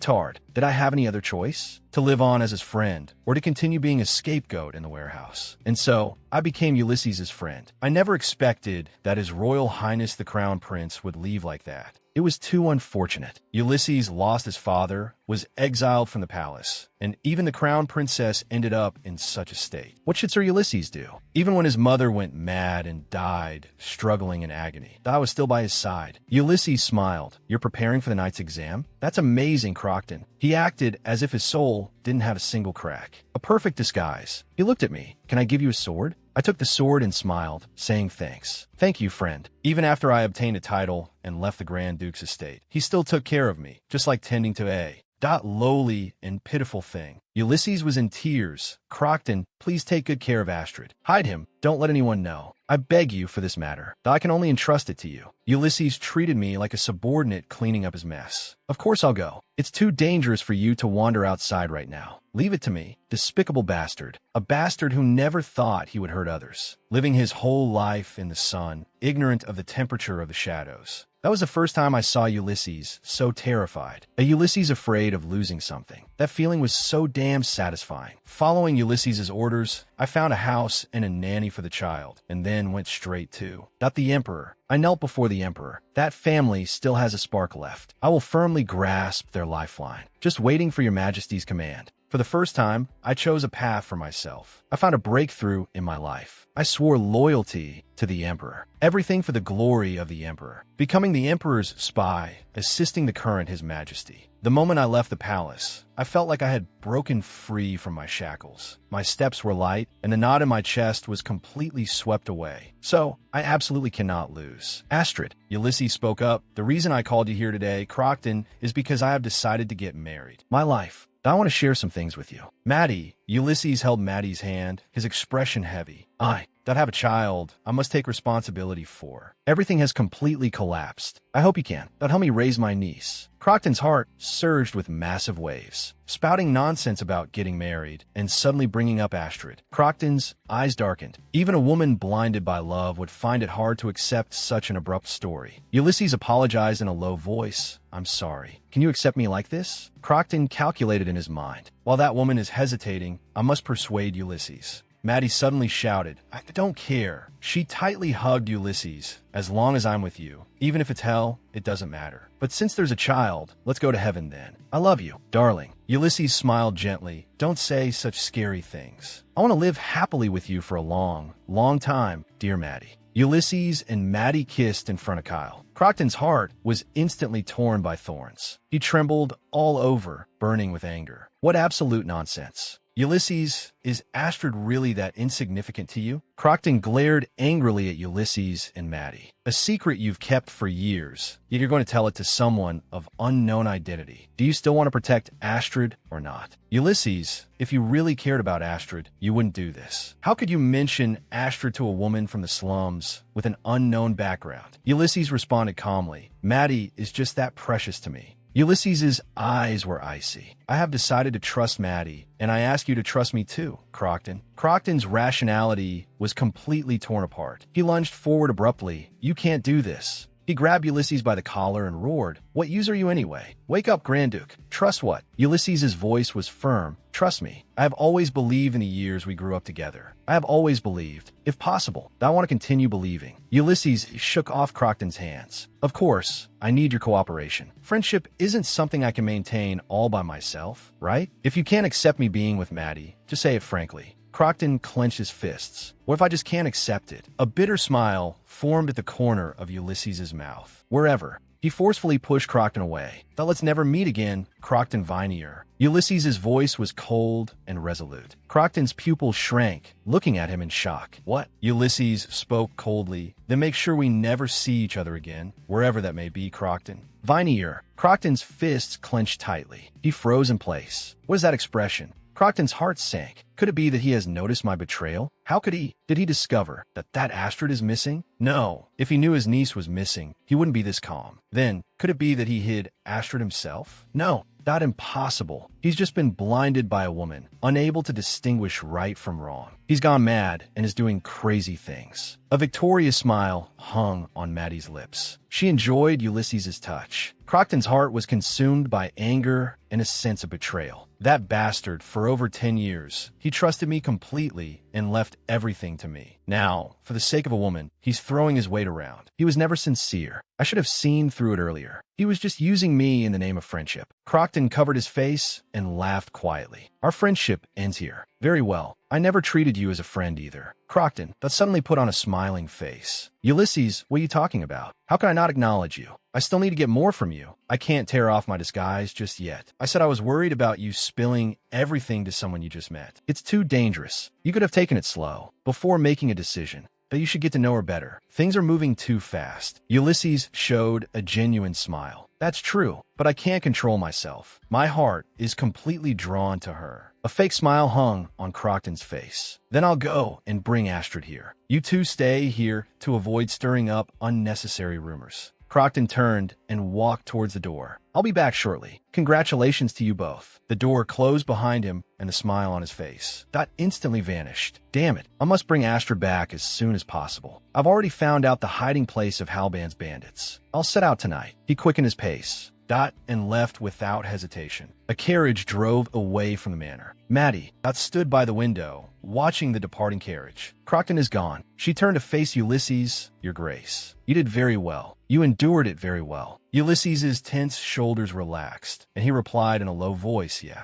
Just as Maddie had said. Maddie had instructed him before Crocton's arrival. Darling, listen carefully. I know you still hold a glimmer of hope for him. So, I won't intervene personally, nor will I show you anything. But she extended her index finger, that I will tell you how liars operate. So, don't forget to observe carefully. First, when a person lies, their eyes will waver. They will wave their arms exaggeratedly, subconsciously trying to control the situation. You will notice their legs shaking involuntarily because the further away from the heart. But the heart of the body is to control. When their status is threatened, they will first get angry at you, then pretend to be calm. Finally, they will admit it, but say it's not their fault, that it's a problem between you two. Think rationally. Would a true friend agree to let you marry a woman who drew her sword at him upon their first meeting? They would do everything in their power to stop you. Ulysses lowered his eyes. Crocton really just treated me as a piece on his chessboard. Maddie spoke calmly. If you don't hold any expectations, that you won't be disappointed. Ulysses's eyes wavered.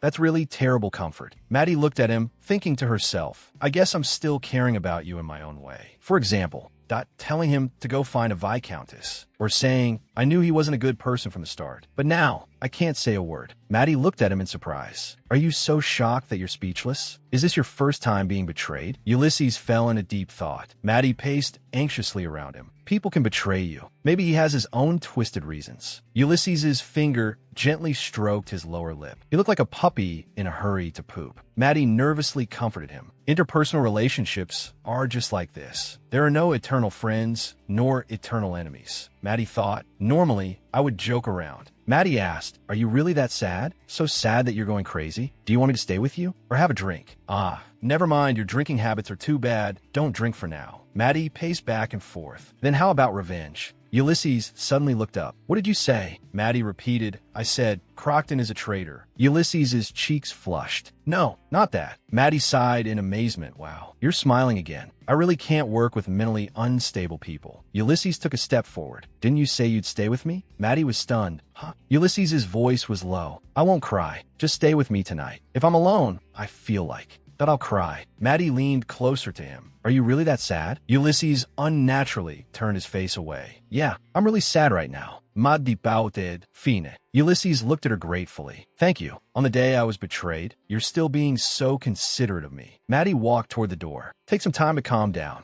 Go get some rest. Ulysses smiled and said goodbye. Rest well. See you at dinner. The door closed gently. The smile on Ulysses's face instantly disappeared. She finally left. Ulysses put on his hood. Good. Now I just have to wait for the signal. Maddie could enter and exit the Grand Duke's estate at any time without being noticed by anyone. She not only understood the guards and servants, but also knew my entire daily schedule perfectly. So if I get caught leaving and bump into Maddie outside, it would be a disaster. Ulysses pulled out a piece of paper from under his cloak. Today, the person I'm deceiving is not just Crocton. The paper read, breaking news. In less than 10 days, a slacker became a genius. The only one who mentioned 10 days is Knox. If my meeting with Knox is exposed, my investigation into Maddie, that will also be uncovered. Maddie looked at the tightly closed door. Footsteps. Ulysses thought to himself, for Knox's sake, and for my own life, Maddie must absolutely not discover this outing. Maddie, I'll walk toward that door. Ulysses, are you in there? Maddie's hand grasped the doorknob. Lolly's voice.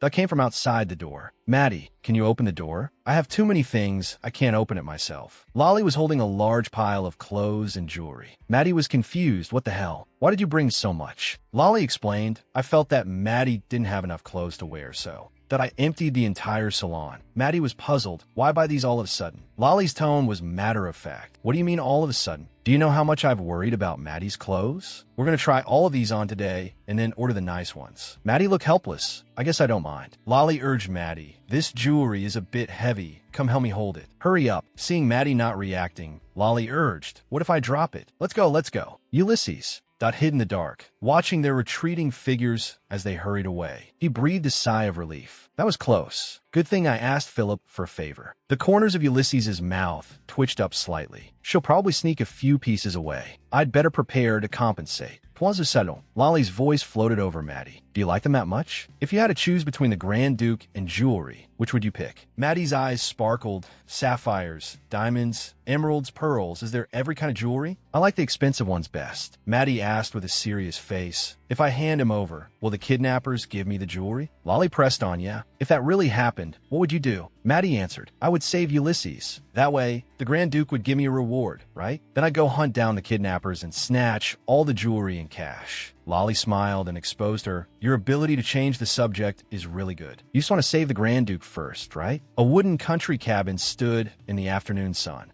A hand wearing a black glove knocked gently on the door. Knox said in a low voice, Please wait a moment. Knox pulled the door open forcefully. He smiled brightly. Welcome. Ulysses was yanked inside by him. He shouted in panic, What is going on? Knox explained, I was originally dressed in women's clothing, but the wig and coat that were too hot, so I took them off. Knox waved his hand nonchalantly. It's fine, sir. I've been dragged like this several times. I'm already used to it. Ulysses's face turned pale, but I haven't. And you dressed in women's clothing. I don't look as good as Maddie. A trace of displeasure flashed in Knox's eyes. I still look much better than Sister Maddie. But stop comparing us. Ulysses, that looked helpless. Fair enough. Did you find anything? Knox sat down and grinned. All right, sir. Let's start from when Maddie first appeared in the city. Ulysses pointed at the skirt Knox was wearing. Can we wait until you change out of those clothes before we talk? Knox continued, Maddie and I met 7 years ago. We came to this city together 4 years ago. His finger traced across an old map. It took her less than 6 months to become the know-it-all in the slums. She could handle anything. Before that, she wandered all over the continent like a nomad. She lived recklessly and flamboyantly, but was never caught for a crime or put on a wanted list. Ulysses looked thoughtful. That is within my expectations. To be able to scam so many times without ever failing. Her skills are quite formidable. Knox spoke up, but sir, Ulysses, that looked impatient. Don't call me sir. Knox immediately corrected himself. All right, your grace. Anyway, it's a bit strange. Maddie always acts that like something is chasing her. Ulysses frowned slightly. Didn't you say she wasn't wanted? What is chasing her then? Knox explained, that's the strange part. She's clearly the kind of person who takes Noble's money and then lives a carefree life, but sometimes she becomes extremely anxious, even a bit emotionally unstable. I mean, more severe than usual. An image flashed in Ulysses's mind. Maddie, crying loudly, tears streaming down her cheeks. Has this kind of thing that happened before? Knox shrugged. Anyway, ever since I've known Maddie, she's always been like this. Knox tugged at his skirt. Sweet on the outside, but trash on the inside. Bowing and scraping to the strong, yet inexplicably good at taking care of people. It feels like she doesn't really care about me, but she's always taken care of me, and she always makes me angry. I can't believe I found someone who truly understands. Anyway, that's how it was 7 years ago. Ulysses asked, what about before that? If she was already like that back then, we have to trace further back to know what exactly happened. I've even considered the possibility that she's a serial killer. So this is nothing. Tell me everything you found. Knox looked shocked. Do you really think your fiancée would be that extreme? Ulysses replied, because I love her. So I have to be prepared for the worst case scenario. A trace of tenderness flashed in Ulysses's eyes. Because I don't want to lose her. Knox looked at him, thought teasingly. Wow, what a hopeless romantic. A couple acting like wild beasts in someone else's home is truly extraordinary. Ulysses blushed. No, it's not what you think. Knox spoke up. Anyway, the problem is before I started tracking Maddie, I traced things back to 2 or 3 years prior to that. At that time, that she was already running around everywhere. Port cities, trade towns. She shuttled through them like a ghost. Tracing. Thought further back, she even worked on a farm. Ulysses frowned. Worked? Just worked? He asked in disbelief. Are you sure she didn't steal horses or cows or something like that? Knox shook his head. Surprisingly, no. That was nearly 10 years ago, but the old folks there still remember Maddie. They described her as a completely different person. They said she just kept her head down and worked silently, didn't talk to anyone, and lived in the warehouse. Ulysses looked thoughtful. She already had great strength back then, but her personality was very gentle, even though she was just a teenage girl. The hardest thing to believe is that she was actually working diligently. The map marked the Durzal Mountains. Maybe Maddie leapt into it at some point. Ulysses immediately pressed. Leapt into it? How do you know? Knox proudly puffed out his chest. Good question, sir. To be honest, even I admire my own investigative skills. He revealed his white stockings. Ulysses's face turned bright red. You're not normal either. Knox lifted the hem of his skirt. What? Just because I show a little ankle when I walk in a skirt? Maddie taught me this. Knox tossed a clipping in front of him. This is a report from 20 years ago. He motioned for Ulysses to look closely. Now, can you recognize who this person is? Ulysses took the clipping, his eyes falling on the photo on it. This is a short-haired. A young Maddie comes into Ulysses's view. Made surround Maddie. Maddie, I think a dress that covers your arms and legs a bit more would suit you better. Maddie is definitely not an emerald type. One maid retorts, green eyes with emeralds. Don't you think that's too obvious? Another maid insists, no matter what, there must be gold. Maddie is the type of person who shines brightly. Maddie watches the maids dressing her with a faint smile on her face. A knock comes from the door. Maddie turns her head in confusion. The door is pushed open and an old man looking like a butler walks in. He places a hand on his chest and bows slightly. Excuse me. The butler hands over. A letter. There is a letter. Ulysses looks down at the clipping. It seems to be Maddie. So, that what happened next? You mean Maddie used to live in the border area, and when it was designated as a protected zone, she was kicked out? Then what happened between then and when she worked on the farm? Knox scratches. His head. About that? No matter how much I dig, I find absolutely nothing. Ulysses frowns deeply. What? Knox spreads his hands. Usually, just tracing a person's footsteps backward reveals everything. I'm an expert at tracking fugitives, but there's nothing on Maddie. The file only has one line. First sighting location, farm. Ulysses is in disbelief. Nothing at all? How can a person have no past? Knox explains. She just appeared out of nowhere. This photo was also something I barely managed to find. I scoured the newspapers to see if any parents had posted missing. That person notices. Ulysses looks closely at the photo. His pupils suddenly contract. Ulysses is suddenly startled.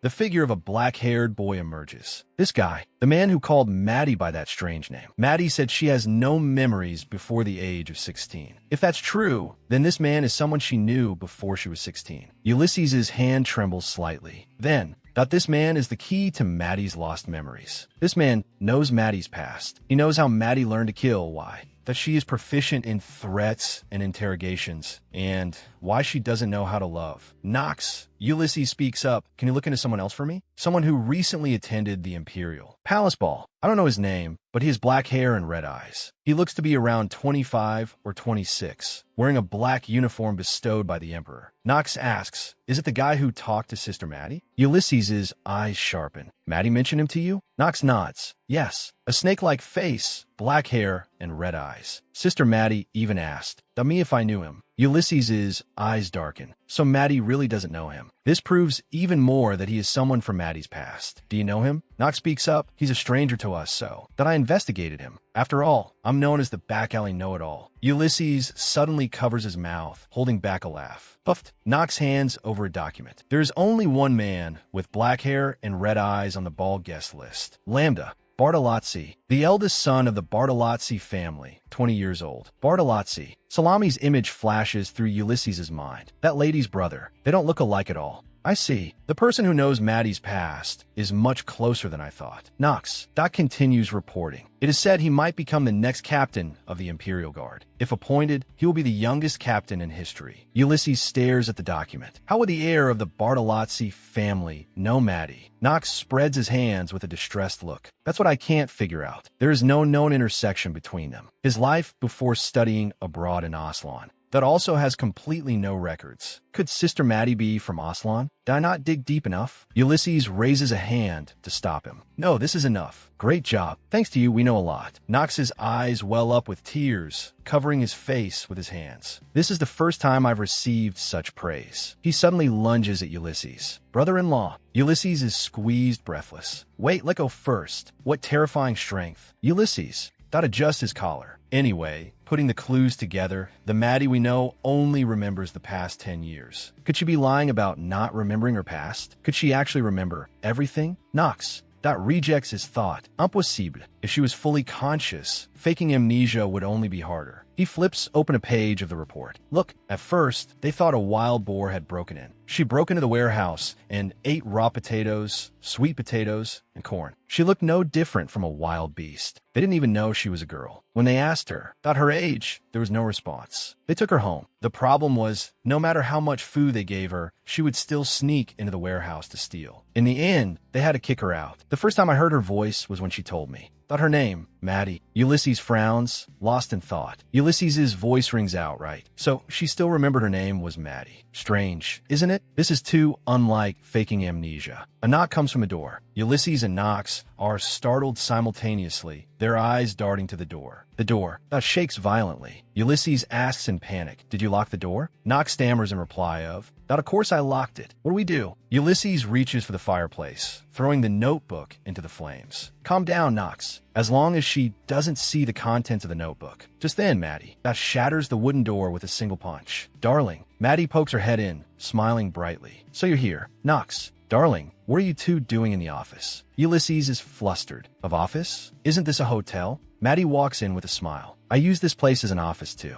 What are you doing? Ulysses stammers. I don't know. Just drop by to take a look. Maddie backs him against the wall. This isn't a place you can just drop by. You came specifically looking for me, didn't you, darling? Why did you come to the office? Didn't you say that you wanted to sleep with me? Ulysses recalls his conversation with Maddie. Is there any trick to lying? I still have to act for 3 more years, but I still can't do it as naturally as you. Maddie. That sits on the sofa, eating snacks.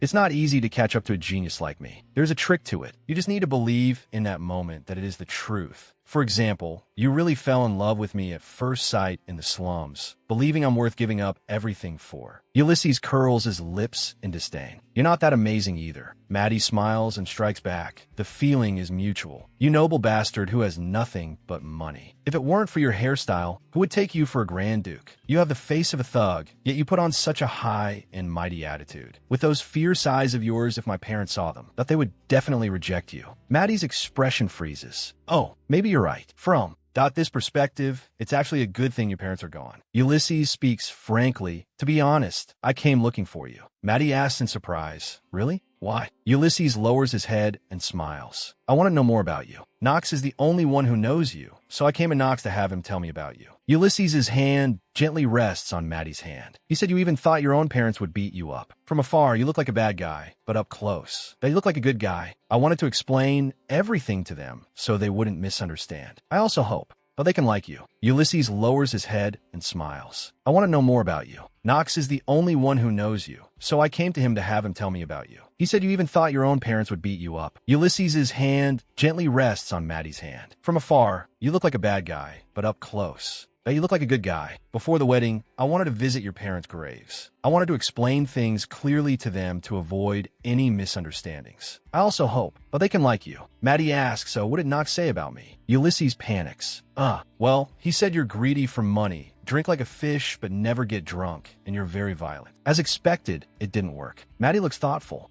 That's right. That guy Knox really has a knack for digging up dirt. She rubs Knox's hair. Knox groans in pain. It worked. I'll just go tell my parents exactly that. I'll tell them the man I'm going to marry is an unforgivable bad guy, but he's only good to me. Ulysses whispers. That's exactly what I like about it. Maddie's hand suddenly covers her mouth, her cheeks, instantly flushing red. Oh my god. Ulysses thinks to himself, what is she doing here? Did she come looking for Knox? Impossible. Could it be that Philip let it slip? No, maybe they got caught before Philip could dispose of the rope. Don't panic, or it'll be even more suspicious. Maddie hands out a letter. I came looking for you because of this. Ulysses takes the letter. This is stiff paper, gold-plated thread, and it has my name on it. It looks like an invitation. Maddie sits down, right? But I don't know who sent it, and I've never seen this kind of wax seal. Do you recognize this symbol? A flower. I've never seen any family use this crest. Ulysses. That shakes his head. No, first time seeing it. Maddie leans forward, right? So I brought it over to see what's written inside. Ulysses's. That expression sharpens. What? Maddie suddenly flinches.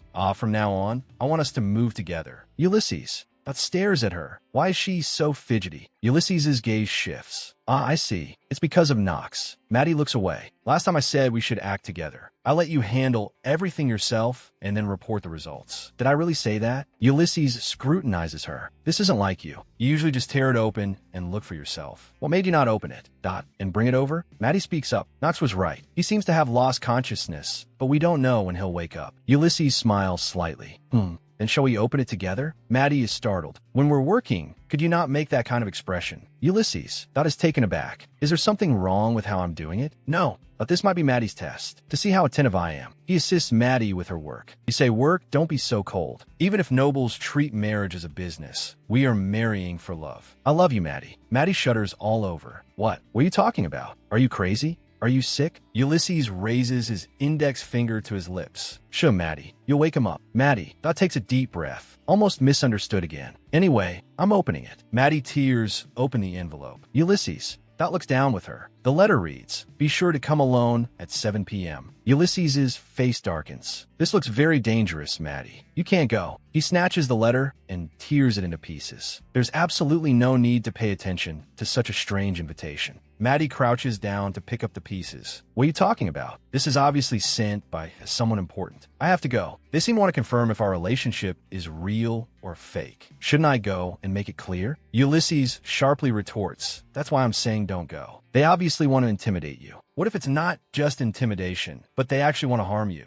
What if this is a trap? Ulysses's voice is laced with tension. You can't get hurt. Maddie chuckles. You worry too much. People always get hurt. What's the big deal? Ulysses clenches his jaw. I don't want to see anyone else die because of me. He immediately realizes his slip of the tongue. I said the wrong thing. It sounds like I'm not letting you die out of guilt. Ulysses quickly waves his hands. No, I didn't mean that. Maddie comforts him. That kind of thing will never happen again. I won't die. Is this why you proposed to me? Ulysses frowns. So, you're really going? Even without knowing who sent it? Maddie, gotta adjust her clothes. I'll know when I go. I'll find out who sent it. I'll keep my promise and stay with you until you fall asleep. So, wait patiently for me in bed. The dress. Ulysses pales in shock. You're all prepared? Maddie flashes a peace sign, smiling brightly. It seemed important, so I rushed over wearing the right dress. Ulysses, that is worried. Maddie, are you really going? Maddie walks toward the door. Oh my, what are you worried about? Go back quickly. It gets scary here after sunset. Ulysses. Dot grabs her wrist. Ulysses insists, then let me at least walk you to the door. Maddie's eyes hold a hint of confusion. Why are you so clingy today? Ulysses's cheeks flush slightly, but he feigns composure. You're cute. Maddie smiles slyly. I think married life will be very interesting. I'm leaving. See you later. Ulysses stops blocking her and silently helps Maddie put on her high heels. Maddie looks at him. Such a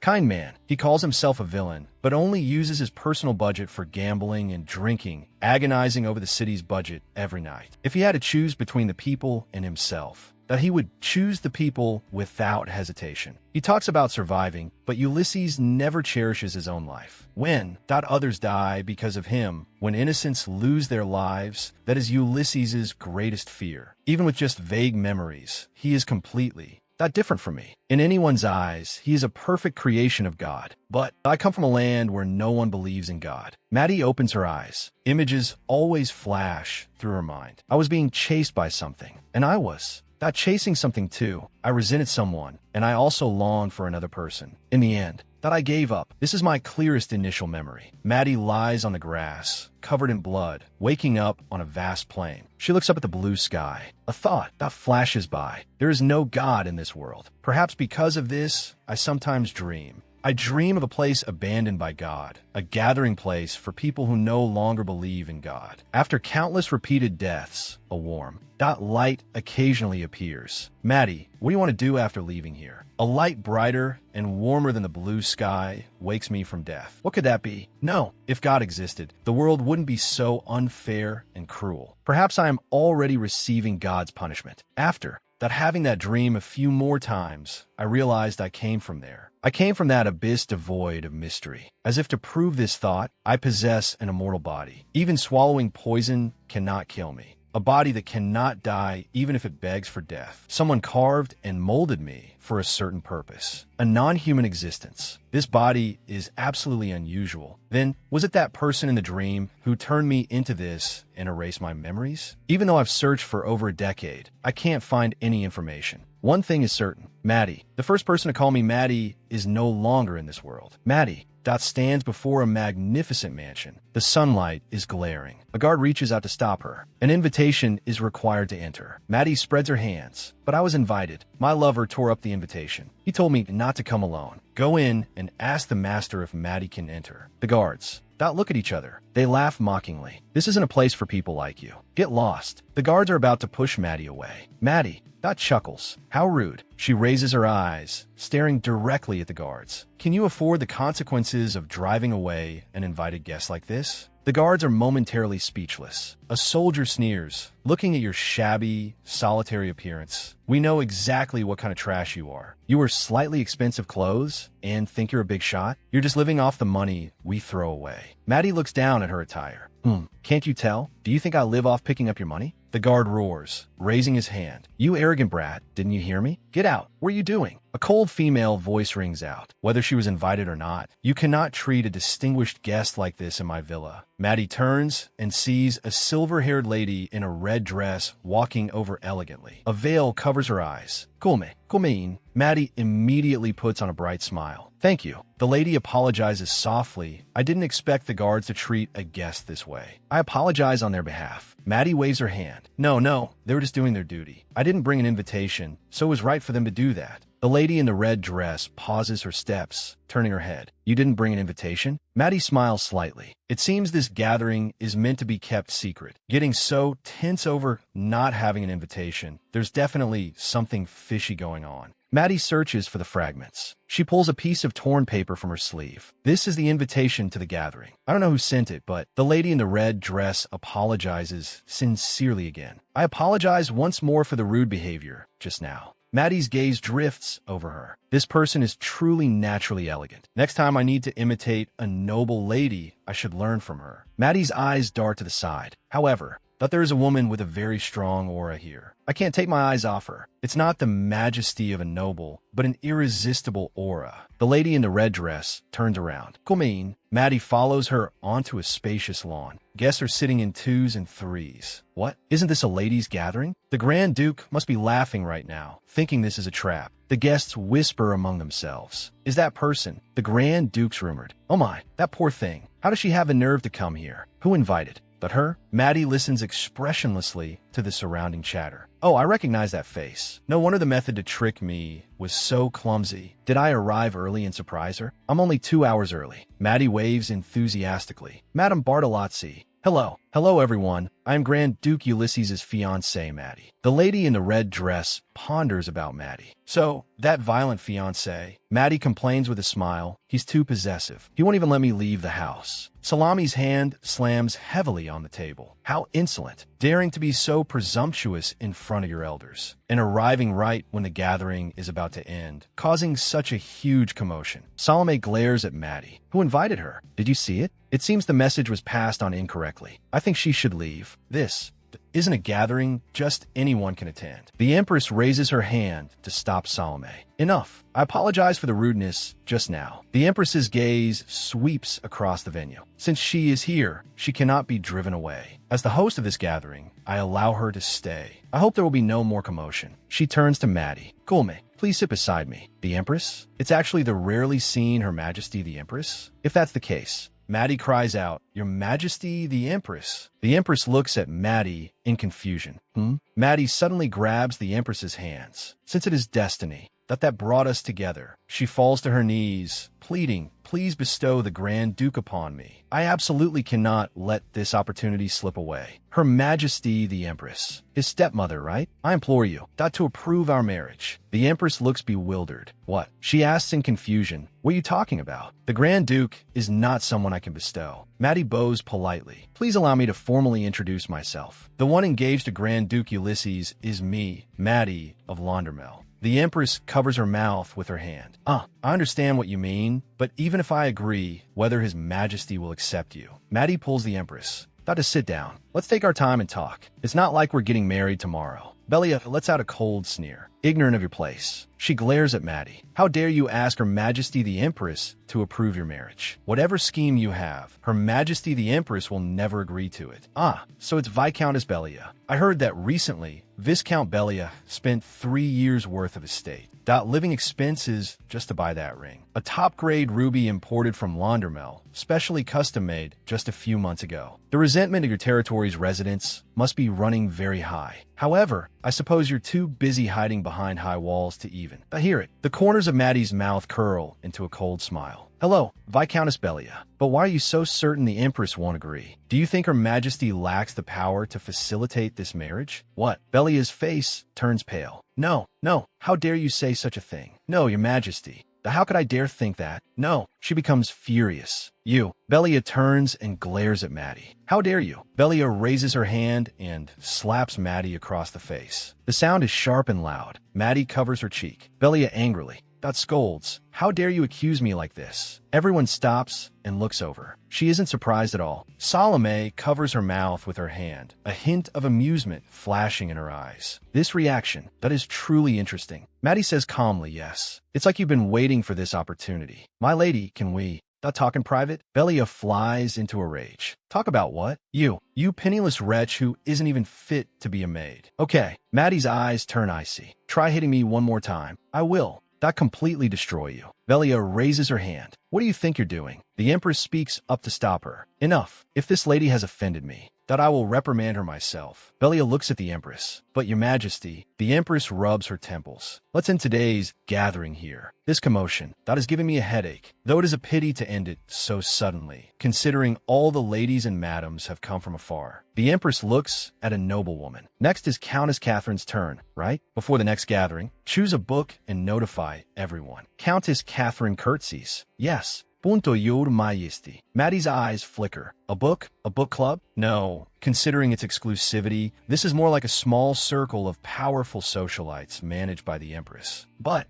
even so, for a book club, there are far too few people actually carrying books. Most of the books are just props to keep up appearances, and they're about party etiquette. This is basic knowledge one should master before entering high society and getting married. For these married women, it is completely meaningless. Maddie looks around. The majority of those present are married. Reading etiquette books now is truly absurd. She turns and walks toward the Empress. May I ask, who chose today's book? Maddie clutches the etiquette book tightly. It feels like it was tailor-made for me. Since you are so knowledgeable about these basic readings, I would love to hear your recommendations for other etiquette books. The Empress turns her face away, remaining silent. She clearly hates commotion so much and prefers quiet, yet now she just hopes things will quickly die down. Maddie looks at the book in her hands. The Empress probably understands what's going on now. The Empress sighs. It was recommended by Salome, Madame Bartolozzi. A golden glint flashes in Maddie's eyes. I see. This entire tea party was Salami's.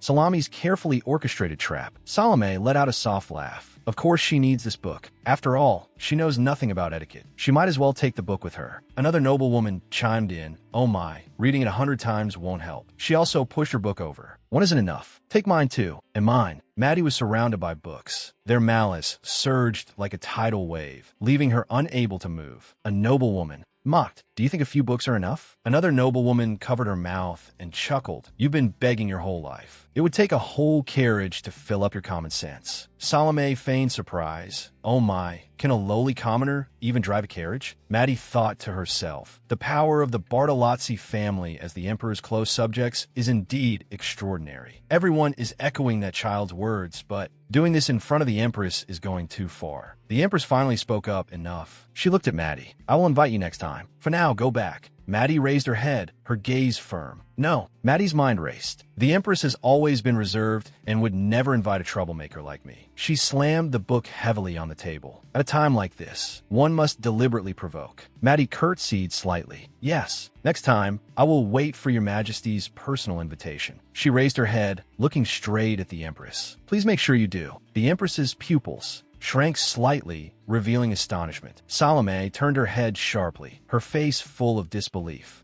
Salome screamed. I have never seen such an ignorant person. Your Majesty, what could someone like her possibly understand? Inviting such a lowly commoner will only tarnish your dignity. Belia echoed. Exactly. She doesn't even know her place in front of the Empress. How could she join our circle? Please reject her. Maddie curled her lips in disdain. The phrase not knowing one's place applies equally to you all. The Empress finally stopped them. Enough. She raised her hand to gesture. This lady's status is indeed low, but if she marries the Grand Duke, she will become the Grand Duchess. Do not be too harsh on her. The Empress stood up. Then, a noblewoman suggested, before inviting her, why not test if she is suitable for our circle first? To be fair, the Empress pondered yes. Good idea. If she passes, no one will object anymore. The Empress spoke, then I will come up with a question. She said slowly, during this season, I usually have French toast for breakfast, but this year I haven't had it yet. Why? Salami's heart skipped a beat. French toast? Salome revealed a smug smile. The Empress also wants to kick her out. Maddie instantly understood that this was a vague question about personal preference, asking her why she stopped eating her favorite food. A seemingly simple question with hidden deadly intent. Maddie thought to herself, it seems the Empress is the one who most wants to exclude me. But in fact, Maddie's lips curled into a confident smile. This is a very, very simple question.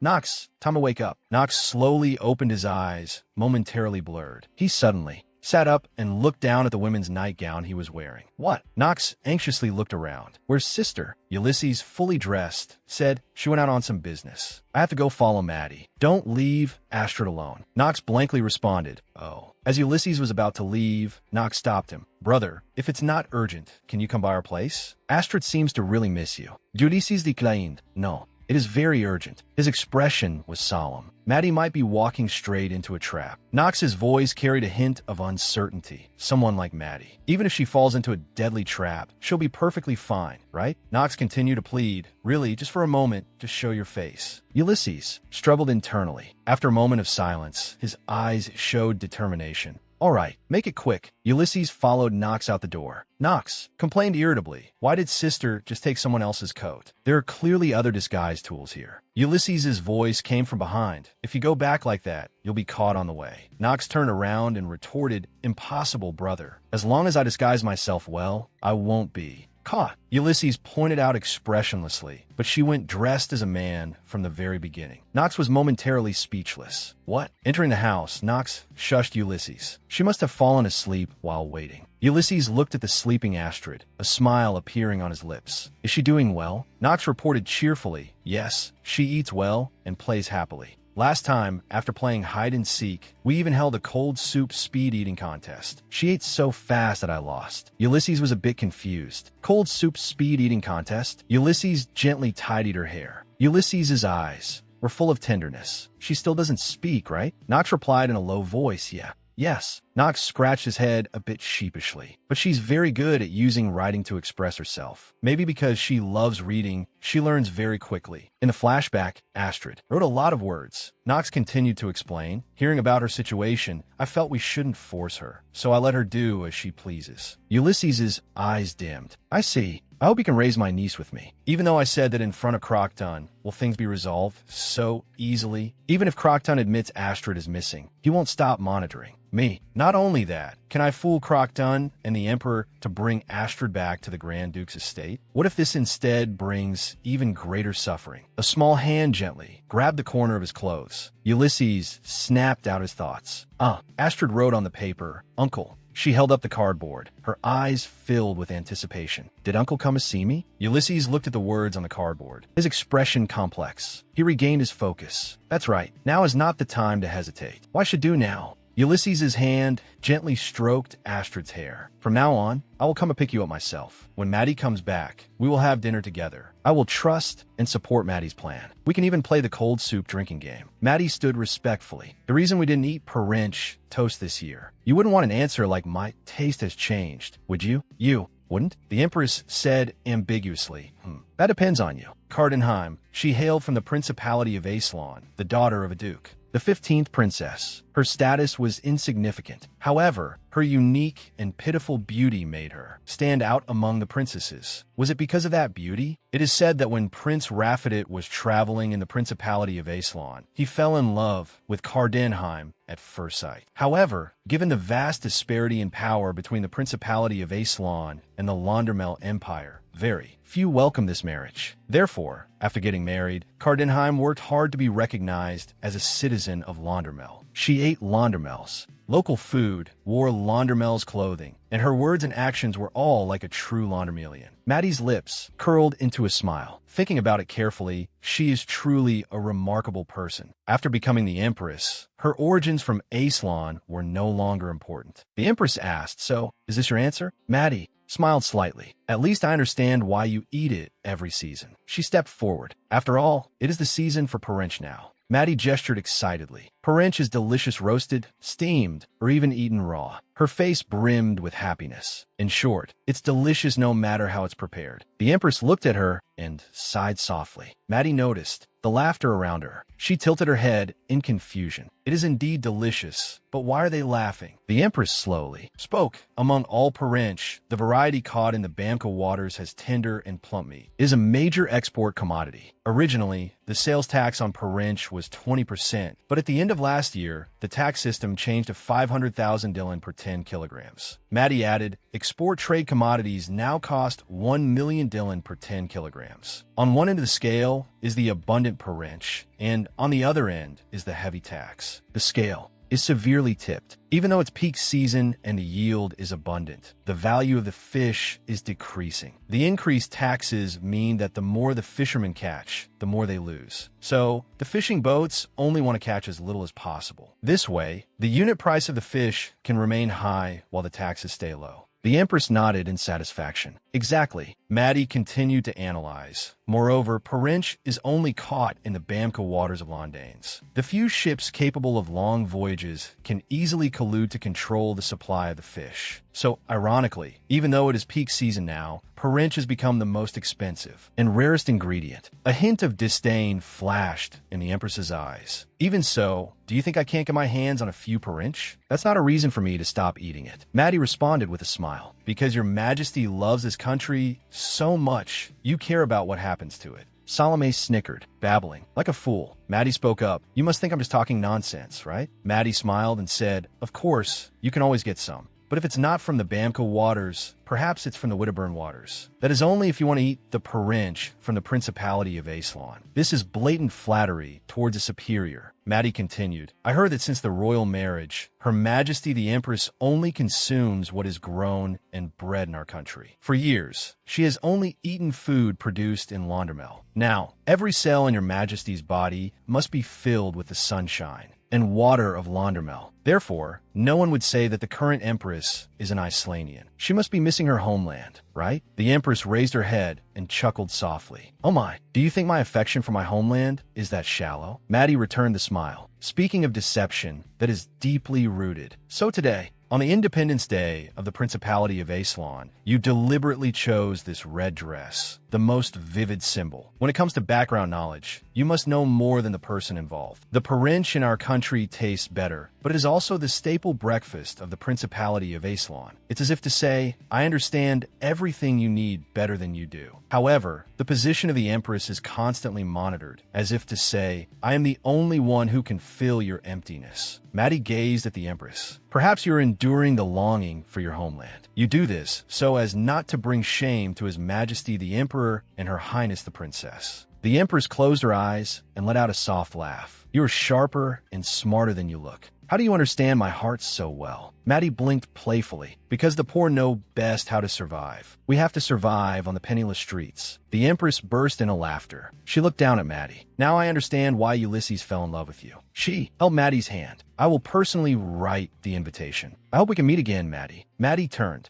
to leave. Then I'll see you next time, Your Majesty. She took a step and then another. Maddie's lips curled into a confident smile. After Maddie left, only those nobles remained in the garden. Salami's pupils contracted sharply. Fury burned in her eyes. Maddie was mocking her. Even if you glare at me, what can you do? Are you angry? Furious? You're powerless anyway. Salome clenched her teeth, trembling all over. How dare you? She suddenly chased after Maddie. Do you know what kind of place this is? How dare you follow me here? She threw her tea at Maddie's face. You are not someone who can ever touch that world. Not knowing your place, this is the consequence. Salome screamed. Do you need money? I'll give you money, as much as you want. Now get lost. My father said, I am the Grand Duke's bride. He said no one is more suitable for him than me. Maddie smiled disdainfully, and yet you are so soft-hearted. She snatched Salami's teacup. Salome backed away in panic. What are you going to do? Maddie leaned close to Salami's ear. If you wanted to throw tea on me, you should have done it like this. You should have made sure the tea was hot enough to scald me so badly that I could never show my face again. But this lukewarm scented tea, for a poor person like me, it's practically a luxurious face wash. Salome trembled with anger. You filthy commoner. She raised her hand to slap Maddie. Maddie grabbed her wrist. I've already taken one slap today. Maddie's voice turned icy. Didn't we already exchange slaps last time? If there's still a score to settle, I'll take care of it. As for money, Maddie looked down at her. Can you prepare enough money? That would be an astronomical figure because I have already sold my soul to the devil. I have staked my entire life on the Grand Duke. Maddie turned and walked away. From behind Salome, a maid's anxious call could be heard. Miss Bartolozzi. Maddie looked back at her coldly. If you're confident, bring it on. But to be honest, hiring someone to kill me might be cheaper. Salome raised her head, flames of resentment burning in her eyes, glaring fixedly at Maddie's retreating figure. Maddie walked out the gates. She thought, good, you should behave a little now. What exactly are you resenting and angry about? You're terrified, yet you still put on a bitter face. Maddie looked toward the carriage. Ulysses stepped down from the carriage. Maddie, Ulysses said anxiously, what happened to you? It's not raining. Your cheeks are red too. Did someone do something to you? Don't tell me someone threw hot tea on your face. Ulysses gently wiped her face with a handkerchief. Are you okay? You're not hurt, are you? Maddie looked at Ulysses, the person calling my name, the person who is simultaneously worried and angry. Maddie looked at him tenderly. Darling, you're so handsome. Sunlight filtered through the lush branches, casting light on a magnificent white mansion. The Empress stood leaning against the wall, lost in thought. A man stood with his back to her by the window, gazing into the distance. The Empress asked, You haven't even been appointed as the guard captain yet. What are you doing here, Lambda? Bartolozzi? Maddie gently kissed Ulysses' lips. Ulysses spoke, I came to pick you up. Maddie smiled. Is it because you were worried about me? Or because you like me too much? Ulysses opened the carriage door for Maddie. That's right, darling. Next time let's go to the banquet together. Maddie pouted. If I go alone, nobody wants to play with Maddie. Ulysses said helplessly, I told you not to go alone like that. Ulysses gently kissed Maddie's forehead. Next time, we'll go together. The carriage departed from the mansion, its wheels rolling forward. In the distance, Salome watched the two of them with a dark gaze. The carriage traveled along a cliffside road. The driver raised his whip. Inside the carriage, Maddie snickered. Oh my, how are we so in sync? You really need to go into business with me. Ulysses looked disgusted. Miss Bartolozzi was right behind you. What scam are you trying to drag me into now? Maddie blinked. Shouldn't a person participate in at least one crime in their lifetime? Ulysses handed her a blanket. Anyway, cover up with a blanket and don't catch a cold. When we arrive, go take a hot bath. Maddie sighed helplessly. I like everything about you, except your nagging. Ulysses smiled. Don't lie. You don't like everything about me. Maddie muttered softly. Wow, you caught on fast. Ulysses' lips curled up. Maddie added, I don't like that either. However, she raised her index finger. I did gain something. Sunlight filtered through the woods. Salome stood there. Brother. Lambda smiled. Did you have fun at the banquet? I came to pick you up. Salome complained. How can you look at my face and say such things? I'm in a terrible mood. A twisted gleam flashed in her red eyes. Lambda, unfazed, said, Is that so? How strange. Who would dare to provoke my lovely Salome? I will surely teach them a good lesson. Starting tomorrow, you'll have a new brother. I heard the Bartolozzi family adopted someone useful. But honestly, I really don't know what father means by useful. Salome, clench your fists. But as an older brother, he is indeed someone you can rely on. Even a biological brother probably couldn't do this much. More importantly, I like his noble demeanor. No matter where he goes, he maintains his dignity. If he tried to garner sympathy just because he's an orphan, that would be a disaster. Unlike some people, he knows his place very well. Lambda looked confused. What do you mean? Salome stomped her foot angrily. I'm talking about that woman the Grand Duke brought. She's too arrogant. I really wish she would die. Lambda glanced sideways. Oh my, what did she do to our lovely Salome? Last time, the day you escorted her to the Grand Duke's estate, that lowly-born woman dared to be so domineering. I was so angry I splashed tea all over her. But she still didn't know what was good for her and remained extremely arrogant. I just wanted to teach her a lesson, but she called it a duel and even dared to slap me. Salome gritted her teeth. How dare she? I intentionally stood her up to teach her a lesson, but she actually dared to fight back and even used Her Majesty the Empress as a shield. Today, too, she actually pretended to be the Grand Duchess. I really can't stand someone so ignorant of her place. A hint of coldness flashed in Lambda's eyes. Is that so? That's really a bad girl. Salome said gloomily, if I tell father, he'll scold me again for failing to handle such a small matter. Brother, can you help me drive that woman away? What was her name again? Oh, right, Maddie. Seems like some weird name like that. Lambda's voice was low. No, Salome. Salome looked up in confusion. What? Lambda stroked her head. That's not her real name. The carriage bumped along the forest path. The inside of the carriage was dim. I'm the only person in this world who still remembers her. Isn't that pathetic? Salome looked at him in astonishment. You know her? Lambda's eyes were profound. Of course I know her. She's the kind of girl who would die for me if I just asked. You have no idea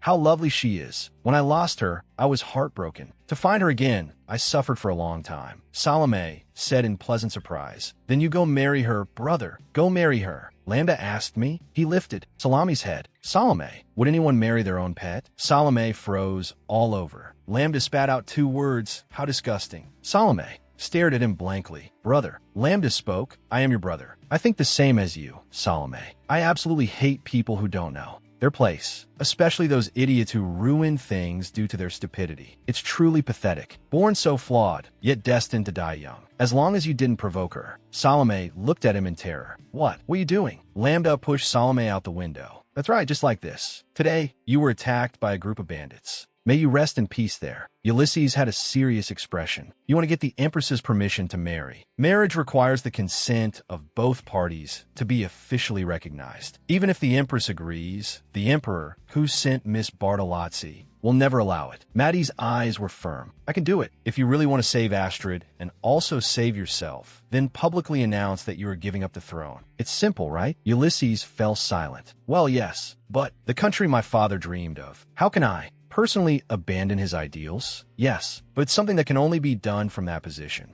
Maddie propped her chin on one hand. Is that so? Then never mind. I'll handle it myself. Ulysses asked, not I will handle it, or I'll do it, but I'll handle it myself. How interesting. Maddie blinked playfully. This is a special service prepared just for you. I wanted to make you smile. Ulysses finally smiled. Sometimes, hearing you say these absurd things makes everything feel easier. Maddie chuckled softly. For someone like you, surrounded by enemies on all sides, someone like me is a necessity. One is enough. The carriage wheels ground against the ground, making a harsh sound. Kyle looked in, horror at what was in front of him. What? The carriage suddenly braked hard. Maddie and Ulysses were both frozen in shock. Maddie was the first to react. She used her body to shield. Ulysses, wait, get down. Maddie and Ulysses cried out. The carriage tumbled violently, throwing the two of them out. Maddie and Ulysses fell heavily onto the ground, rolling several times before stopping. Maddie groaned softly, her body bearing the intense pain of the impact. The horses neighed in fright. Kyle desperately pulled the reins tight. Calm down.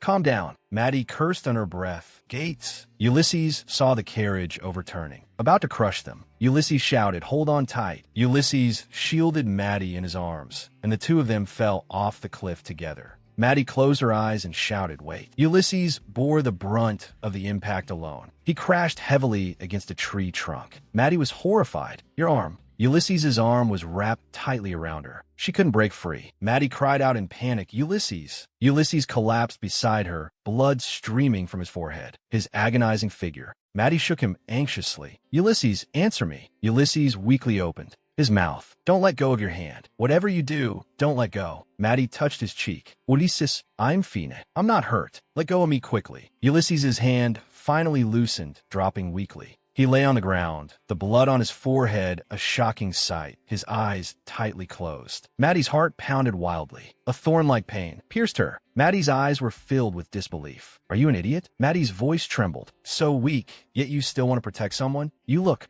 just like a weakling. Maddie clenched her jaw. No, now is not the time. He's lost a lot of blood, but he's still alive. I must take him to the Grand Duke's estate for treatment immediately. Maddie tore a piece of her skirt and quickly bandaged Ulysses's wound. She carried the unconscious Ulysses on her back and struggled to stand up. Maddie, hold on a little longer. We'll be there soon. Maddie's eyes were resolute. You'll be fine. It's okay. Ulysses lay on the bed, his eyes closed, sleeping peacefully. The door was gently pushed open. Philip poked his head in. Maddie, he held a bowl of hot soup. I brought soup for his grace. He looked at Maddie's haggard profile. Are you okay, Maddie? You haven't eaten or slept properly for 3 days. Ollie is also worried about you. I will watch over him. You go get some rest. Maddie shook her head. No. Maddie's eyes were firm. I don't want to leave Ulysses to anyone. How is Kyle? Philip answered. Kyle's daughter is keeping watch by his bedside. Fortunately, he fell from the carriage and wasn't seriously injured. Maddie's gaze was hollow. Falling into silence, Maddie spoke. Philip. She looked at Ulysses on the bed. Why did Ulysses protect me? He must have known he would get hurt. I can't understand why he would do this. If he hadn't protected me, he wouldn't be hurt like this. Maddie's eyes were sad. He clearly knew that protecting himself was more important than protecting someone like me. What a foolish gentleman. Philip's gaze was gentle. Maddie, he revealed, a secret. Did you know the room you are staying in now was the Grand Duke's mother's room? Maddie was stunned upon hearing this. What? Yes. Philip chuckled softly. Yes, that's right. I remember Hakrali argued about this. The Grand Duke left that room empty for a long time because of the tragic way she passed away. That room must be full of painful memories for the Grand Duke. I thought that room would never be used again before the Grand Duke leaves the residence. So when the Grand Duke cleaned the room and gave it to you, I was truly very surprised. Ulysses had given the order. Philip, clean up that room. Philip recalled this, which was unimaginable before. Philip continued. To me, I believe the Grand Duke has already opened his heart to Maddie. When a person opens their heart, the body acts before the mind. Just as Maddie wanted to protect the Grand Duke must have also wanted to protect Maddie. Philip looked at Maddie. I understand how you feel, but if you push yourself like this, the Grand Duke's protection will be meaningless. Haha.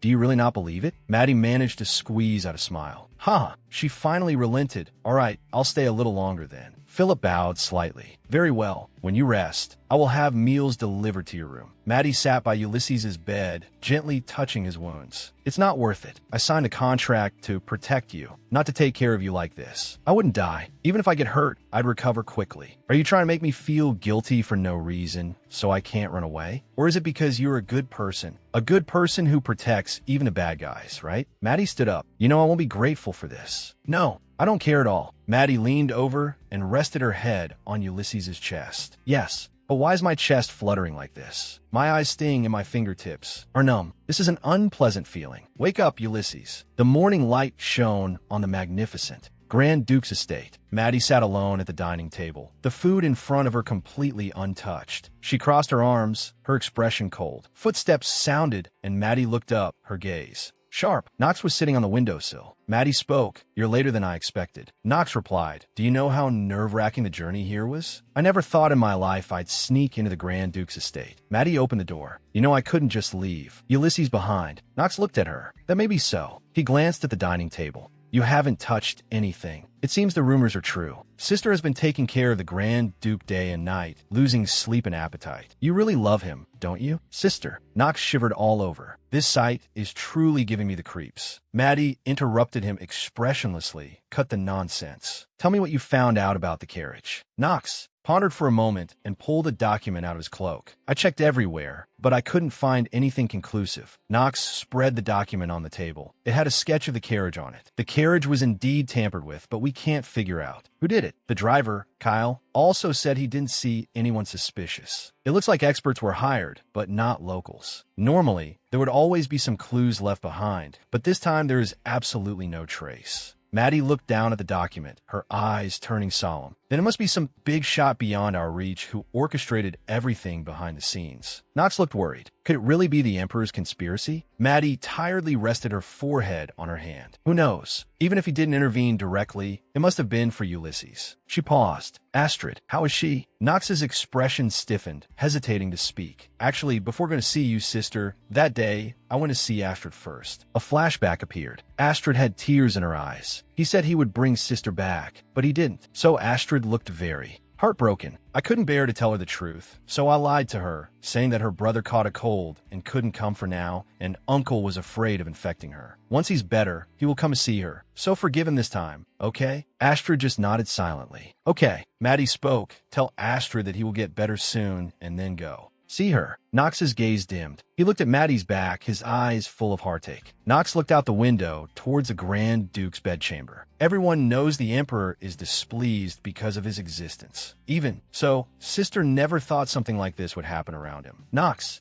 sighed. I thought we could finally live in peace. It seems it won't be that easy. He hesitated for a moment. Also, Maddie looked up at him. Knox cleared his throat. It might not be appropriate to say this now, but since I'm seeing you, I still have to tell you. Knox handed over a file. The matter with Count Moncanando is almost wrapped up. Following your instructions, after pushing him into the abyss, we didn't intervene anymore. He quickly started selling off his property to gamble. Recently, he even mortgaged his mansion to a moneylender. Here is the IOU. He said if you still need help, just contact him. There's nothing more we can squeeze out of him. Should we stop here? Maddie took the file, remaining silent. Maddie's eyes turned cold. No, there's still more to squeeze. Keep pressing him. Knox looked shocked. Still more to squeeze? Maddie's thoughts drifted back to the past. While Ulysses was unconscious, I went through the estate documents for him. In a ledger I found suspicious entries. He dared to deceive my darling. Isn't that infuriating? A cold smile appeared on Maddie's face. I'm going to squeeze him dry down to the bone. I'll make sure he never recovers. Knox looked at her, a chill running down his spine. So scary. Even in this situation, Maddie is still Maddie. He forced a laugh. All right, anyway, I'll continue investigating Carriage. Maddie called out to him. Wait. Hurried footsteps approached. Maddie raised her index finger to her lips. Shoo, someone is coming. A violent knocking came from outside the door. Maddie opened the door. A voice shouted excitedly. Maddie, the Grand Duke is awake. Maddie and Knox stood up simultaneously. Maddie dashed towards the door, pushing it open without hesitation, and rushed into Ulysses' room. Ulysses was sitting on the bed, his head wrapped in bandages. He slowly looked up. Maddie, how do you feel? Are you hurt anywhere? Maddie's tears fell. Once again, her chest tightened. Her eyes stung. No matter what, her breathing felt suffocated. Is this guilt? Maddie spoke, trembling. Philip, sorry. Could you step out for a moment? Philip bowed respectfully. Yes, I understand. Ulysses and Maddie stood facing each other. The room was dead silent. Scenes from the past flashed in Maddie's mind. A man roared at her. Don't you feel guilty at all? Guilt. She had one smile and replied, I don't know what that is. That understated response now felt like a sharp thorn piercing her heart. It turned out everything had been foreshadowed. Even though I've heard it countless times, I've never thought deeply about it. Maddie smiled bitterly. Amazing, Your Grace. You win. Ulysses looked confused. What's wrong? Are you, after all, hurt somewhere, making me feel such an uncomfortable emotion? Maddie suddenly lifted her skirt. Ulysses looked at her in shock. What? Why are you suddenly lifting your skirt? Maddie pulled a dagger from her thigh strap, her movements as fast as lightning. Maddie slashed the dagger fiercely across her palm. The blade cut through the skin, and fresh blood gushed out. Ulysses jumped out of bed in shock. What are you doing? He rushed forward and grabbed Maddie's wrist holding the knife. What do you think you're doing? Let go. Maddie's palm was covered in blood. Ulysses looked on in disbelief. The wound healed. Maddie gripped the dagger again and asked calmly, What? Do you want me to show you again? Beads of sweat rolled down Ulysses' face, and he remained silent. Yes, that's the expression. You should look at me. With that expression. That's right. A hint of a smile appeared on Maddie's face. When I brought Astrid back, I tricked Crocton the same way. You don't know how frustrating it was not being able to brag about it. I've never told anyone. But in exchange for your confession, I'll tell you a secret too. Surprised? I don't get hurt. So, a mere little wound won't kill me. This means everything you did was in vain. Maddie raised the dagger again, the blade slicing through the air. Ulysses suddenly grabbed her wrist, his eyes full of pain. Enough. I understand. Let go. Maddie smiled disdainfully. Didn't I I say it? It'll heal anyway. Are you afraid of blood? Really, why are you so timid? Ulysses pulled her into a tight embrace. He growled, Loli, I said enough. I believe you, so you don't need to prove it anymore. Even if the wound heals, the moment you get hurt, it must be painful, right? Even knowing that you won't get hurt, if I had to do it all over again, I would still take the blow for you. Maddie's heart skipped a beat. Damn it, could this also be guilt? Ulysses sat on the edge of the bed. He whispered, I see. Maddie withdrew the dagger. So, it's a relief that Kyle is fine. You've been unconscious for days, and you're still worrying about this. If meddling could make someone a king, you would have been one long ago. However, we can't relax yet. Crocton, we'll come looking for you soon. He thought you were just stalling for time while unconscious, because he has been searching everywhere for Astrid. He knows he can't delay any longer. As soon as he hears the news that you're awake, he will rush over immediately. Ulysses lowered his eyes. Is that so? I've been prepared for it, so I can't say I'm relieved. But this accident indeed diluted the shock of Crocton's betrayal. But Ulysses looked at Maddie. Maddie has been taking care of me while I was unconscious. She looks like she's forcing herself. That incident just now, too. I just feel something is off with Maddie. He softly called out Maddie. Maddie turned around, still holding the bloody cloth in her hand. What is it? Ulysses spoke. Can you stay by my side? Maddie answered without hesitation, of course. I exist to protect you in the first place. I thought you were going to say something else. Not like that. I mean stay by my side and comfort me. Maddie looked at him in shock. What? Ulysses's voice carried a hint of grievance. You said you would comfort me when I was betrayed by Crocton. You said you would stay by my side until I fell asleep. But you suddenly ran off to attend a party, breaking your promise. Maddie waved her hands in a panic. No, I didn't mean to break it. I couldn't help it. What are you even doing right now? He retorted, anyway, you didn't keep your promise, did you? Maddie's cheeks flushed. Is this important right now? Ulysses placed his hand over his chest. He answered in a low voice, yes, it is very important. Just thinking about Crocton coming back makes my heart ache. It feels like being betrayed all over again, and my chest feels stiflingly tight. He pulled Maddie closer. If you were by my side, maybe I wouldn't feel so awful. Maddie's body stiffened. Could it be she remembered Philip's words? I believe, perhaps because of her grace, I have opened my heart to Maddie. The body acts for the one it loves. Maddie's cheeks instantly turned red. Open his heart? Could it be Ulysses? Ulysses wiped his hair with a towel. Since he kept her by his side, she probably wouldn't stay up late investigating this matter anymore. But Maddie looked very anxious. She had been pacing in the room, seemingly curious about everything. Ulysses asked, are you hurt? Maddie paused abruptly. I'm not hurt. Why do you think I'm hurt? My wounds have all healed. Ulysses waved his hand. All right, it's good that you're not hurt. But do you plan on walking back and forth like that forever? Maddie's cheeks felt slightly hot. Then what else should I do? Ulysses patted the bed beside him. Do you want to get into bed together? Maddie cried out, huh? Didn't I tell you I don't do that kind of thing? You're so weird. Ulysses shook his head. No, I just want you to sit down and relax a bit. Ulysses looked at her. What is this? What's with this distance between us? He watched Maddie sitting at the other end of the room. Why is she so absent-minded? It's not like anyone is watching us. Why act like a bride on her wedding night? Maddie's cheeks burned as she stammered, I won't sleep today. I'll just watch over you until you fall asleep and then go back to my own room. Besides, you look perfectly fine, not at all like someone who just got out of sickbed. Ulysses looked at her. She was like a young girl alone with her sweetheart. What is she agonizing over now? The window? Maddie walked to the window. She muttered to herself, should I draw the curtains? No, the moonlight is so beautiful. So I won't. Ulysses's pupils shrank. I see. There really is someone watching us outside the window. He immediately spoke, Maddie, draw the curtains. Maddie turned her head abruptly, her smile freezing on her face. Hey, why? Ulysses stood up. He was supposed to be acting. So why was she so hesitant? No, Maddie always cleverly guided everything to make me look like the active party. Ulysses recalled the past. We pretended to kiss to avoid assassins. Pretending to be intimate has always been like this. So this is the role she thinks we should play. He understood clearly. I understand my role now. He unbuttoned his shirt, revealing his firm chest. He asked with a hint of playfulness, are you just going to stand there forever? Maddie suddenly turned around. You asked me to accompany you until you fall asleep, so why are you standing up? Ulysses watched her looking left and right. What is she looking at? Could there be assassins by the door too? Ulysses decided to play along with the act first. He walked towards Maddie step by step. Ulysses, corner Maddie against the wall. He whispered, Maddie, I don't want to sleep alone. Maddie panicked and turned her face away. No, that's not what I meant. Why is your face so hot? Ulysses sneered internally. This is Maddie, a professional among professionals. He undid more buttons. This time it's my turn to take the lead. He guided Maddie toward the bed.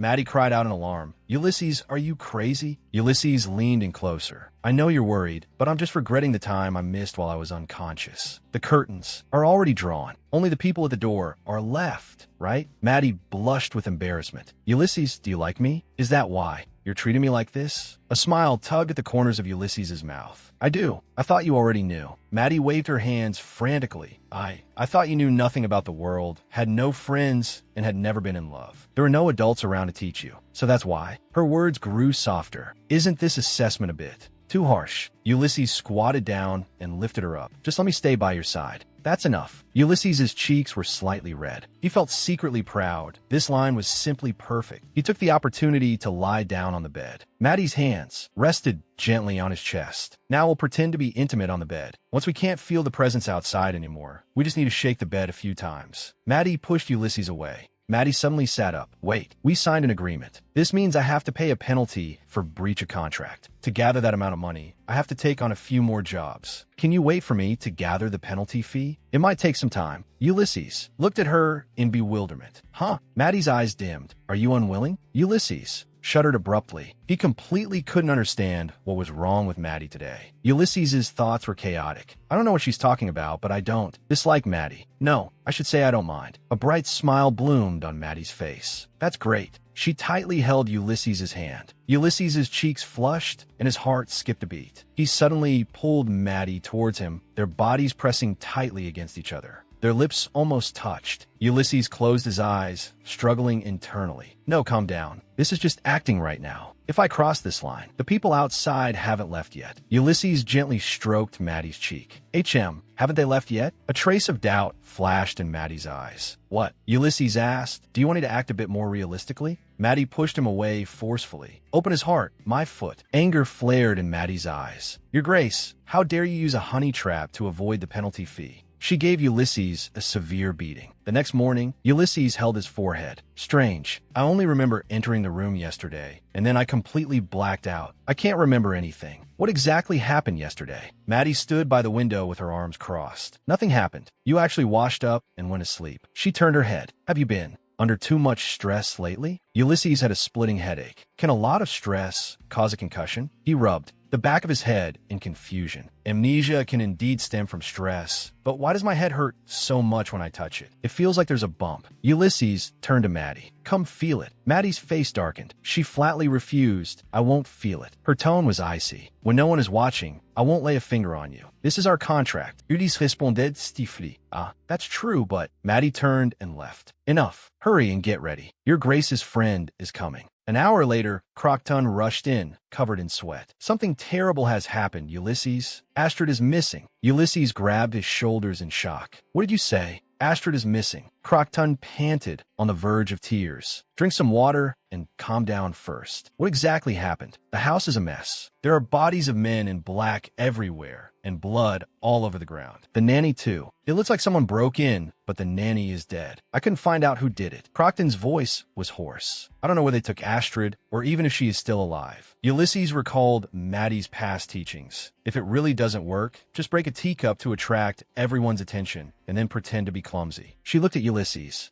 It seems I don't need to teach you now. You act very well. I act very well. Her words seemed to carry a hint of sarcasm. Ulysses's hand slipped from the water glass. The glass fell to the ground, shattering into countless pieces. Ulysses's body swayed. He growled lowly. Crocton, I must go take a look. Crocton supported him as they left. Are you all right? Aren't you taking that woman with you? Ulysses was resolute. No, Ulysses covered his mouth with his hand. If she sees that gruesome scene, she will definitely run away from me. She will feel that the same thing could happen to her. It's selfish, but I don't want to lose her. Crocton looked at him. Nonsense. Ulysses's heart has been stolen. Crocton stepped forward. Maddie isn't here today. I can't let my guard down. Crocton pushed the door open. Ulysses's eyes chilled. I must deceive Crocton on my own. At Count Moncanando's estate, a noble lady was sitting in the garden. Maddie cast a disdainful glance. Oh my, as a countess, your appearance is too shabby. I heard His Grace the Grand Duke cut off your living expenses, so you have no money left. Maddie held a black umbrella, a perfect smile on her face. You fired all the servants and only kept one maid.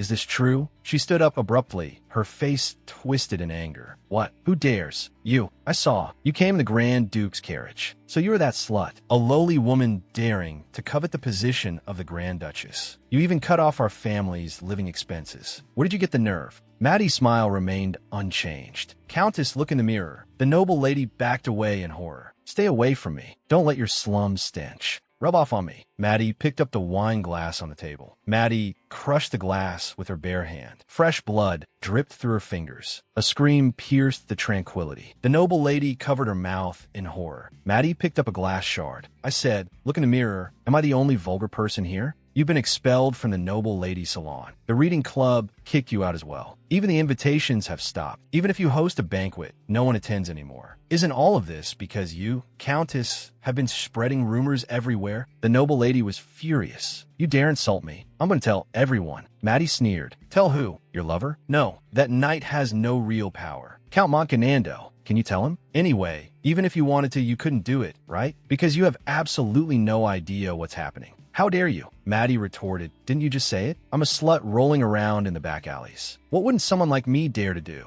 How could I not know the rumors of nobles going bankrupt from borrowing from loan sharks? Loan sharks? The noble lady shuddered. All over. Maddie pinched her chin, forcing her to look up. Pull yourself together. It's not over yet. Tell me everything you know. Countess Moncanando. The Countess said in terror. I only saw my husband bring him back one day. I don't know. Maddie pressed on. Is that really all? She pulled the cork out of a medicine bottle. Then how about we taste this together? The Countess screamed in terror. No, I don't want it. She struggled desperately. Get away. Maddie's voice sounded behind her like cold chains. Stop pretending. You clearly know everything. Why lie? You really are loyal. Being so deeply devoted to a count who abandoned his family and sold off his house and wife. The Countess turned deathly pale. Even the house. M'a dit feigner de surprise. Oh my, so you didn't know. She pulled out a pocket watch. The hands pointed to 4 o'clock. Today happens to be the Count's final deadline for repayment. A moneylender friend of mine said he would go over at 4 o'clock. I hope the Count has already paid off all his debts. I originally didn't plan on seeking your permission for the marriage, but now perhaps I need to reconsider. After all, you need a place to live. Anyway, that house was bought with the Grand Duke's money. If it's gone, it's gone. Maddie is such a little villain, right? Actually, while the Grand Duke was unconscious, I peeked at the ledger. I found something even stranger. The grain from Cornita Farm and the taxes from Alina Port, which should have been transported to the Grand Duke's estate, all flowed to Count Moncanando's family. And my dear husband thought this was all. The Count and Countess are truly insatiable. Philip only checks the annual budget and has no idea the money is draining away. It's truly frustrating. Perhaps when the Grand Duke was young, they could collect it under the guise of guardianship. But now that the Grand Duke is an adult, it's completely wrong to embezzle all the commercial income, isn't it? However, the money will now return to its rightful owner. Maddie brought the vial to the Countess's lips. There was not a trace of pity in her eyes. Now tell me everything you... No, madam, what I want to trade for is the truth you know. The Countess said angrily, how dare you make a deal with me? Without my consent, this marriage is over. Not even Ulysses can protect you. Maddie pinched the Countess's chin. What are you talking about, madam? I told you long ago that I don't need your permission. Marriage permission is for harmonious families, and you have no right to yell right now. You marry the man who lost the house, and you'll be chased by creditors for the rest of your life. I'm taking pity on you by giving you a chance. The pocket watch ticked. You'd better answer quickly. If the house is taken away at 4 o'clock, you'll only be able to hide in dirty back alleys to avoid creditors. You should also think about the future of yourself and your daughter. Night fell. Ulysses returned to the estate. He announced in a low voice, I'm back. He opened his eyes, his gaze carrying a hint of confusion. A maid holding documents shouted in pleasant surprise, oh my God, your grace, you're back. The maids gathered around. Would you like to take a bath first or dine first? A servant squatted down. Oh my God, your shoes are all dirty. Please change into these. Ulysses was a bit overwhelmed. Okay. He looked at the scene before him. Philip, what happened while I was away? Philip answered with a smile, your grace, besides me, there is someone else waiting for you. Ulysses was puzzled. Someone is waiting? Ulysses looked up. Maddie was wearing a white dress adorned with flowers. Ulysses asked, Maddie, did you drink with the Countess? Ulysses looked at the document file. This is my uncle's property deed. Why do you have this? He was instantly shocked. Maddie, how would you steal this? Put it back quickly. Stealing the deed won't make the house yours. It's already hard enough to get marriage permission, and now you steal the deed. Maddie smiled. I didn't steal it. This house was bought with your money, so it was yours to begin with. You don't need to get Count Moncanando's marriage permission. Ulysses questioned, are you bullying the servants again? Maddie smiled and said, Tada, a gift. Ulysses was stunned. What did you say? Maddie explained, that's no longer Moncanando's house. It has been handed over as collateral. Ulysses looked completely confused. Do you also lend at usurious rates? Maddie chuckled. Lightly. How could someone as weak as me lend at usurious rates? The Count likes to gamble, so I introduced him to a good place. He kept losing money and kept borrowing money until finally. He mortgaged the house too. The repayment date passed, the house was taken by the moneylender, and then it ended up in my hands. Ulysses looked suspicious. Wait, that last part sounds very strange. Maddie smiled and explained, I happen to know the boss there. I saved his life, so he insisted on helping me. Of course, I couldn't recover all the squandered money, but I returned the profit from the Clonita farm and the taxes from the arena port to you. Also,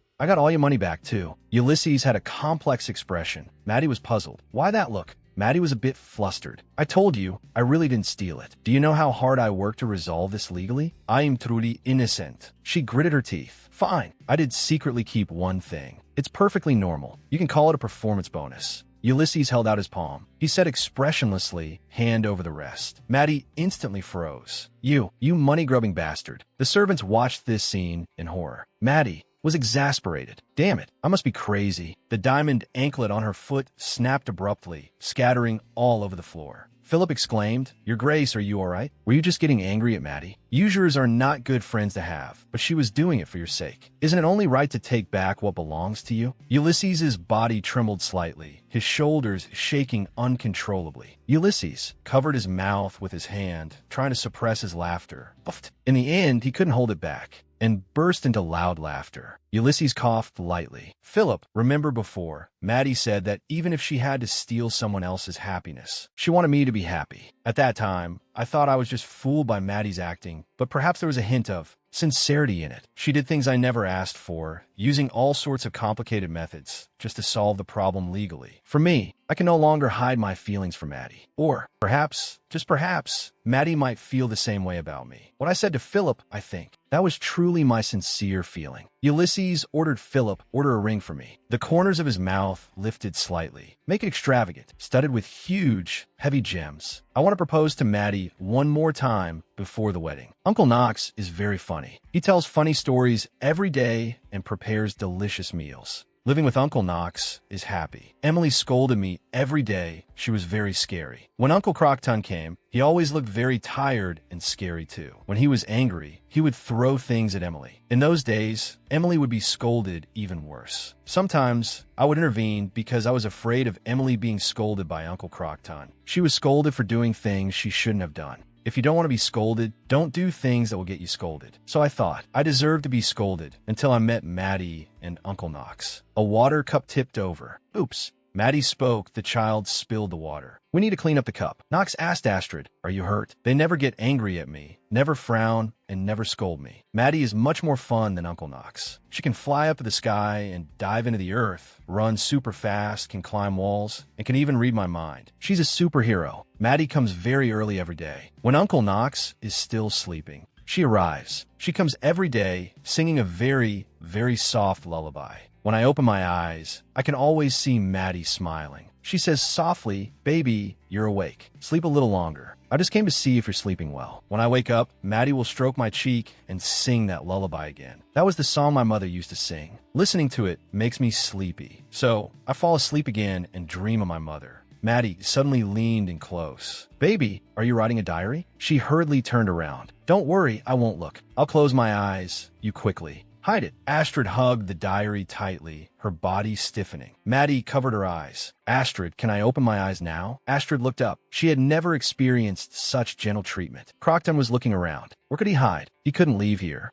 and couldn't steal anything. I also wanted to speak, but seeing Daddy in pain, my voice just wouldn't come out. But if I didn't tell him, Maddie might never wake up again. Astrid suddenly hugged Maddie. Her her cheek pressed tightly against hers. Maddie closed her eyes and smiled. How nice. In the future, when you want to say okay, just hug me tightly like this, all right? Ulysses' voice came over. Baby, did you miss Uncle? Astrid opened her eyes, her pupils trembling slightly. Maddie's voice rang out, ta-da, Maddie's delivery service, lifting Astrid high up and delivering her into Ulysses' arms. Ulysses smiled helplessly and caught her, hugging Astrid tightly. Have you grown a little taller? Astrid pointed to the marks on the wall. Ulysses asked, oh, did you measure? Let's see how much Astrid has grown. Knox looked at them. Hey, come here. You wouldn't suddenly grow taller just because Uncle came, right? Astrid snatched Knox's pen. Astrid ran towards Ulysses with her eyes shining. Ulysses' expression suddenly changed. He grabbed Astrid's shoulders. You can't do that. You can't casually take things from other people's hands. Astrid looked at him in confusion. Really? Knox also asked, really? Ulysses rested his hand on his forehead and sighed. Of course you can't casually take things from other people's hands. This is the most basic rule. Knox held his head in his hands, his expression extremely shocked. Oh my God, to think someone would say such a thing. Does anyone actually follow that? Maddie glanced at him coldly. Idiot. The Grand Duke follows it himself. That's why he says so. She turned and walked away. Knox asked in confusion, Sister, why on earth do you want to marry such a stuffy man? Maddie said, my life is my own too. Knox shouted in dissatisfaction, my life is my own too. Ulysses rested his hand on his forehead with a headache. Enough. The two who were bickering looked at Ulysses in confusion. Ulysses said sternly, we can't let Astrid grow up like this. I absolutely forbid it. He hugged Astrid tightly. If she goes on like this, if she succeeds, she'll become Knox. If she fails, she'll become Maddie. To be honest, I respect your ways, but from a societal perspective, you are truly twisted. Maddie looked disdainful.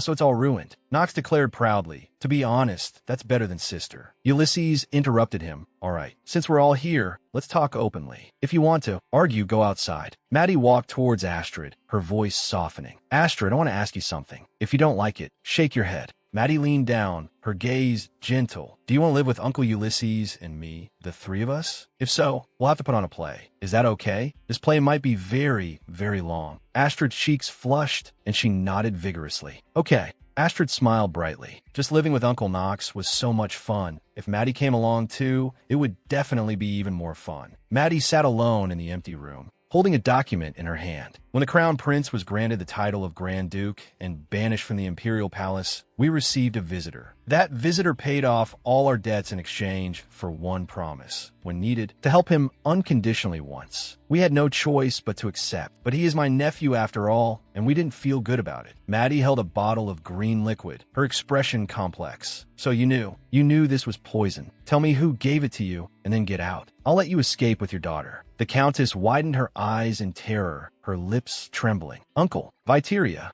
Hilton. Maddie pondered the name. Uncle Viteria Hilton. There's no such person, but the Countess didn't seem to be lying. Is it a pseudonym? Did I miss something? Her pen suddenly stopped. A triumphant smile curled on her lips. Found it. Sunlight pierced through the thin mist, spilling over a peaceful city-state. A blue carriage passed through a lush forest path, heading into the distance. Inside the carriage, Maddie's hand held a note. Sunlight shone through the window, illuminating the hem of her pink skirt. The handwriting on the note clearly appeared. At noon, in front of the leather workshop in the corner of the market, take that blue carriage. It will take you where you need to go. The carriage stopped in front of a white building. The coachman pulled the reins tight. The carriage door opened, and a pair of brown leather shoes stepped onto the ground. The pink skirt hem fell accordingly. Maddie stepped down from the carriage. She looked up and surveyed her surroundings. So they wanted me to come alone, and in such a troublesome way. It seems they really don't want this invitation to be discovered by anyone. At the top of the building, in front of the carriage, a white statue stood quietly. Two guards slowly pulled open the carved iron gates. A magnificent white mansion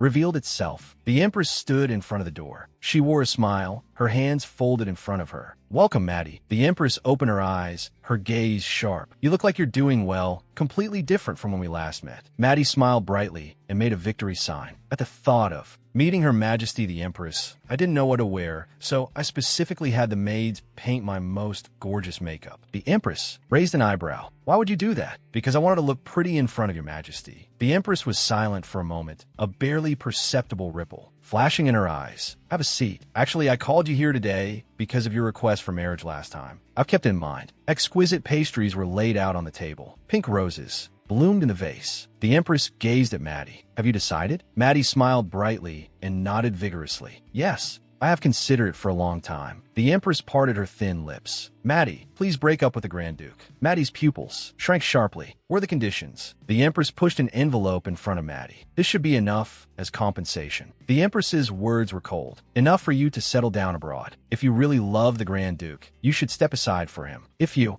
really cherish him, you should let go. Maddie picked up the envelope and weighed it in her hand.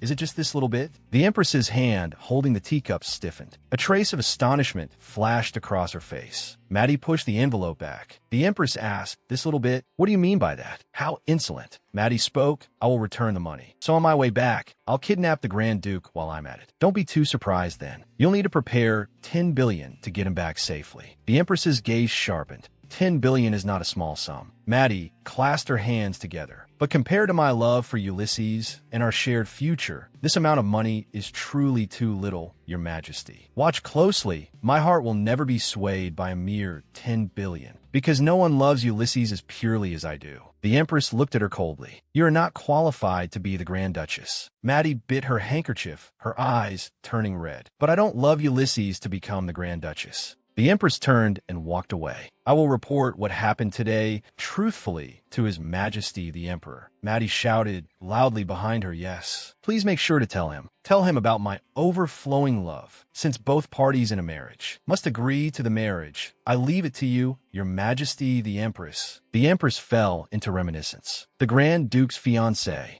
Maddie. A man stood at the door with a gentle smile. Lambda Bartolozzi. What are you doing here? Lambda spoke. I'll keep it short. I would like to ask you to stop the Grand Duke's marriage. The Empress was puzzled. The Grand Duke's marriage? I didn't expect you to be interested in that. Lambda walked over slowly. Of course, I have absolutely no interest in the Grand Duke himself. But that woman, she belongs to me. I hope Your Majesty the Empress can help me take her back. The Empress pondered. That person was so insistent. That's why I met her again, nothing more. Maddie smiled innocently, because I wanted to look pretty in front of you. The Empress revealed a playful smile. Maddie, you truly are an interesting person. From now on, how will your fate unfold? I'm very curious. The setting sun enveloped the magnificent palace. The Emperor stood alone in the study. Sunlight pierced through the window, casting a long shadow over him. He leaned over and took out a fountain pen from the gap between the books. Brother's pen. It's been here all along. The Emperor held the pen, his eyes complex. Ulysses, pale-faced and lips trembling, had said, I would never do such a thing. How could you think that? And there's a son who looks exactly like that brother. The Emperor scratched his hair in frustration. No, that's not what's important right now.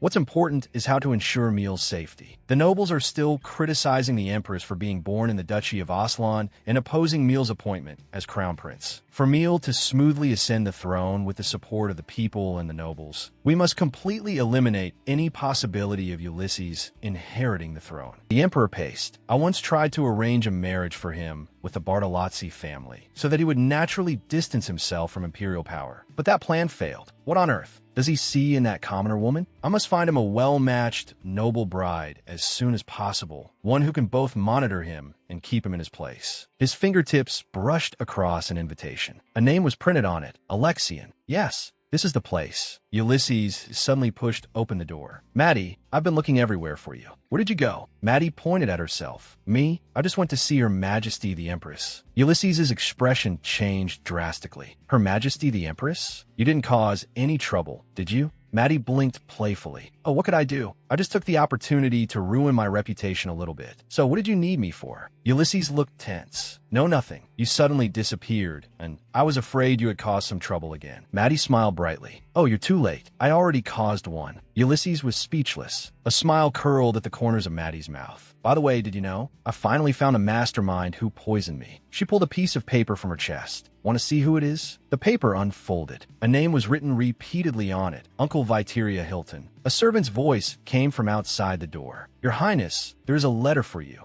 A black envelope with a red wax seal. It was an invitation from Alexian. A familiar envelope. Ulysses turned pale. Another one. Lady Bartolozzi has passed away. Someone else died. Ulysses trembled. They say Lady Bartolozzi has passed away. Ulysses's pupils shrank. Another woman is dead. Lady Bartolozzi is dead. All right, I understand, Philip. You may leave. Philip bowed. Yes. He turned and left. Ulysses looked grave. He spoke slowly. Tell me the truth. You. Ulysses's voice carried a hint of suspicion. You didn't do it, did you? A contemptuous smile appeared on Maddie's lips. Ulysses furrowed his brows. It's really strange how things turn out this way. Didn't you say you had an argument with her at the banquet? Maddie chuckled. Ah, you mean pushing her at the banquet? Maddie spread her hands, and then brutally murdering a clueless and annoying noble lady? Why would I do that? What benefit could I get? Ulysses's voice turned cold. That way you could safely marry me and then make money. A hint of teasing flashed in Maddie's eyes. Oh my, you are being too full of yourself. Of course I like money, but I wouldn't casually kill someone for it. Ulysses was extremely anxious. We don't know when or where she was murdered. I'm just confirming. Maddie turned around. Good question, Your Grace. Doubting others is a good habit. Ulysses's voice softened. If you say it wasn't you, I won't press further. Maddie asked in return, if I say I didn't kill her, would you believe me? Ulysses looked agitated. No matter what you say, our engagement cannot be canceled. I just want to know. I at least have the right to ask this. Maddie's fingers dug into her skirt. She responded in a low voice. Yes, as my fiancé, you have the right to ask. I understand. Given Lady Bartolozzi's personality, she would only grit her teeth and plan revenge. She would never give up on her own. Ulysses continued. The timing is too coincidental. It couldn't be an accident. Maddie looked straight at him, her eyes firm.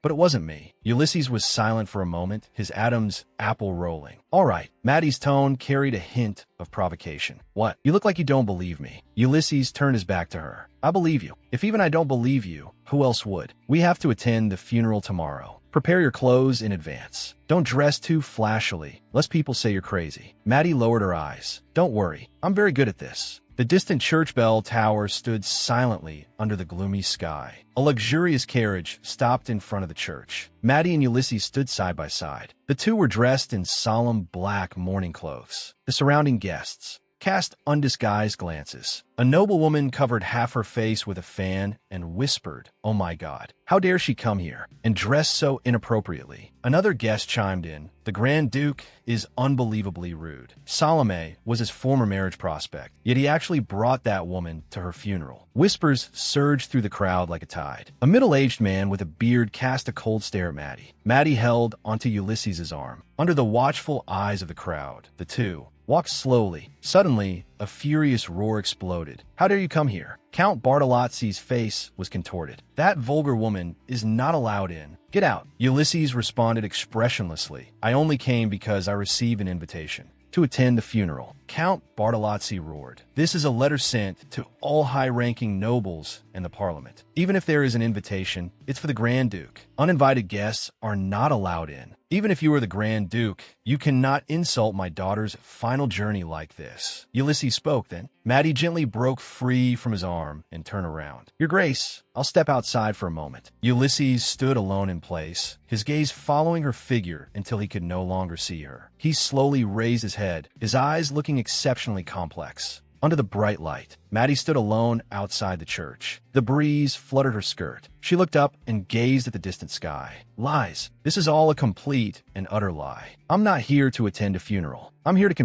confirm whether I really killed someone. Maddie recalled that moment. Ulysses stood at the door. Did you do it? No matter what you say, this marriage cannot be canceled. He grabbed his own collar, looking pained. I just want to know. I at least have the right to ask this. I believe you. A self-deprecating smile curled at the corners of Maddie's mouth. How ridiculous. He doesn't believe me at all. I've long been used to being suspected, but why say such things? Whether as a pickpocket, a swindler, or an information broker's lackey, in the eyes of ordinary people, I'm just a thief. Someone who takes things without permission, or steals from others. Maddie recalled the past, playing cards spread out on the table. Everyone looks at me with that kind of gaze. Sometimes, I even use that to my advantage. Even if we're having a great time, once something goes wrong, I'm always the first one to be suspected. A person whom others can't help but suspect. Of course I will be suspected. Maddie sneered and turned to walk into the woods. Most of the time, I am indeed the culprit. When I finish gathering all the intelligence and leave a private party, or when I prepare to leave a city after making a big haul, I always deliberately steal a valuable item and leave it in the home of someone destitute. When those people in desperate need of money sell the stolen goods, the suspicious gazes will, as I expected, all point to me. Then I can just leave cleanly, as if I had been waiting for it. Establishing and severing relationships is always so simple. I have never felt a trace of regret about being suspected. Regret, however, the scenes of memories emerged. Why is Ulysses so complicated? I've always lived like this, but this time, it's really strange. Do I really feel wronged because I didn't do it? It feels like stepping into a mud puddle in an unexpected place. Stepping into a mud puddle. Although this is not my first time stepping into a mud puddle, the mud staining my feet constantly hinders my steps. In my memories, Ulysses' voice sounded, "Maddie, I'm taking you away, not to make a fool of you. I just don't want to go alone and leave any unnecessary misunderstandings. I'm doing this to let others know that you are my only one." A smile hooked the corner of Maddie's mouth. He just had to say such obvious words. What a fool. It looks like it will be over soon. Should I go wait in the carriage in advance? Suddenly, a hand grabbed her wrist. Maddie felt a sharp pain. A needle was pierced in her neck, injecting. Damn it, I actually let my guard down, completely unaware of their approach. Her pupils suddenly contracted, and her vision began to distort and blur. What kind of anesthetic is this? It's not an ordinary anesthetic. Maddie struggled to raise her head, cursing with her last bit of strength.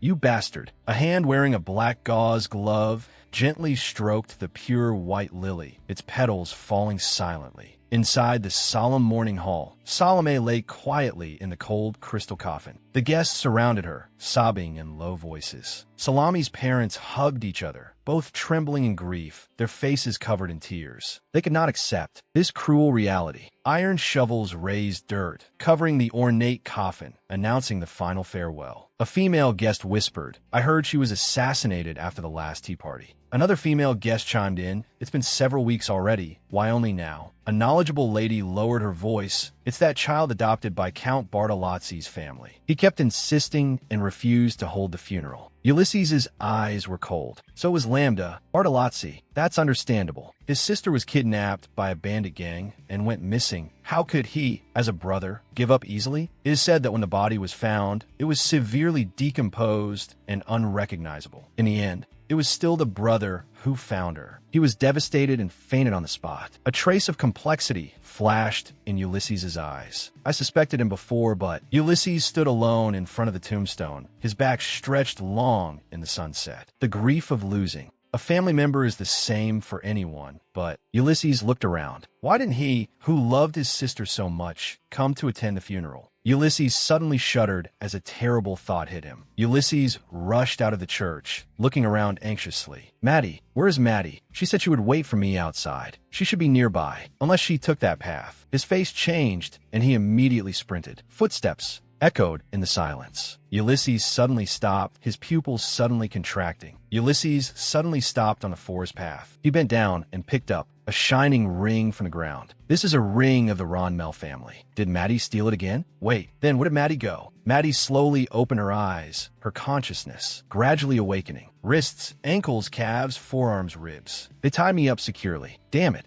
I was only focusing on Ulysses and actually let my guard down. A figure blocked the light. Lambda looked down at Maddie. A sneer hung on the corner of his mouth. "Have a good sleep." Lambda held a bowl. "You're awake." Maddie glared at the man in front of her. "Are you crazy? Tying people up just to do this kind of thing? I didn't kill Salome. Stop messing around and let me go, you bastard." Lambda said indifferently, "It's not because of that trivial matter." "Then what is it?" Maddie's voice carried a trace of trembling. Lambda pulled out a chair and sat down. He blew on the soup in the spoon. Her tongue was still numb, unable even to swallow. He brought the soup to Maddie's mouth. "Take a bite and I'll tell you." Maddie looked at him in horror. "Pumpkin soup. This is a bedroom. Did he bring me to the Bartolozzi estate?" Lambda handed the spoon to her lips. "Come on, this is what you used to like." Maddie resisted with her teeth, turning her head violently. The spoon hit the chair with a crisp sound. "Get lost if you want to play house. You found the wrong person." Lambda looked expressionlessly at the flying spoon. Maddie observed that the sound of the soup spoon hitting the ground was very loud. Either this is underground or the walls are very thin. This means escaping is either extremely difficult or extremely easy. I must be careful. But Ulysses' voice echoed in her mind. "Where are you going? Tell me before you leave. Even if you're leaving forever, you must tell me first." The atmosphere was terrible when we parted last time. He might misunderstand and think I left injured again. The valuables I left behind, he probably hasn't found them yet. I must Go back as soon as possible. Lambda picked up the spoon. Why are you so stubborn? Have you lived outside for too long? Maddie calculated in her heart. As long as I don't give him an opening, I still have a chance. Maddie exerted force suddenly, trying to break free from the restraints, but her body didn't move an inch. What's going on?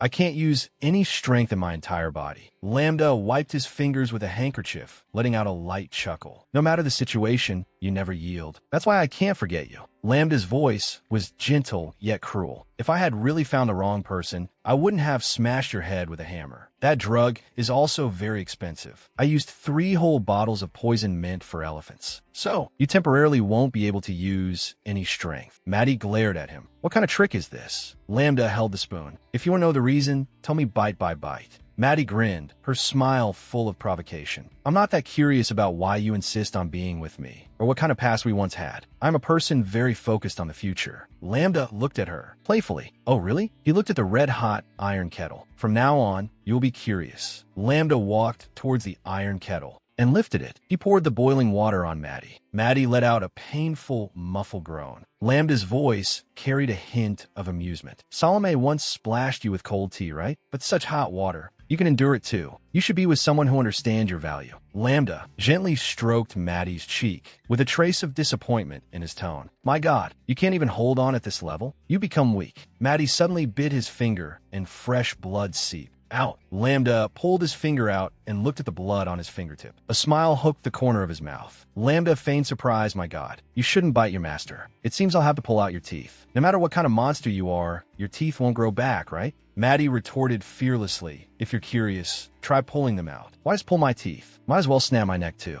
Lambda wiped his hand with a handkerchief and replied lightly, no, you would die that way. It was so hard. To find you, how could I kill you? Lambda gently stroked Maddie's hair. But seeing you so haggard breaks my heart. Maddie roared, you lunatic. Have you forgotten? You smashed my head with a blunt instrument and poisoned me. Did you want me to die? Lambda's tone was confused. Why do you say that? I didn't tell you to die. Maddie's heart was beating wildly. Who exactly is this guy? The way he speaks sounds like he knows me, yet he didn't hesitate. To smash my head with a blunt instrument and use poison. His method of tying people up is not sloppy at all. He is not an ordinary person. He's a bastard who can kill at any time. Lambda pulled Maddie's hair hard, forcing her to raise her head. Have you really forgotten me? I am your master. Maddie was forced to look up at him. Her green almond-shaped pupils trembled slightly, completely clueless as to what nonsense he was spouting. But Maddie's mouth curved upwards, revealing a smile. Just one expression can make him so out of control. I can definitely play him in the palm of my hand. Hey, if I had really done that kind of thing, I would definitely remember it clearly. Since I have completely forgotten, it means you're not important to me at all. You must just be some punk I taught a lesson to, and now you've come to seek revenge on me, right? Lambda clenched his teeth, a sound of bones grinding coming from his throat. Did you not hear what I just said? I said all of this was to call you here. Lambda suddenly exerted force, pulling Maddie's hair and throwing her to the side. To hide those bodies, to pretend to search for the missing you. Do you know how much effort it took? All because you and the Grand Duke got involved in that damn accident. Maddie let out a sneer. As long as the money is enough, I will go anywhere. You could have just summoned me with money, you murder bastard. Lambda leaned down. Don't call me that. Killing was originally your job. I only learned these because I am your master. If I am bitten to death by my own dog, I can only blame the master for failing to tame the hound. Maddie thought about what he said. That it was an unfortunate accident is utter nonsense. The overturned carriage lying across the forest clearing, wheels spinning towards the sky. That was clearly a premeditated murder. It seems Bartolozzi has nothing to do with the carriage accident. Then, the real mastermind behind the scenes is Uncle. Viteria Hilton. Lambda's grip tightened, firmly pinching Maddie's jaw, forcing her to look straight into his eyes. I'm talking right now. What are you thinking about? Maddie smiled indifferently. Screw your master. I have a brain too. You have to allow me to think for a moment. You're grabbing too hard, strangling me, so I can't move at all. Lambda loosened his grip, letting out a low chuckle. You've changed so much. Have you really forgotten the days you loved me? Maddie replied. If it was really that unforgettable, the moment I saw your face, I should have remembered. I'll say it again. I don't remember you. Did you stuff the leftover residue from boiling pumpkin soup into your ears? Lambda fumbled a dagger out from his sleeve. Why has your mouth become so talkative? What exactly should I do to make you remember? It seems I have to help you retrieve those memories. Lambda viciously. stabbed the dagger into Maddie's shoulder. Lambda's face was splattered with Maddie's blood. You should have dodged. This is what I taught you. Even if your limbs are burdened, even if you lose your hands and feet, you must return alive from the enemy lines. Because you were once my father's most loyal hound. Maddie's pupils trembled suddenly, her green eyes reflecting fragmented light. Father. Lambda held the handle of the dagger inside Maddie's body and slowly twisted it. You used to always listen to Father. Even a monster would feel pain, right?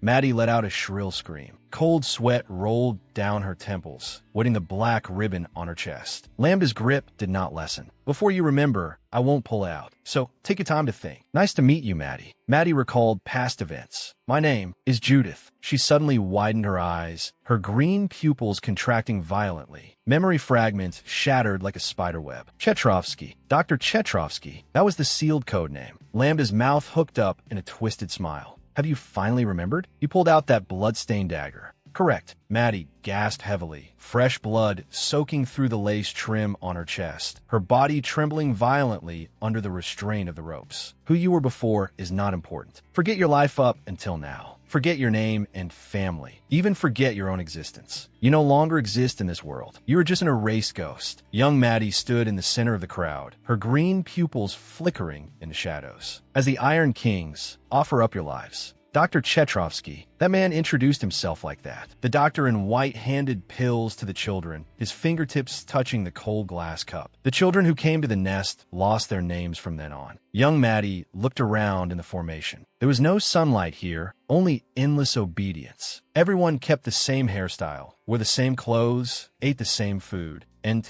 took the same medicine. Young Maddie swallowed the pill and suddenly fell to her knees on the cold ground, her hands tightly clutching her chest. Her skin and flesh felt like they were being burned by raging fire, her limbs curling up from the severe pain, her throat as if choked by an invisible hand. The more pills swallowed, the faster the original life disappeared. Wooden targets stood in front of the gray wall, waiting to be destroyed. Surviving countless poison baptisms, tedious training, followed one after another. Young Maddie swung her short sword, chopping down the bullseye of the wooden target until all targets were completely smashed. Only then would the training stop. The wooden puppets overlapped in her vision, their outlines becoming more and more like humans. All senses began to numb. Falling down is not allowed here. A blond boy collapsed to his knees, his short sword dropping by his feet, his body slumped due to extreme exhaustion. Another companion lunged at the wooden puppet, his hands tightly gripping the wooden frame. Even if you fall, you must pierce the enemy's toes. This was the teaching carved into their marrow. Before completely collapsing, you must complete the final blow. Day after day, tempering the body, learning combat skills until mastering swordsmanship, pulling the trigger, disassembling components, assembling them again. In order to become soldiers guarding the Holy Empire, in order to become the Iron Kings, only those who die gloriously in battle truly exist. Compared to death, they should fear humiliation more. Young Maddie stood in the empty corridor, looking up at the slogan high above: follow the strong, obey orders, be loyal to the nation, annihilate the enemy. On this land, only praise the name of the monarch, live for the monarch, and die for the monarch. White beds were neatly arranged. The children lay flat in the cold bedding, like weapons waiting to be inspected. Wanting to be reborn as a perfect Iron King is by no means an easy task. Those scrawny beasts disappeared as time passed. Instructors dragged away limp teenagers. Those who could not endure the training were thrown outside the high walls and never returned. The bodies of companions were carried onto wooden carts. Those who could not resist the toxicity, their bodies went completely cold. A very small number of people survived. Maddie pinched a pill and put it in her mouth. Swallowing poison no longer caused pain. The wound on her cheek healed itself, and bruises dissipated under her skin. The physical body no longer followed common sense. After countless practical combat drills, she found that the people around her were the same. These opponents were like ghosts. Even if struck by a long sword, they wouldn't fall. To completely kill them, one must sever their neck with a single strike. Young Maddie swung her short sword, the sharp blade slitting her companion's throat. Fresh blood splattered across half of her face. Her heart did not feel any guilt because Everyone was like this. Even if they slept in adjacent beds last night, they would turn against each other when they woke up in the morning. No one knew when they would die. Death was just the norm in this room. A researcher stood at the end of the corridor, looking down to record the data on the clipboard, coldly observing this slaughter. Survivors were just numbers in the experiment report. There was no need to know names here, and no one had a name. Except for that person, the son of Dr. Chetrovsky, the first completed Iron King. Only he had a name, only he was different. Maddie's lips parted slightly, silently mouthing that code name. Lambda. He was the first person to give me a name, breaking the curse of numbers in this cold cage.